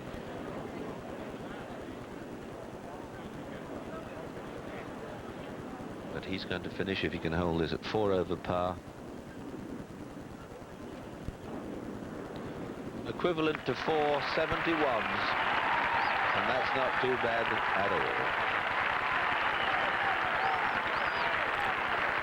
So just one more group left out on the course, and the champion will be Ray Floyd. But what a great week it's been. We'll take a break.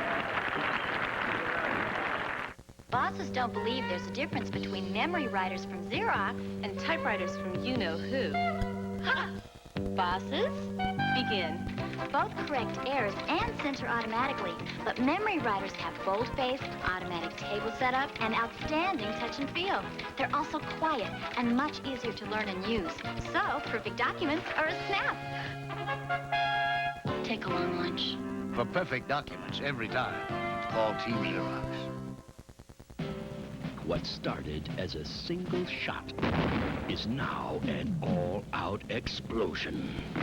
The Cannon woods and irons from Spalding, from the tees to the fairways to the pins, this is all the firepower you'll ever need. And now our most successful arsenal of power and accuracy clubs includes laminated woods. Go ahead, pull the trigger.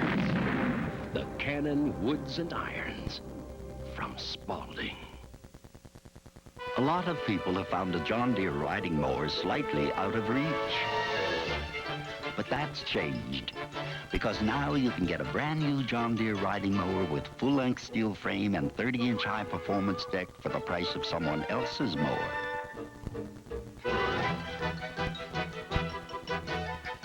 In fact, when you see how affordable a John Deere rider is, you'll have to sit down. Nothing runs like a Deere. John Houseman for Smith Barney. When it comes to personal service, today's Gulliver-sized firms are often tied in knots. They make their customers feel like Lilliputians. Smith Barney is managed on a human scale. Big enough to offer an array of investment services, not too big to treat clients as individuals. Smith Barney, they make money the old-fashioned way. They earn it. Interesting that the crowd has not begun to leave. Although Ray Floyd has won it, they're still here to give their applause and admiration for the final group. Hal Sutton and Greg Norman, who led this tournament for so long a time.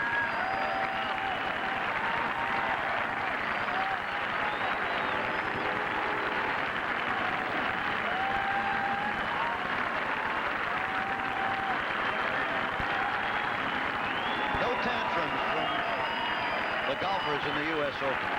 Couldn't take it.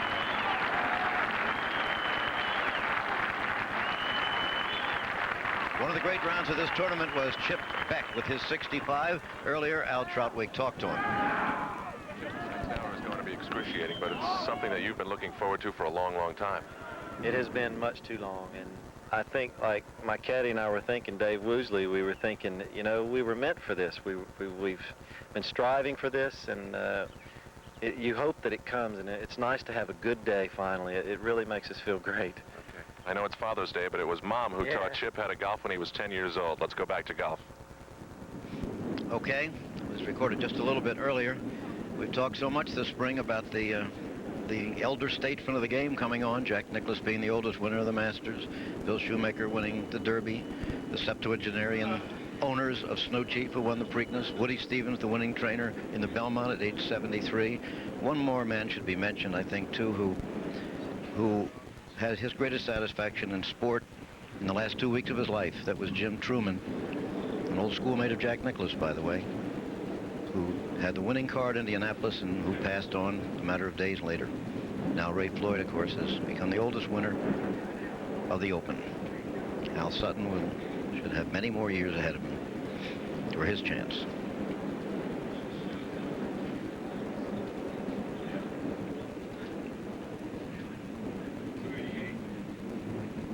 Just to move into a tie for second.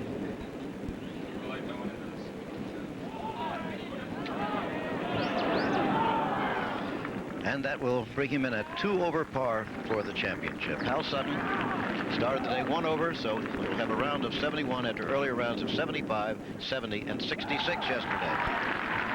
A fine championship for Hal Sutton of Louisiana.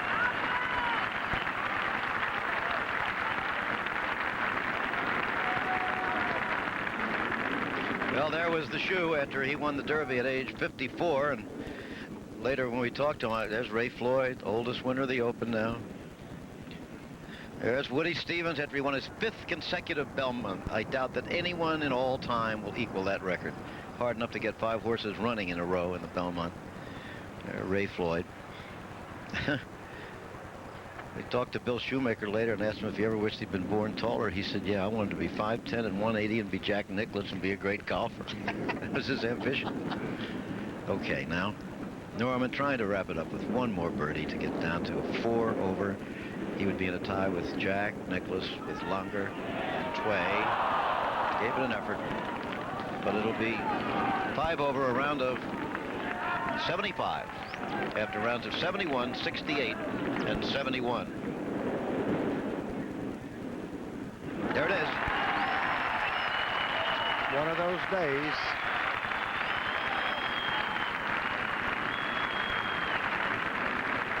Okay, we're going to come back for a final wrap-up of one of the most exciting of all the U.S. Opens we've done.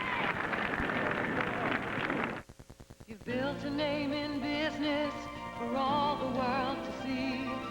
So build in the protection of USF&G. Across the USA, the big name for protecting business is USF&G Insurance. Ask your independent agent. We got you covered, America, through every business day. USF&G covers the USA. When you're dealing with higher volumes of information and need answers fast, you search everywhere for solutions, but find it's hard to get on top of things. That's why IBM keeps improving the personal computer AT. Now with more power, it pushes high performance even higher. With the AT, fast becomes faster. The capacity to handle data becomes greater. All to help put your business on solid ground. The IBM Personal Computer AT for advanced technology. Ladies and gentlemen, Mr. Arnold Palmer. Let me tell you a few things the USGA will do for golf this year with your help. The USGA will keep the game fair for all players through the rules of golf and the national handicapping and course rating systems. We'll also test equipment and balls, more than 9,000, to keep gimmicks out of the game. We'll continue work on new drought-resistant grass for your course and for your lawn. But to do all of this and more, we need your support. Become a USGA associate and make this year and every year great for golf. Join now for only $25, and you'll receive exclusive benefits, including a year of Golf Journal, the official USGA magazine. Call 1-800-345-USGA to make an investment in golf's future. Yeah. Yes? Okay, we're back again at Shinnecock Hills, and there's the final result of the 86 United States Open Golf Championship. Ray Floyd, the oldest winner at age 43 and almost 10 months. 2 strokes over Lanny Watkins and Chip Beck, both of whom shot 65 today. Jack Nicklaus had a fine round, not good enough quite. Finished at 4 over with Longer and Bob Tway. We're going to have a look at Ray Floyd's birdie putt on the 11th hole today. A sizable one, as you see. He went on to birdie 13 and then made a very crucial, as Dave pointed out, par putt at 14.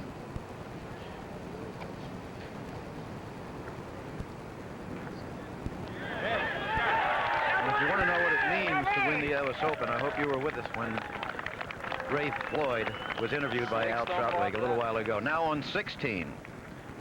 Another birdie try. This was the one to take the 2-stroke lead.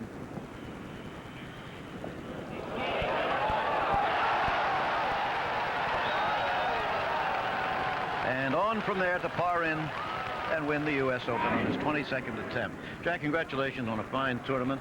Thank you, Jim, but I think congratulations obviously go to Ray Floyd. I think I've never seen Ray so emotional. And Ray's been a good friend for a long time, and he's been there many times, but never in the U.S. Open, and I'm really happy for he and Maria. I think everybody is. I take it your life's ambition was never to be the winning jockey in the Derby.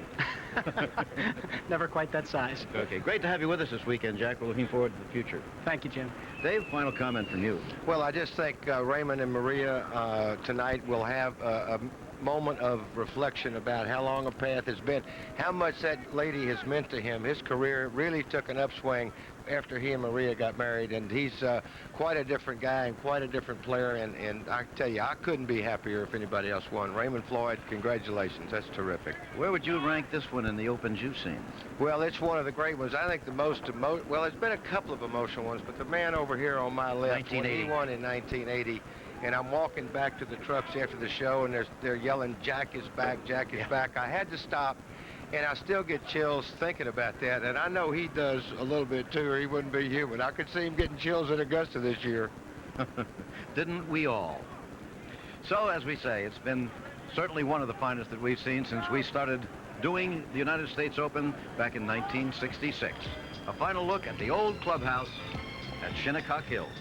This ABC Sports exclusive has been brought to you by the investment firm of Smith Barney. They make money the old-fashioned way. They earn it. By Top Flight golf balls and Cannon clubs from Spalding, the winning distance combination. By Michelin. Michelin, because so much is riding on your tires. And by LA Beer from Anheuser-Busch, the cool way to kill a hot thirst. The U.S. Open was produced by Chuck Howard, and it was directed by Terry Jastrow, Jim Jeanette, and Bob Goodrich. Our technical directors were Werner Gunther, Gary Larkins, Les Weiss, and Chet Mazarek. Our associate producers, Joel Feld, Jack Graham, and Ben Harvey. The associate directors, Rob Miner, Jeff Cohan, and Robert Cowan.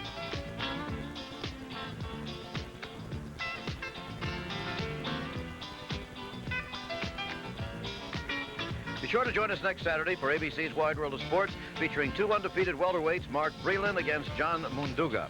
Also, live from Eugene, Oregon, the U.S. Outdoor Track and Field Championships. Action begins at 4:30 Eastern and Pacific, 3:30 Central Time next Saturday.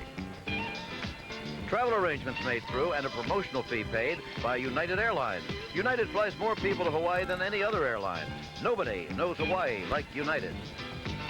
This has been a presentation of ABC Sports, recognized around the world as the leader in sports television. So one more time, just in case you just got in from your round of golf, Ray Floyd, on his 22nd attempt, finally did it. He won the Open. Sunday, a Disney summer classic. It's a deal. It's a deal. He got stuck with a bunch of orphans. Now, we're going to need some dynamite to blow the safe. And the town will never be the same. Bill Bixby, Tim Conway, and Don Knotts.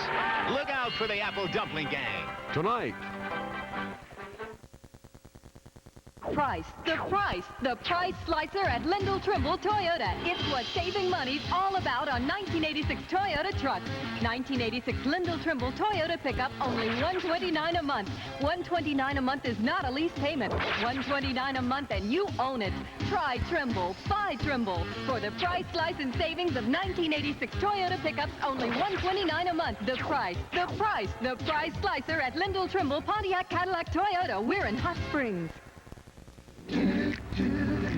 I'm Duke. This is my car. These are my people. This is my cookie. And this is my oil filter. Purelated. Why purelated? Because they invented the oil filter. So they know how to make them right. And my people can learn from my noble example.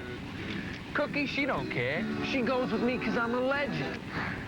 But you got your pure oil now. You got your pure oil later. Purelated oil filters. She's leaving me, little by little. Does she still know I care?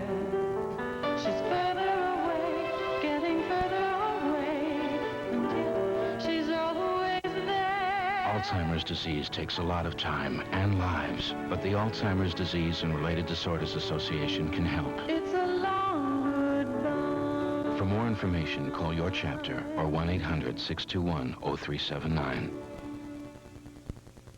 We're grateful for the care we get from Arkansas physicians. Their concern has made high-quality care more affordable. More than 80% of our state's doctors participate in Blue Cross's preferred payment plan. The doctors listed in this directory won't charge our members any more than Blue Cross allows. With this program, there are no surprises, and doctors will even file claims for you. Look for this symbol. If your doctor participates in the Blue Cross preferred payment plan, so can you. Entertainment this week, following the update on Super 7.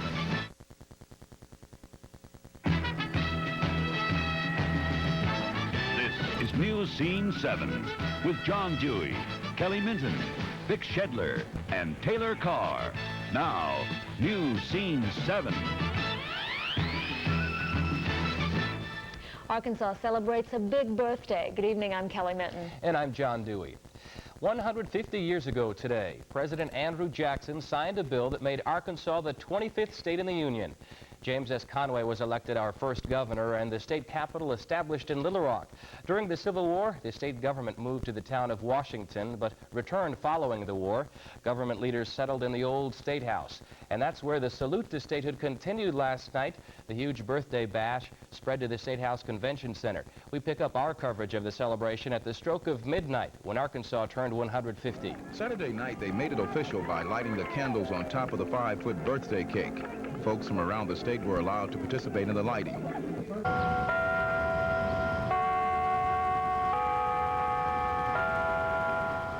Sunday, churches all around the state rung chimes and bells on the hour. Here, too, the birthday spirit was in the air. Later, the festivities picked up where they left off. The fun and games were underway, like this hair paint show for kids. Why'd you have that done? Well, it looked fun. Everybody else is getting it done. One of the main attractions was the flotilla on the river as boats converged on the Arkansas River for the blessing of the fleet. It seemed the party would never end. Some liked it that way. It's the biggest birthday party I've ever been to. I think it's bring the people together, you know, from all over the state, and the songs have been great. Perhaps the song most talked about is Bellowed by Terry Rhodes. Oh, Arkansas, spirit of Arkansas, Arkansas, USA. Then there was also the huge birthday card. Organizers say they hope to gather at least 100,000 signatures or more. There was also the U.S. Marine Band with something old and something new. The crowd seemed to enjoy most of the old. The signs of Arkansas's growth were there, too. The words from folks about their native land topped it off. Arkansas land, this is our land, land of opportunity. So this 150th came in with a bang. No doubt it will go out the same way. Come to think of it, some folks are already dressing for the next occasion. No doubt this one will be hard to top. This is Floyd Donald, News Scene 7. A day to remember, and of course it's not over. Fireworks begin at 9 o'clock at the riverfront. And also, John, a big part of this celebration has been music, and over 400 entries were submitted for a Song for Arkansas contest sponsored by Channel 7 and the A-Net. Today the winner was presented with $1,000. She is Ann Ballard, and the name of the song is Arkansas Land.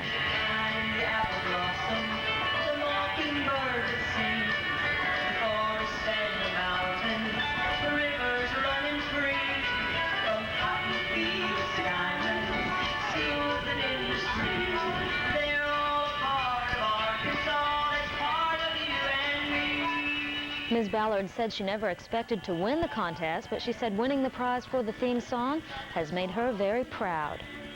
And the birthday celebration doesn't stop with today's festivities. The party moves to Washington this week. Musicians from the Arkansas Folk Center will perform songs from our state, and a reception featuring Arkansas food and culture will be held, attended by a number of celebrities with Arkansas ties. And we have many more sesquicentennial events to show you. In this week's Farm and Fortune, I'll look at the festivities at the State Convention Center. And Taylor will also be along with sports to show us how the stiff competition at the U.S. Open turned out. We'll be right back.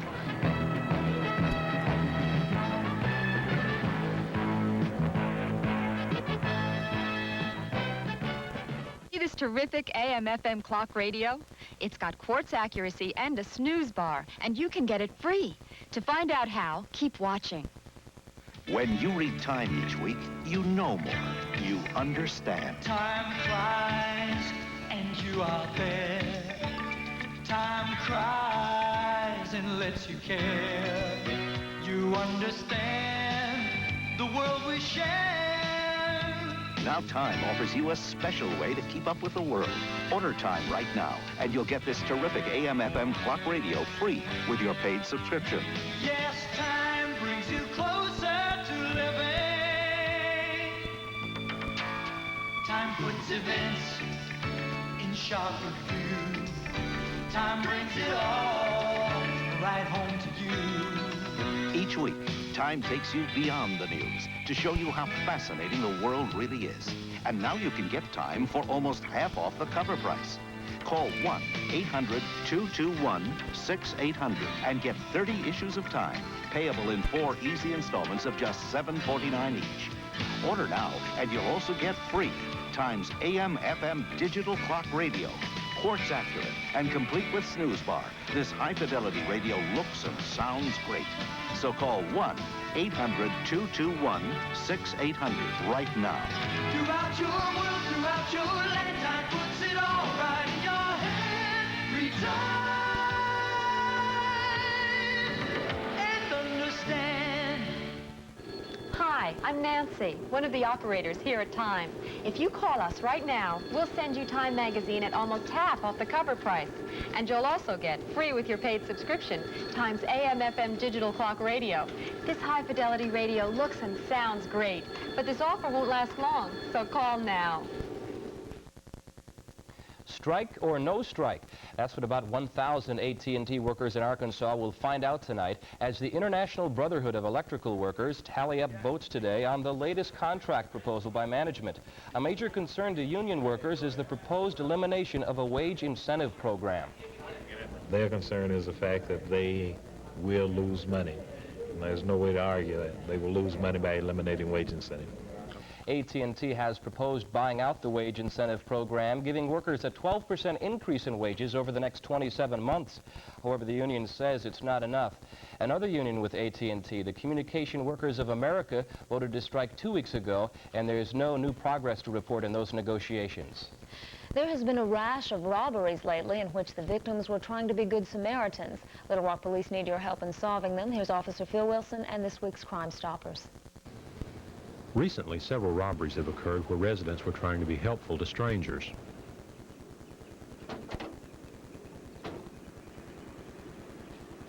One incident occurred in southwest Little Rock, one in northern Pulaski County, and one in Saline County.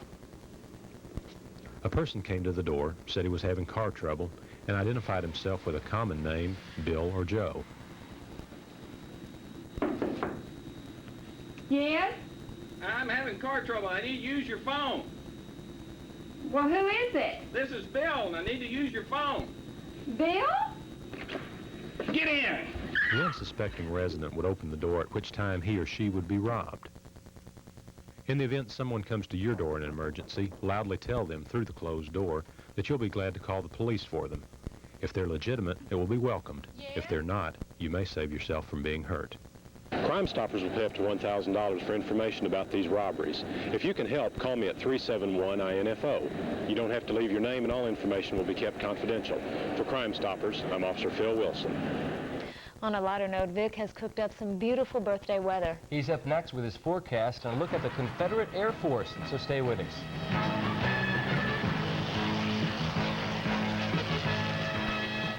A special announcement from Colonial Penn for over 25 million people aged 65 or over on Medicare. Mr. Ed McMahon. Do you remember the booklet you received when you enrolled in Medicare? That booklet told you what Medicare pays for and what you are expected to pay.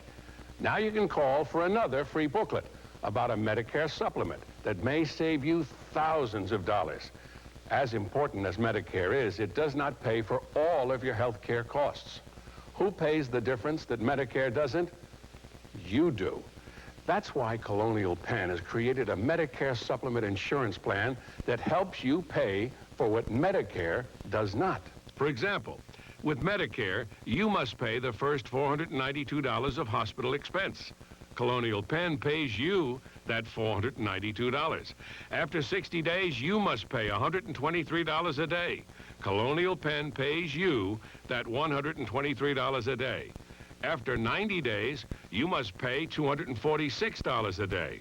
Colonial Penn pays you that $246 a day and even helps pay your doctor's bills. A long hospital stay could mean over $18,000 of your life savings. Can you afford to be without this protection? If you are age 65 or over with Medicare Parts A and B, you cannot be turned down for this protection, and no physical examination is required.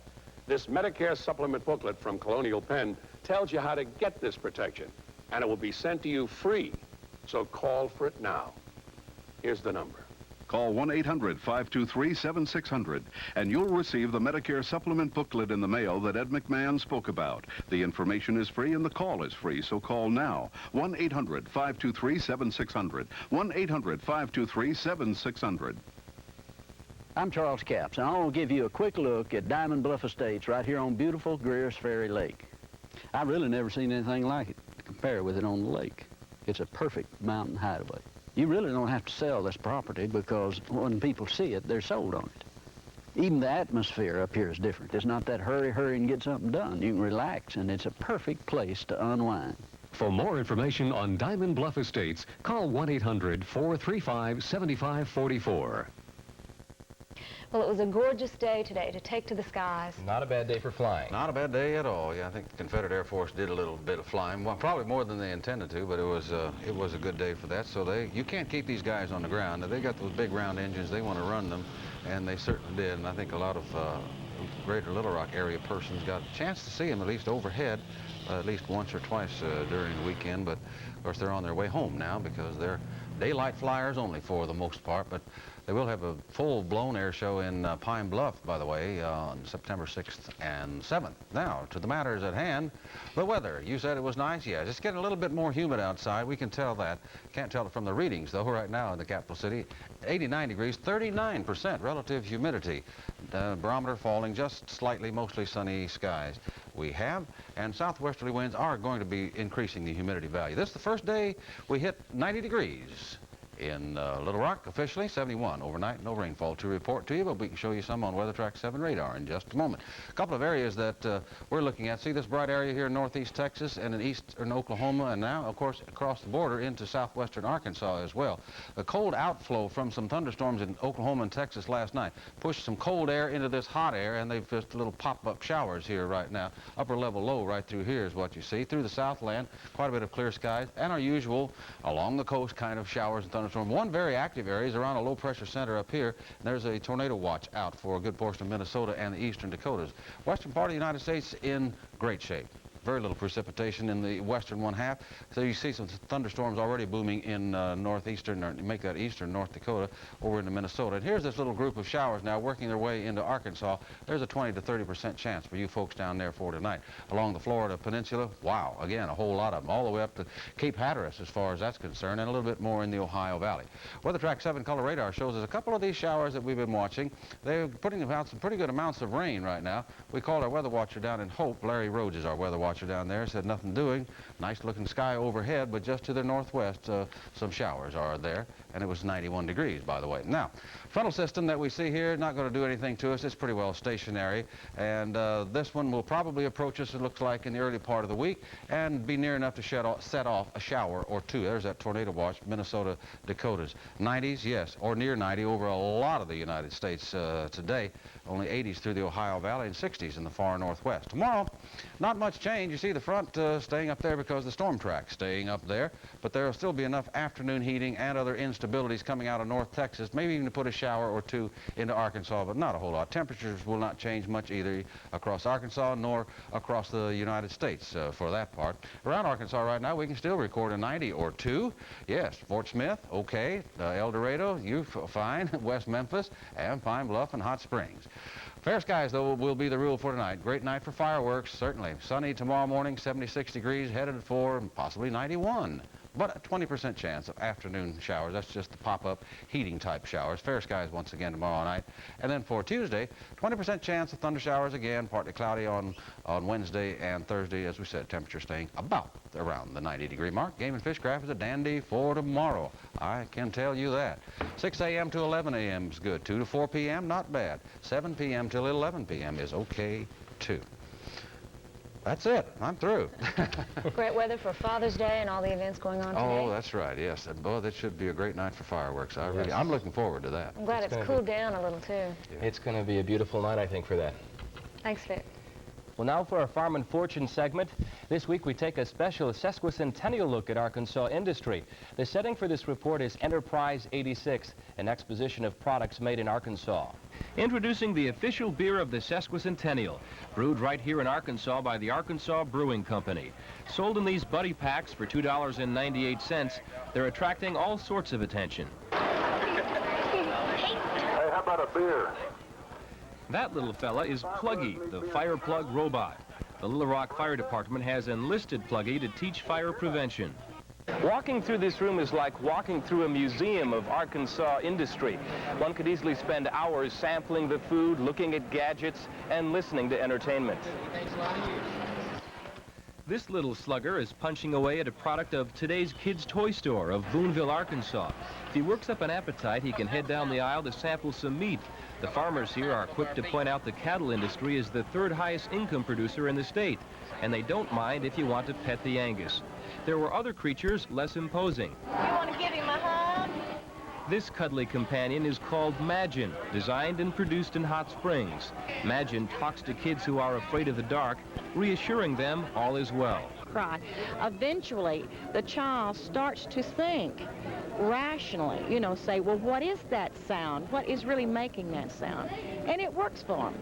In all, more than 90 exhibits of Arkansas products, showing the progress made in the state over the last 150 years. Enterprise 86 ended this afternoon, but organizers point out with this year's success, there's always the chance of a repeat performance sometime in the not-too-distant future.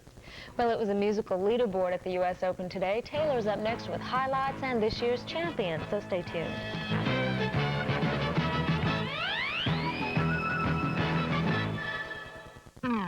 The Davidson stores are closing with the largest furniture inventory liquidation in Arkansas history. Havertys and Davidsons are consolidating with $3 million of beautiful new home furnishings radically reduced to sacrifice sale prices. Davidson's liquidation. Hard to believe, but honest-to-goodness spectacular savings going on right now at both Davidson's and Havertys stores. Use cash, use credit, but use this time to buy at rock-bottom prices. Shop Havertys and Davidson's. Say goodbye to Davidson's and say hello to a goodbye. I'm Kim Hankey. My dad and I have installed siding on Bob and Ann May's house on Rivercrest Drive here in Little Rock. I've asked Bob to share with you his experience with our company. The workmanship is excellent. In all my many years of quality control in construction, I have never seen such craftsmanship. My wife and I are extremely well pleased with the results. We know you want a company you can depend on, so why not give us a call? Hankey Siding and Improvement Company of Hot Springs, serving the entire state of Arkansas. I'm Mike Baker from Mike Baker Nissan Volkswagen. We have sold more Nissan trucks this year than any other Nissan dealer in Arkansas except one. And by the end of the year, we want to be #1 in Nissan truck sales. To do that, we're going to have to sell a lot of trucks. And a lot of trucks is what we have. Prices start as low as $62.99 and all qualify for 6.7% APR financing. So bring your title or your trade or call 268-5333 and we'll have you busting bugs in a new Nissan truck from Arkansas's #2 Nissan truck dealer, Mike Baker Nissan Volkswagen. Moms and dads say you can't beat Gray Seal vinyl velvet for your inside jobs. It's almost kid-proof, tough enough to take it when the going gets rough. Scrubbable when your budding artist gets inspired. Gray Seal paint goes on like child's play. Cleans up with soap and water when you're finished. Keeps your home looking pretty for those special occasions. Get vinyl velvet latex from your Gray Seal Paint Pro for all your indoor paint jobs. Check the yellow pages for the Gray Seal Paint Pro in your area. Another old-timer won a big sporting event today. I don't know if he'll enjoy being called an old-timer, but... It was a great day for Ray Floyd at Shinnecock. Well, at one point at the U.S. Open today, 7 players were tied for the lead, and really no one can hold it, but this was to be a year for the old-timer once again. Ray Floyd here, making a putt. That put him close to Payne Stewart, who had the lead at this point. This was on number 11. Those are the shoes of Payne Stewart. This is the putt that made him tie with Raymond Floyd, and from there on out, it was all Raymond Floyd. Now, this is on number 16. Floyd will make this putt to go 2 up for the tournament, and Ray Floyd never looked back. The next putt we'll see is Raymond Floyd sinking in on 18. He later won it when no one else could catch him. Raymond Floyd, at 43 years old, becomes the oldest man to win the U.S. Open. Our congratulations to old-timer Raymond Floyd. That's his first U.S. Open title. Well, the finals of the AAU 19 and under basketball tournament came down to a pair of fine basketball teams today, the Southland Marketing Wings and the Carter Buick Lakers. This is the Wings in red, working it inside, finally getting the bucket. Number 45, Anthony Bledsoe, following the missed shot. Now number 22 for the Lakers, Andre Tolbert hits the jumper. The Wings came back to win this one at 90-89 on a last-second shot by Darryl Marbley, so they repeat as state champions. In baseball, the Travelers play another game at Jackson tonight. They're still holding on to first place in the TL East. Last night they split with the Mets to stay a game ahead with only 3 left to play in the first half of the season. So they're in very good shape to win the first half for the 2nd straight year. In Major League Baseball, Chicago manager Gene Michael today won a game in the National League, and he didn't get thrown out. Dennis Eckersley pitching for the Cubs against the Cardinals, and pitching very well. Here he strikes out Clint Hurdle in the 4th. Now to the 5th. Cardinals try the suicide squeeze. Eckersley, as you'll see, cannot handle the bunt. Andy Van Slyke scores. Mike LaValliere gets the RBI for the Cardinals, and St. Louis leads it 2-0. However, Chicago came back to win this one 4-3 in 11. Steve Lake had the RBI winner for that one for the Cubs. Other National League scores, the Mets beat Pittsburgh today 4-1, their lead widening now in the National League East. Montreal down Philadelphia 2-0. Other National League scores, Cincinnati beat Atlanta 9-7. San Francisco down Houston 7-2. And in the American League, Milwaukee beat Boston 7-3. We'll bring you the other American League scores tonight on the update. Today's Michigan Miller 400 was a milestone for veteran driver Richard Petty. King Richard was starting his 1,000th race, and you see him here inside his car. On lap 67, there's an accident. That takes Willie T. Ribbs out of the race. At lap 100, halfway, the leader is this guy, Jeff Bodine, number 5. But by the time it was over, Bodine had faded to 3rd, and the winner was Bill Elliott in his Ford. Elliott had such a great year last year, but this was his first win this year. Harry Gant took 2nd in the Miller 400 in Michigan. More U.S. Open tonight on the update, but Kelly and John, that is sports for now. Big celebration for the Ray Floyd family. Should be. Thanks a lot. We'll be back.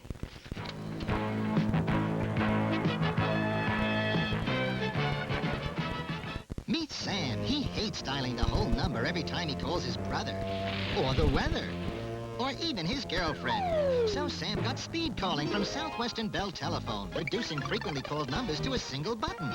Hey, sir, just one. So with one touch, he's instantly connected. Sunny today. It's a great day for tennis. With speed calling, Shirley. Sam. One touch puts you in touch. Gladys. Sam. If your family's looking for the perfect getaway this summer, get away to yesterday at Silver Dollar City. Enjoy old-fashioned fun in the new Riverfest area. Become a craftsman for a day with a little expert help. Discover new excitement in the Cave of the Lost River.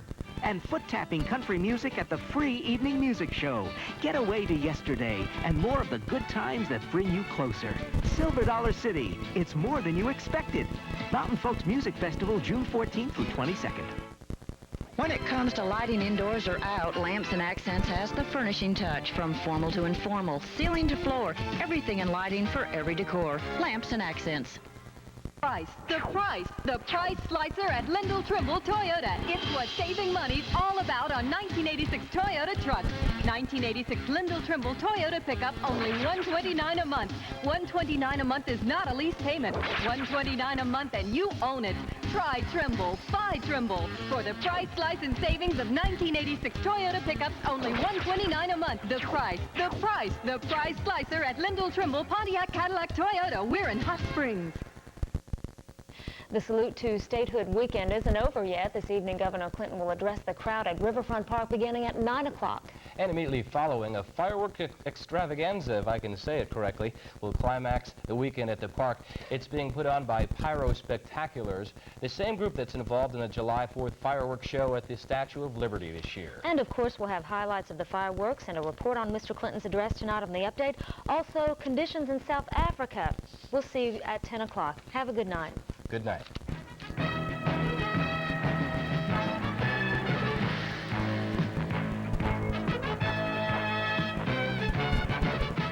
Come to Hot Springs to buy a car?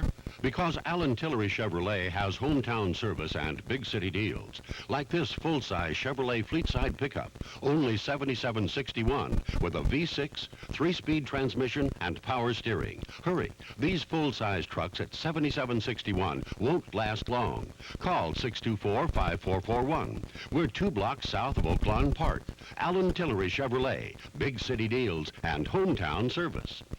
At Schuster's Home Furnishings, we'll do whatever it takes. Yes, we'll do almost anything to liquidate $1 million in excess inventory. In fact, we've lowered our prices even more. Buy this smart, contemporary-style plush velvet-covered oak trim living room sofa. Compare anywhere at $700. Now this 87-inch thick cushion sofa is priced at $399. Whatever it takes, huge discounts, lower prices. That's Schuster's in Little Rock, North Little Rock, Pine Bluff, and Fort Smith. Open Sunday, 1 till 6. Harry, we're late. My boss is gonna call. I've gotta wait. But we just got call forwarding from Southwestern Bell Telephone. Call forwarding? I better wait. Look, I program our phone so when your boss calls here, it rings at the Johnsons. Or we could have programmed it to ring at the Wilsons or even your mother. Yes, sir, Mr. Chudball. Well, I've been waiting right here for your call. With call forwarding, you're never out of touch. We're stuck, pal. We need help. Beautiful.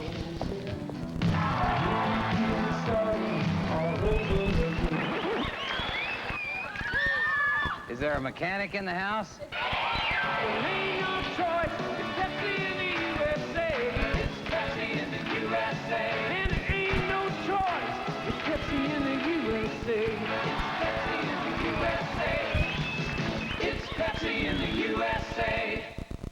New Scene 7 update tonight after the movie.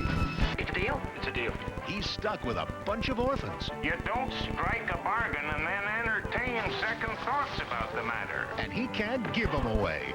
You trying to dump those kids on me? But now that they've discovered gold, This is going to be easier than robbing a bird's nest. the whole town's paying the price.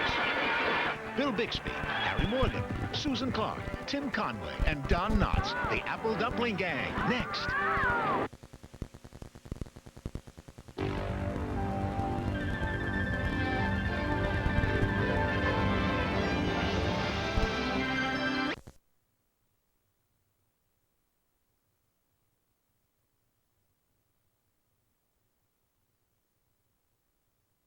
And now that Nicholas has bogeyed 2 holes in a row, 6 over him and Mark O'Mara. Tremendous throngs again on hand. As you look further down the scoreboard, you see the other people who broke what had been the tournament record of -8. Ray Floyd tied it. He just made page 3. Let's go to 16. Where Clarence Rose is trying to apply a tourniquet, he has bogeyed 3 holes in a row.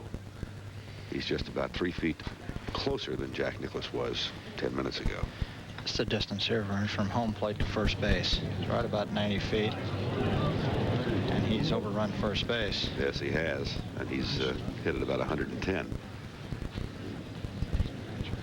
Jay Haas was in the bunker and blasted out about 12 feet short of the pin.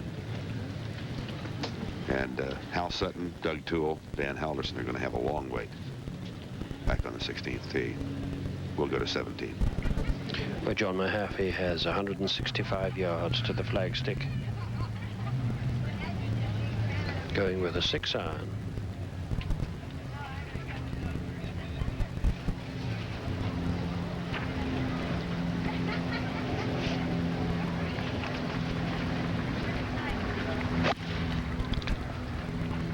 Looking anxiously right.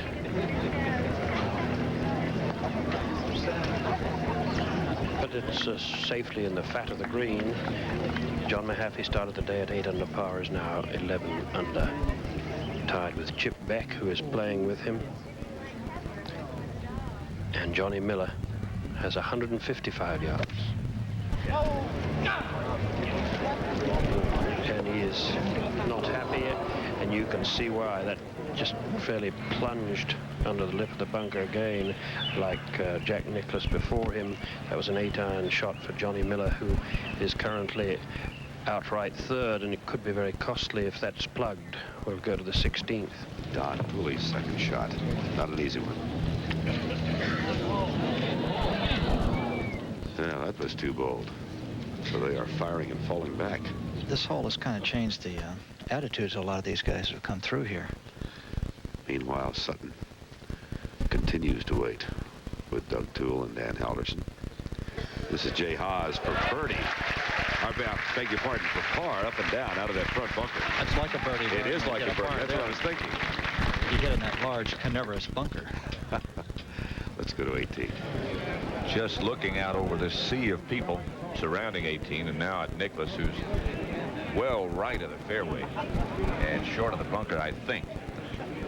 Well, Pat, there's some grassy hollows in there that Jack put in after the tournament last year, and he's in one of those.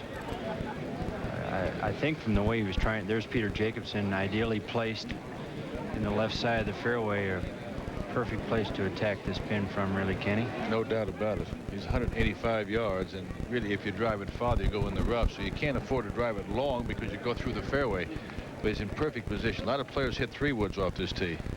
Jacobson plays a little bit from right to left, and the way they've been knocking the flag down, we just watch it all day long, haven't we, Pat? Everybody. Almost everybody. Well, just be enough club. Right on line, but not enough. Right in the middle of the bunker. Yeah, that's a deep, deep bunker. Think about being short there, Tommy. If you give it a little more air, it goes up to the back. You've got about 15 yards to work with because it rolls back down the hill. Look at the position that Nicklaus is in. I think it's a pitch out. Look at this. I think the bases are loaded, and it's 3 and 2. It's T-ball. Is that what they call what the kids play, T-ball? Yeah. Okay. All right, Kenny, you're the tip master. How do you play this shot? You aim downtown Columbus because you're going to pull it about 140 yards. My tip would be to those spectators, get out of the way. No, he'll be left.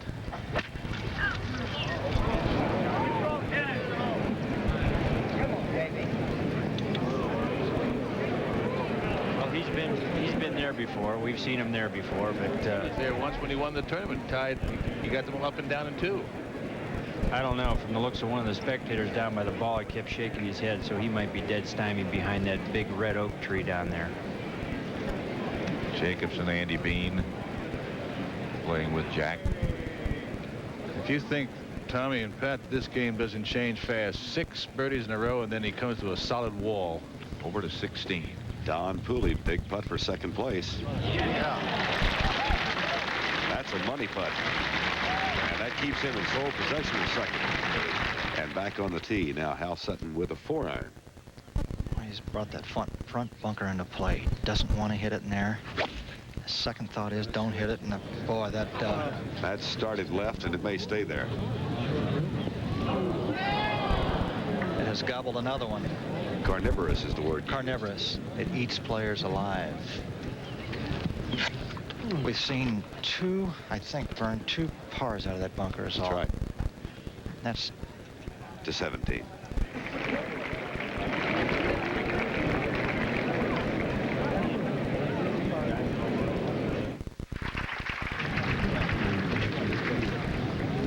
Doug Toole on the tee at 16.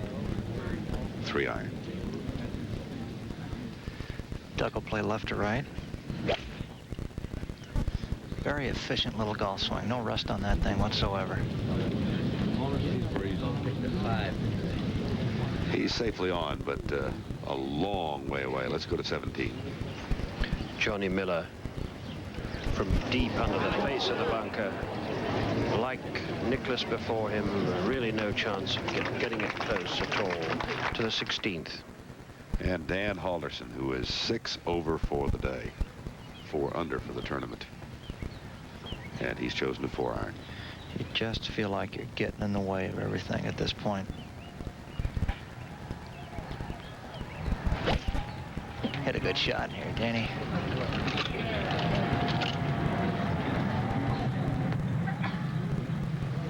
Safely on. Let's go to 18.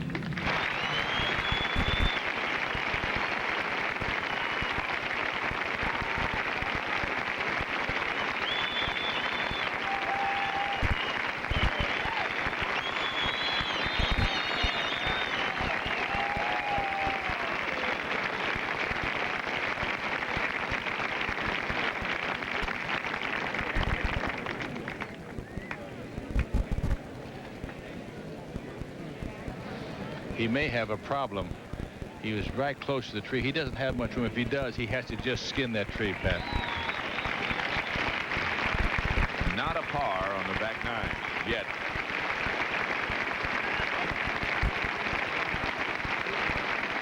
Let's go quickly down to Steve Melnick. Thanks, Pat. Don, you're 4 under par for the day. Did you think you'd be another 4 shots out of the lead at this time?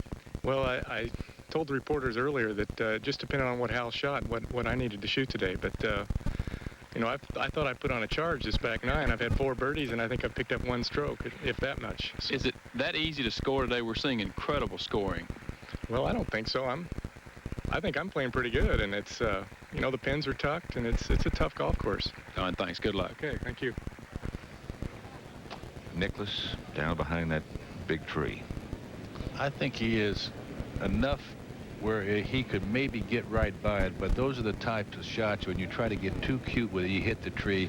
He's got to play right of the flag, and I don't think he can get it within 15, 18 feet, but he is right behind that thing. Looking up and down that tree like he wished it would go away, but it's still there. He's the only one that can make it go away. Not this year. No, he's not going to knock it down. He's got to be very close to it.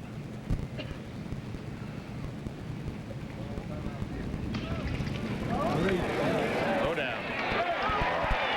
That's about as good as you can do, Tommy.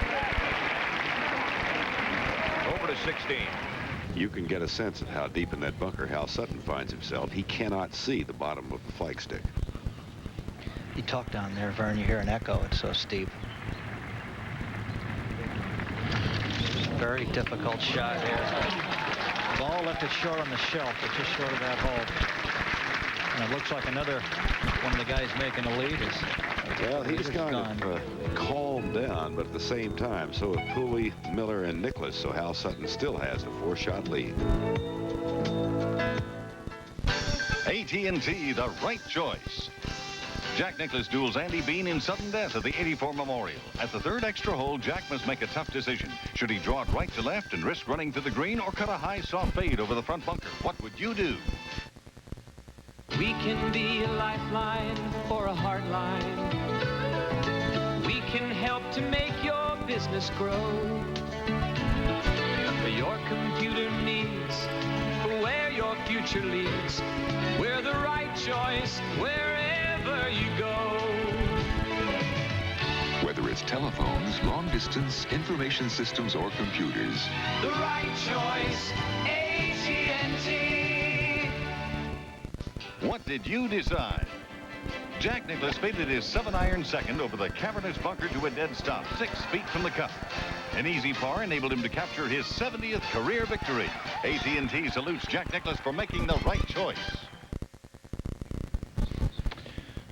The final round and the final moments of the 1986 Memorial, and Hal Sutton with a 4-shot advantage to 17. That's a bogey putt for Johnny Miller, which drops him from 13 to 12 under par. And playing with him, Chip Beck is also on a bogey as we go to the 18th. Nicklaus on the back nine, 6 straight birdies, now 2 straight bogeys, and another one looking at him. Right here, he could play the entire back nine at 3 under par and not make a single par. And this is a tough putt to make, and it's downhill. From this angle, it's pretty flat, but it breaks at least 2 or 3 feet to the left. It's a speed putt. Maybe the fastest putt on the golf course.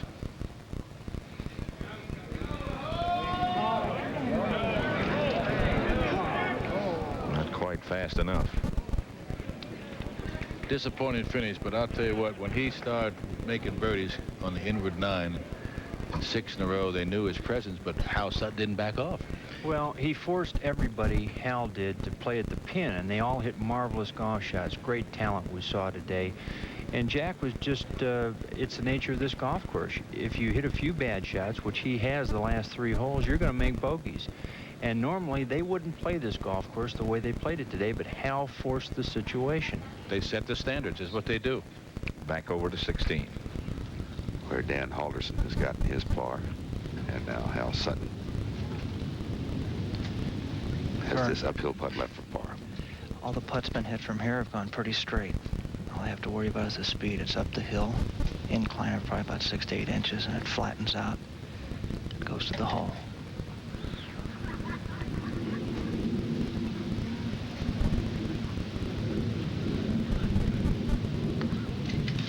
Pushed it. Pushed it. Pushed it. A few things that hasn't gone right. Pushed it by 1/8 of an inch. Yes. He's still on the verge of shooting 4 rounds in the 60s on this course, though, and drops back to 17 under. Still with a 3-shot lead as our leader heads to the 17th tee. We go to 18. Andy Bean. That's for par now.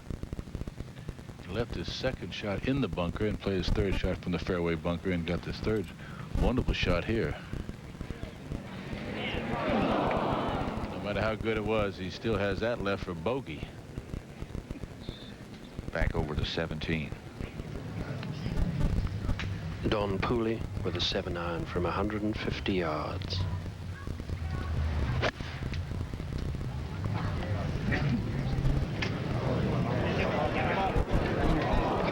Oh dear, that's in a horrible spot too. Really, it's a most difficult, demanding 2nd shot here when the pin is placed in that position to the 18th. Peter Jacobson has this left now for par. You can see how much pad he is lined up to the right, so that tells you how much this little 10-footer is going to break to the left.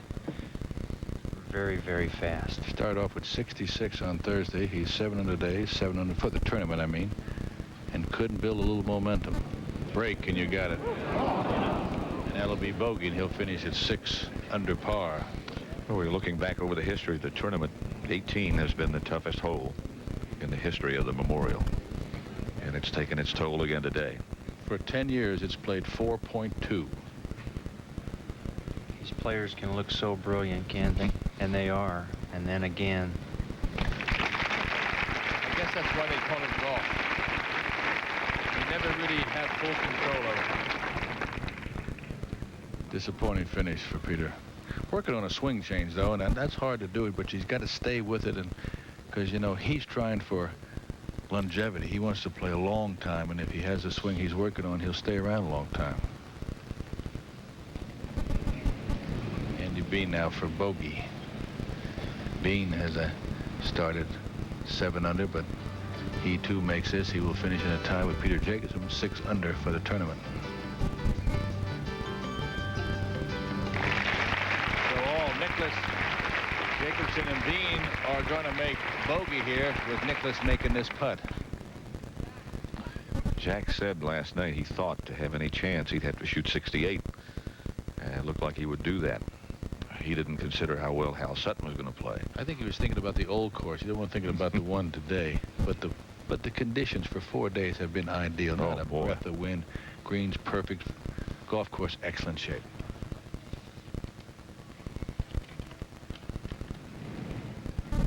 We should, too, compliment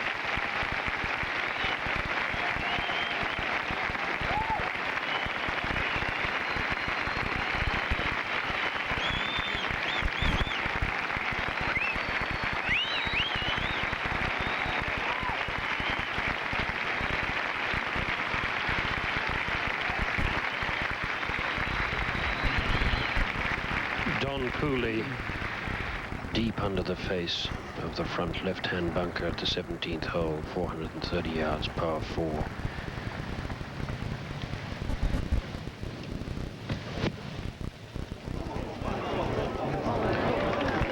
Like so many players before him, unable to get it close to the hole. It really is a very severe bunker. And we'll go down to talk with Steve Melnick. Aside from the great play today, had you planned to play this aggressively out here? Yeah, I did, Steve. The course had been rendering a lot of low numbers, and I knew I needed to make a lot of birdies, and fortunately I've been able to today. All right, finish it out. Thanks. Sutton with what appears to be a comfortable lead. Pooley at 3. Let's face it, I have a big appetite for life, and I don't want anyone telling me how to live it. The world is my oyster. That's why I carry MasterCard. It opens up all the possibilities and puts me in the driver's seat. Imagine all of life's possibilities with the great one at the wheel. No cazzo. Thank you. MasterCard. Oh, sweet it is. MasterCard. Master the possibilities. What's the hottest ball on tour? You shake my nerves and you rattle my brain. Too much love drives a man insane. You broke my will, but what a thrill. Goodness gracious, great balls of fire. Max Fly, the ball with the DDH dimple design so fine, it's got the pros switching in droves. You're fine, so kind. I got to tell the world that you're mine. Max Fly, the switch is on. Goodness gracious, great balls of fire. You've heard that the people of Manville are striving to be America's best supplier. Of what? Of products like the filtration material that Manville makes, that makes beverages clear and safe. And highly advanced roofing systems that really keep the water out. And Manville fiberglass air ducts for energy-saving heating and cooling. 21,000 people with one goal. To be America's best supplier of products like these. That's Manville. A lot of people have found a John Deere riding mower slightly out of reach. But that's changed, because now you can get a brand new John Deere riding mower with full-length steel frame and 30-inch high-performance deck for the price of someone else's mower.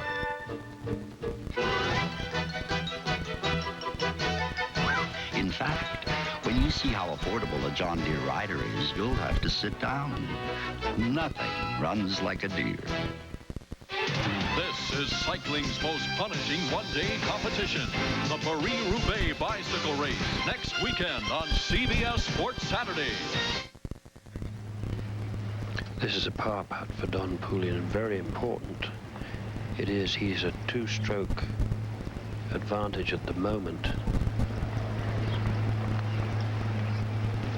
And now, in second place, he has only 1-stroke advantage to the 18th. John Mahaffey Second shot. 185 yards. Right at the flag. Watch this, Kenny. Watch this one. Come on back.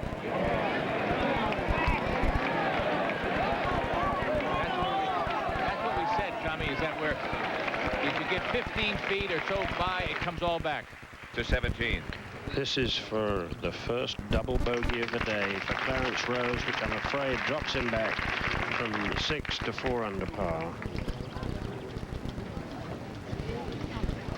This hole can really cause some damage to the 18th. And Chip Beck's second.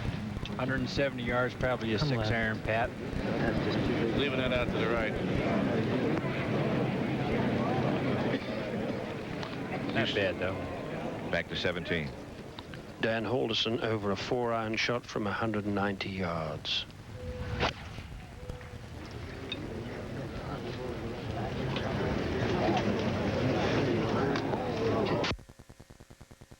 Hey, that's a pretty good shot he's played there. One of the better shots we've seen for considerable time to the 18th. And Johnny Miller's second. It's right at it. Kicking it right to left. That's a fine shot. That's going to be a big putt for him. Back to 17. Hal Sutton and Doug Toole not sure who's away. They're both 170 yards from the flagstick. Sutton 17 under, Toole 9 under. Dan Halderson, who's played such a good shot, is 4 under, and it's Doug Toole who's finally decided to go at it with a 6-iron. Absolutely negligible breeze.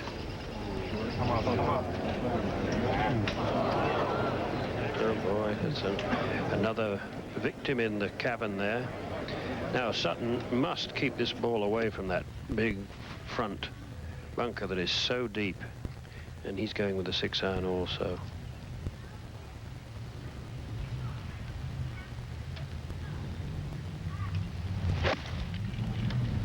Well, he looked to me as if he was going straight up the hole. When you're playing that well, I suppose it's easy enough. And there you see what will greet Hal Sutton when he's finished out this magnificent round of golf. $100,000, $60,000 may go to Don Pooley. But he's played golf of a magnificent order, 68, 69, 66, and probably about 68 here. And he will join the other 3 gentlemen who are multiple winners as we go to the 18th. Chip Beck. Birdie putt. Up that rise. Pretty good lag. Still leaves himself about 2.5 feet, though. Johnny Miller has a putt of, I'd say probably 15 feet coming down the hill. He's 12 under, which could tie him if he makes it with Pooley, and Pooley has 18 to play, which we know 18 is not playing very easy. Not now. Not at this part of the day. But you look at those low scores, Tom, and I think that's a real tribute to the people who have maintained this place. Well, I can speak from all the players that played this week. Mike McBride, who is the new golf superintendent here at Muirfield, you get a gold star from us. It is superb. A chance to look at some of the other finishing scores.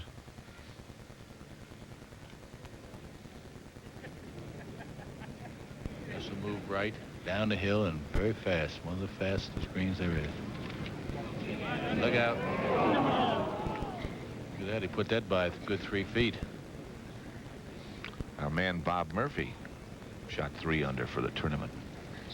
Over to 17. Doug Toole from the cabin. What a lovely shot he's played, too.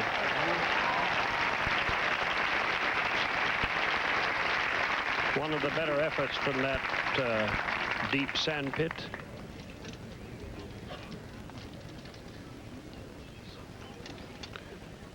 Now Hal Sutton looks to be away as you see those final scores.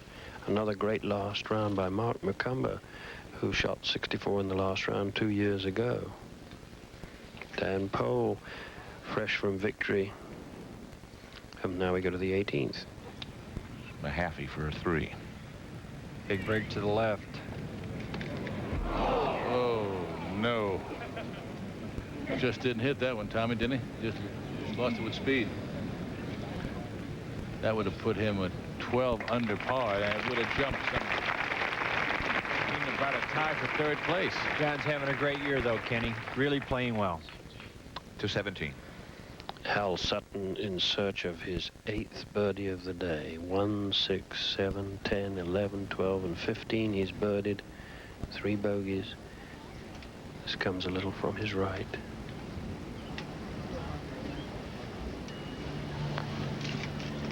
Well, coming up. So he will remain at 17 under par as he strolls to a famous victory. He has at this moment a 4-stroke cushion over Don Pooley, which is a very nice position to find yourself in at this stage on the Sunday afternoon.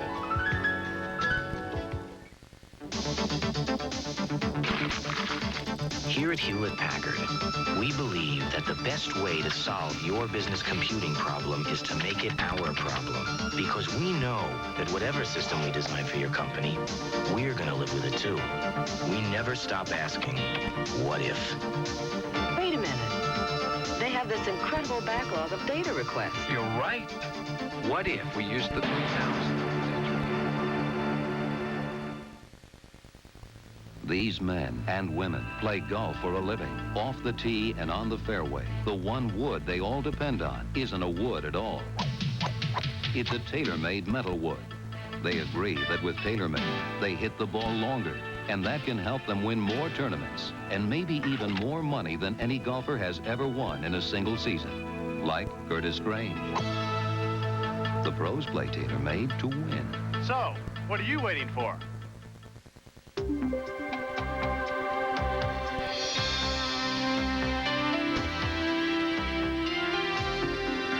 For the men who earn a living by being good on their feet, comfort and support from a great pair of shoes can make the difference between lunch money and prize money. So it should come as no surprise that 8 out of 10 pros who walk to work every day walk to work in FootJoy golf shoes. FootJoy.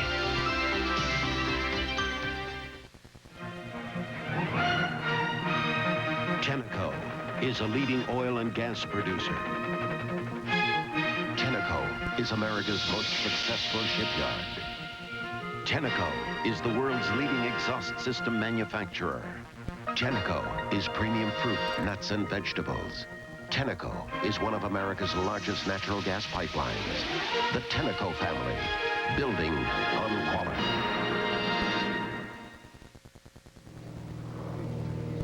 Hal Sutton for par.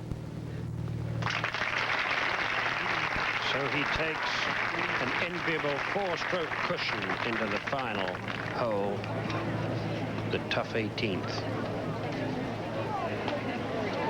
And that's where we will go. Chip Beck, John Mahaffey, and Johnny Miller. Earlier, all made par. Here's Pooley earlier, out of the bunker. Right side of the fairway. Going right. Hold down. Ooh, that's a delicate little chip shot right there. That's still a good shot, though. He needs par to finish second all by himself. Craig Stadler had a great finishing day. And a good tournament. -9. That broke the old course record, tournament record by 1. Ray Floyd tied it at -8. Greg Norman, a good tournament as well at -9.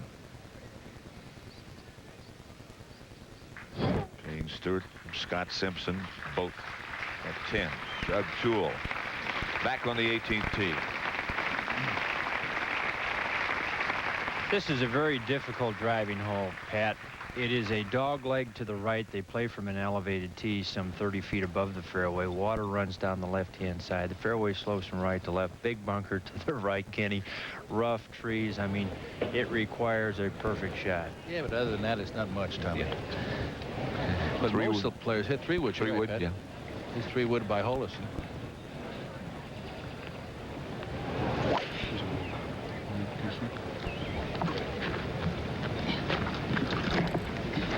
is really a second shot hole, because whether you drive or 3-wood, you're trying for position really, and then you're to set up the hole, and then the hole is really revolves around your second shot. I think most of the golf course here really is a second shot golf course, Kenny, because the fairways are at least 45 to 50 yards wide on the average. Hal Sutton now, obviously his big concern has to be the water on the left. Well, with a 4-shot lead, his big concern is don't pass out. Making it up the hill. Here's a classic swing, people. That looks like a driver. I think it was. It was going right, though. Got the bunker. Well, that's one of those places you obviously don't want to be. Maybe he heard what Tommy said. The one place he didn't want to go was the water. Clarence Rose on the green has had a disastrous back nine. He might even have to put this ball off the green to keep it close to the hole. Through the fringe. There it goes. He did. Now you got to slow down, ball. Stop. Ooh. He hit the backstop and it didn't even stop. If it didn't stop, if it didn't hit the back of the hole, it might have been off the green. Started at 9 under and is now only 4 under, so he's 5 under for today's round. He will have that for par. What I think Don Pooley would be considering right now is to chip this ball past the hole to leave himself an uphill putt. He does not want to leave it short or above the hole as he can. With all the players behind him who have finished, birdie to him here is par is the only score he wants, because if he makes bogey, he goes into a tie for second with 2 other players. He makes par, he finished second all by himself, which is a big difference there. Very, very delicate. What would you say the difference would be, Pat?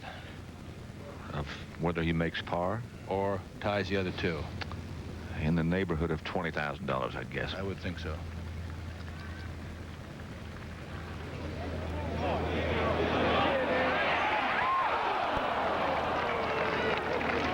Didn't make any difference going in or not. 4 is the number he's looking at.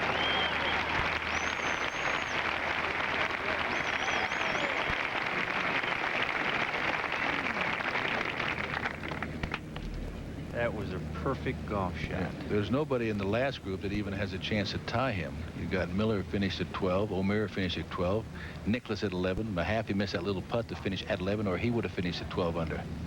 Jay Haas with a little chip here. Some people would wonder why he wouldn't putt the ball, but you'd have to putt it so firm through that heavy grass it picks up too much speed. He has a chance to check it now with a little wedge, probably.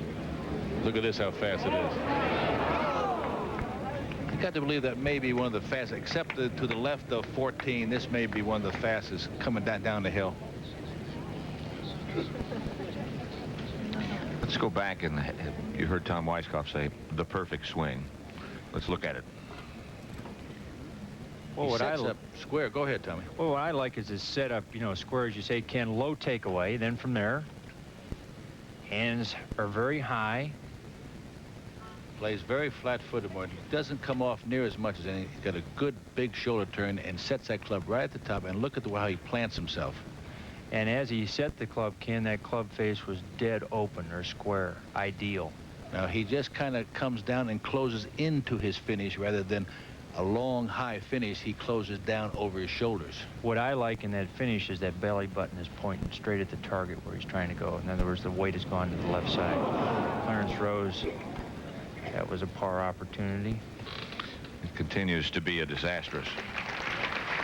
He is not going at the green here, Pat. He is getting over the lip, so he'll have a pitch to the hole.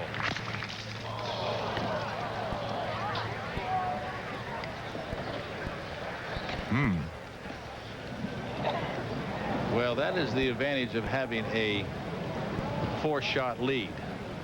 That looks like that might shrink a bit. Well, it has shrunk 1 at least.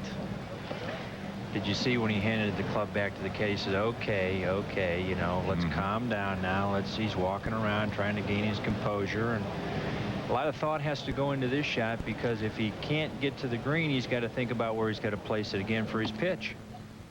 Up at the green in the meantime.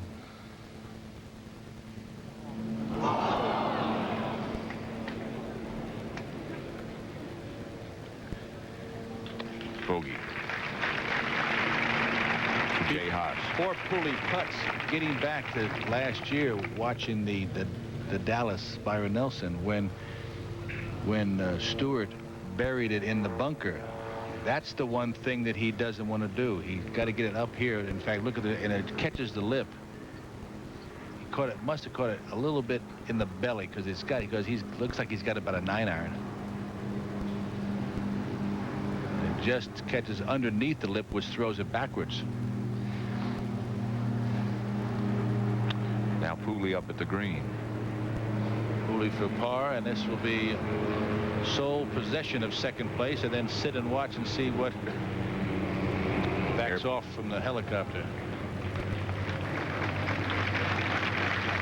The host looking on. Hung over 17 grand, Jack.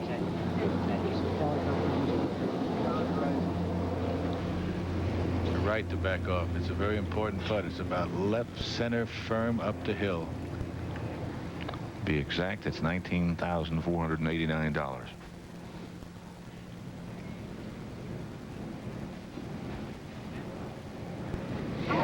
Second place.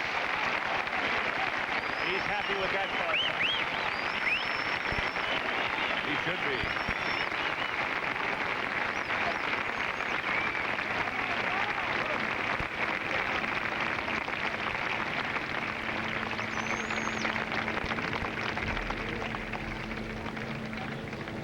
We're going to be backing off a little bit here in a minute. This helicopter's flying around. Sutton's third shot coming up. Looks like he's going for the green. Yep, I think so. He's got a good lie, and as we said yesterday, he has a good position and swing to hit the green from the fairway bunkers.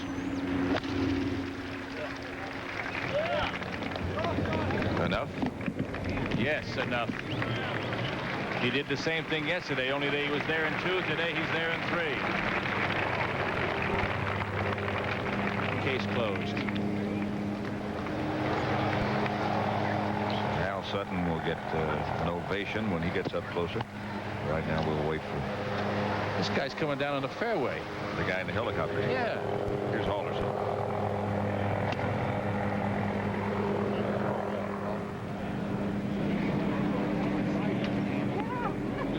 Stay up there.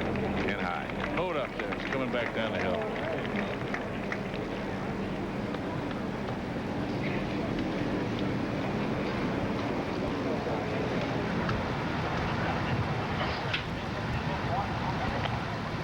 Doug Toole, second shot. Perfect position for him. Left side of fairway, 185 yards. 5-iron, Kenny. That's the right club. That's going to be close. That's a good shot. Come back a little bit.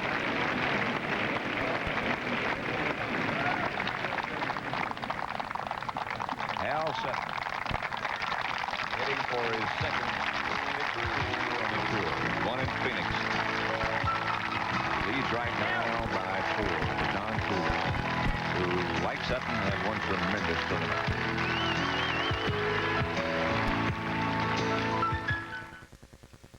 Balance. It is stability based on planned diversity. Rockwell International's continuous growth results from a balance of businesses. Outstanding performance in electronics, aerospace, automotive, industrial automation, and general industries. Rockwell International, down-to-earth management and opportunities as limitless as space. The Cavalry. America's frontier looked to them for insurance. Today, the Kemper Cavalry provides quality protection for your home, auto, life, health, and business. Once you compare Kemper, you'll ride with us. Coming at you from Congressional Country Club, the Kemper Open. Be there for the great shots. Fabulous birdies and horrifying bogeys. And a great field. Be seeing you at the Kemper Open. May 31st and June 1st. It's the one thing most of the tour's longest hitters all do. It's the one thing more of the tour's most accurate players all do. It's the one thing most of the pros all do. And it may just be the one thing you should do to play the best golf of your life. Tee up a Titleist. The one thing that could make a world of difference in your game.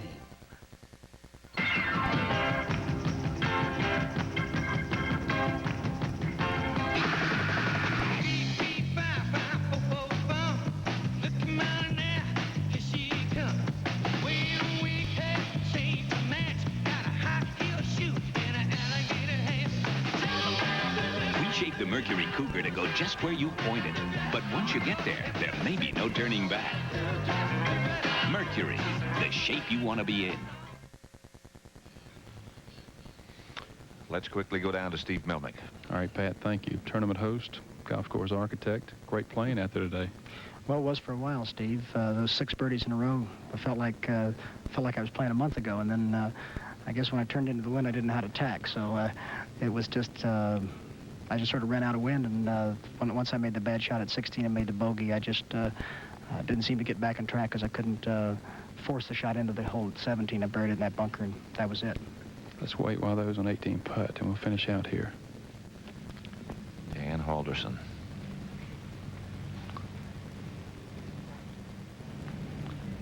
That's a birdie roll. And he's had very few of those today, Pat. Steve. What happens at 16? That hole's given you fits over the years. Well, I don't really know. I mean, sometimes I've played 16 well, but I've had trouble with the hole. It's a difficult hole. It's one that you know, the green sort of sits at an angle. You've got to carry the left bunker, but you got to be careful that you don't hit it so far that you go into the right bunker, and you're playing against that. And a lot of times you just let the ball get away from you on it, and I do. Did you ever think, when you designed the golf course, that players would ever shoot the scores they're shooting this week? Well, Steve, I've played a lot here in the summertime, and the golf course is now playing like it does in the summertime. And the summertime, of course, is not long, and it's not particularly difficult. And they've had 4 perfect days for scoring, and I'm delighted to see scores like this. I think it's terrific that the guys can shoot scores like that. It just proves that the guys out here can really play golf, and that when they get good conditions, they're going to shoot good scores. All right, let's don't leave me here while we watch as they putt out here at 18. Pat? Halderson, the disastrous day. Started at 10, finishes -3, the 79. Very long walk to the tent to sign your card and think back what a good chance he had. Just played just like he's been playing all week. He would have been up there tied for second. I don't say he could have beaten Sutton, but he would have been well up on the scoreboard. Doug Toole, -9. Looking at a very difficult putt. He's actually putting on a turn just to get out of the way. You know, it's a courtesy to the champion, Hal. Let the gallery quiet down. Tough putt, though, Pat. Slow down. Back to Steve. To this, the large number of low scores might maybe dictate lower or more changes on the golf course architecturally. No, Steve, we won't make any changes on the golf course. The golf course played well. It's playing well. We've through the years, we've made some changes in the golf course, and now I think the golf course will probably pretty much stay the way it is. We'll probably do a few gallery changes where we'll, you know, increase the mountings and things like that. But as it relates to the playing of the golf course, I'm delighted with it. The players are delighted with it, and we've had a great tournament. Has it been hard for you to prepare to play any subsequent events after Augusta and the great emotional high you must have had there? Well, the time I played Houston a couple of weeks after was a little difficult. I've had now 5 weeks, and I was ready to play again. And, of course, a couple of weeks from now or 3 weeks from now when we go to the U.S. Open, I'm looking forward to that. Let's wait while Hal putts. Here's Hal Sutton. All he's thinking about now, Pat, is not making the putt to save par. He's thinking about getting as close as he can without leaving himself a putt, tap